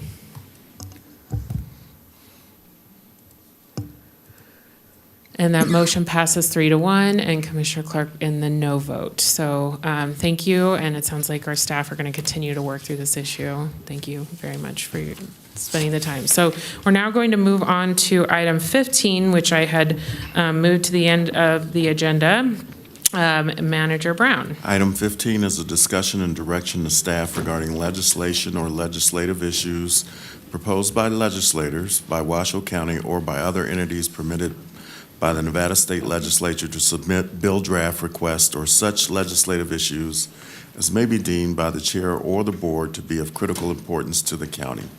Pending legislative bills can be located at the county website. Current bills the county is tracking that may be reported on or discussed are also listed in the government affairs section of the website due to time constraints inherent in the legislative process. A list of specific bills that staff will seek direction from the commission on during this item will be posted on the website under government affairs the Friday before the meeting. Due to the rapid pace of legislative session, additional bills upon which comment may be sought from the Board of County Commissioners will be posted as soon as known. Thank you very much. Manager Brown, do you have anything? I do not. As you've already commented, Chair Cadence, Ms. Matijevich could not be with us today, so and she had no new bills to offer for consideration, so if any of the commissioners have any items that you'd like us to follow up on, I can do that. Okay. Commissioner Garcia and Commissioner Andriola. No. Okay, I don't have anything either, so this makes it an easy item. Look at us. We'll now move into item... Chair Hill? Yes. We do have public comment on this. Oh, thank you very much. Cliff Lowe? Oh, and Madam Clerk, you've got when Commissioner Clark left. the meeting? Okay. Thank you. Thank you.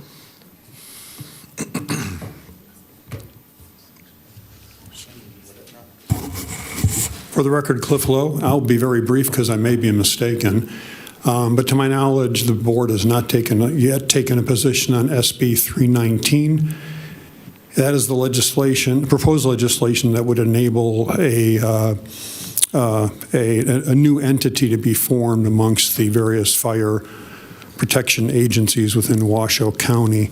And for what it's worth, I want to add my voice to those such as Mr. Thomas Daly to encourage you to oppose SB 319. Thank you. Thank you very much. There's nobody else signed in. Thank you, Madam Clerk. Any other board comments here? I'm not seeing any. All right, with that, we will now move into our final public comment. Manager Brown. Item 19 is public comment. Comment heard under this item will be limited to 3 minutes per person and may pertain to matters both on and off the commission agenda. Unused time may not be allocated to other speakers. The commission will also hear public comment during individual action items with comment limited to 3 minutes per person. Comments that are to be made to the commission as a whole and virtual public comment may be taken when facilities are available. All right, Madam Clerk. First up, we have Louise Sofront.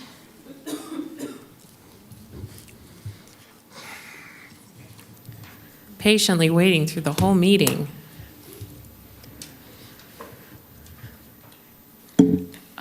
Thank you. I had an opportunity to listen to the commission, and I appreciate all your efforts. I'd like to address Commissioner Andriola's comments which preceded the larger discussion of the Washoe County Open Checkbook. Please consider, as we, the county and individuals, tighten our budgets to the essentials, our community libraries are the essential. Between a budget's wants and needs categories, the Washoe County is a need. Within the library budget, more efficiencies can be implemented by judicious review.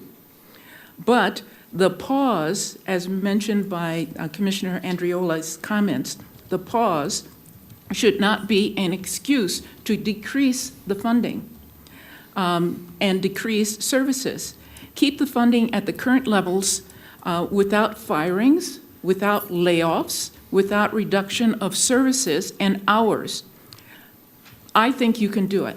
I think if you look hard and you realize how fundamental this is, you can do this. Please use the funding that is there and available to maintain our library. The library is a great community essential, and it's a service to us all. Thank you. Thank you. Cliff Lowe.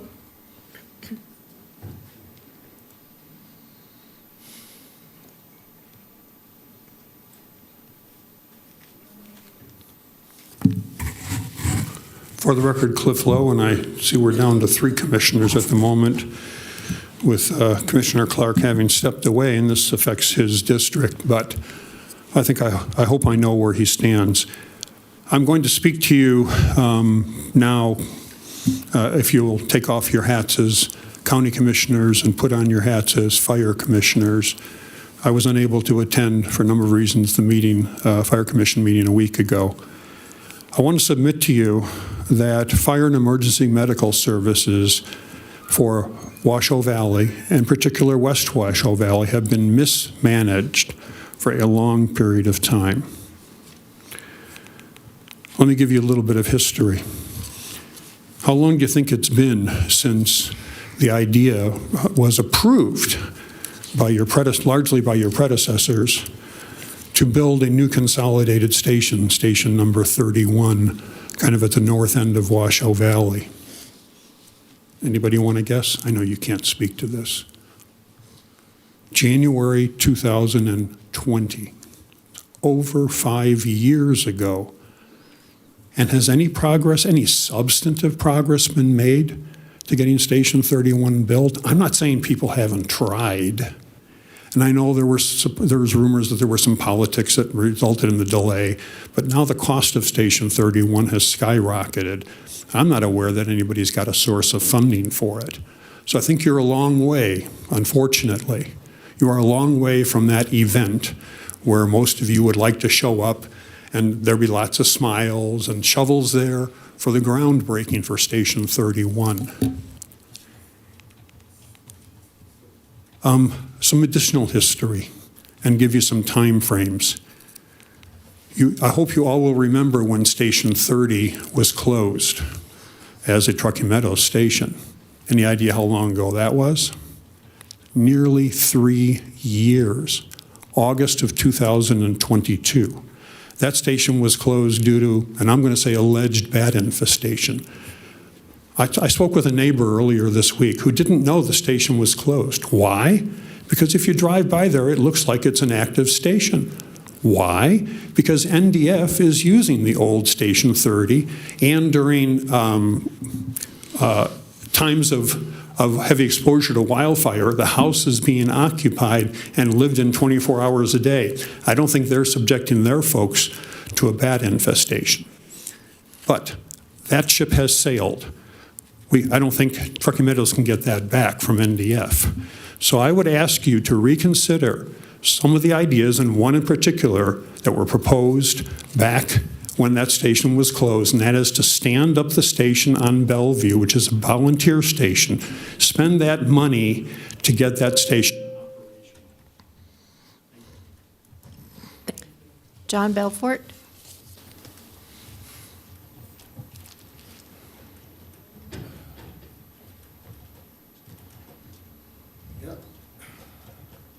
Back again here. I first like to say I really find it heartwarming all the time and consideration and compassion you guys have given these people with their parking space and their rental. But in my case, all I've really been met with is bad faith, snarky remarks. You guys have forced me to file the $5 million lawsuit, or not lawsuit, now it's a claim against Washoe County. I'd like to give you a little update. I've filed several papers in Second Judicial Court. Got a case number here, CV 2500680. First, we have a set of pictures. Your county employees, namely Mr. Gesslinger, they seem to ignore every extenuating circumstance that I've done. They don't even acknowledge it. Mary Kendaris, she doesn't acknowledge it. The fact that I contracted COVID-19 and have suffered residual effects while serving as a volunteer fireman for Truckee Meadows, just never mentioned. Furthest thing from anyone's mind at Washoe County. But the biggest one of all is we're victims of crime. You've got 80 people up there in the Wilcox Ranch area of Palomino Valley that have defective titles. And I don't care what anyone poo-poos on it. We were made certain representations. We've been letting you folks know. And young man, instead of going along with this old school thing, because I think that's really going to backfire, I think you really need to take a hard look at some of the facts here, because we've submitted them. We've been documenting and noticing for 3.5 years and been completely ignored. The fact that this is going on, it's the motives here are becoming glaring now. It's either someone's got an axe to grind on me, or it's financially motivated, or a combination of the two. And we're not letting this go at all. And I'll tell you something else. This has been going on we're going on to the 11th month, and I'm suffering health problems, and I'm going to hold Washoe County accountable for all of it, because no one should have to deal with this. Madam Clerk. There's nobody else signed in. Thank you so much. We'll now move into our final item, item 20, Manager Brown. Item 20 is Commissioners and County Managers' announcements, reports, and updates to include boards and commissions, updates, requests for information, or topics for future agendas. Commissioner Garcia. Commissioner Andriola. Okay. And Manager Brown, do you have anything? All right. Well, with that, we are adjourned, 3:06. Thank you, everyone, for a great meeting.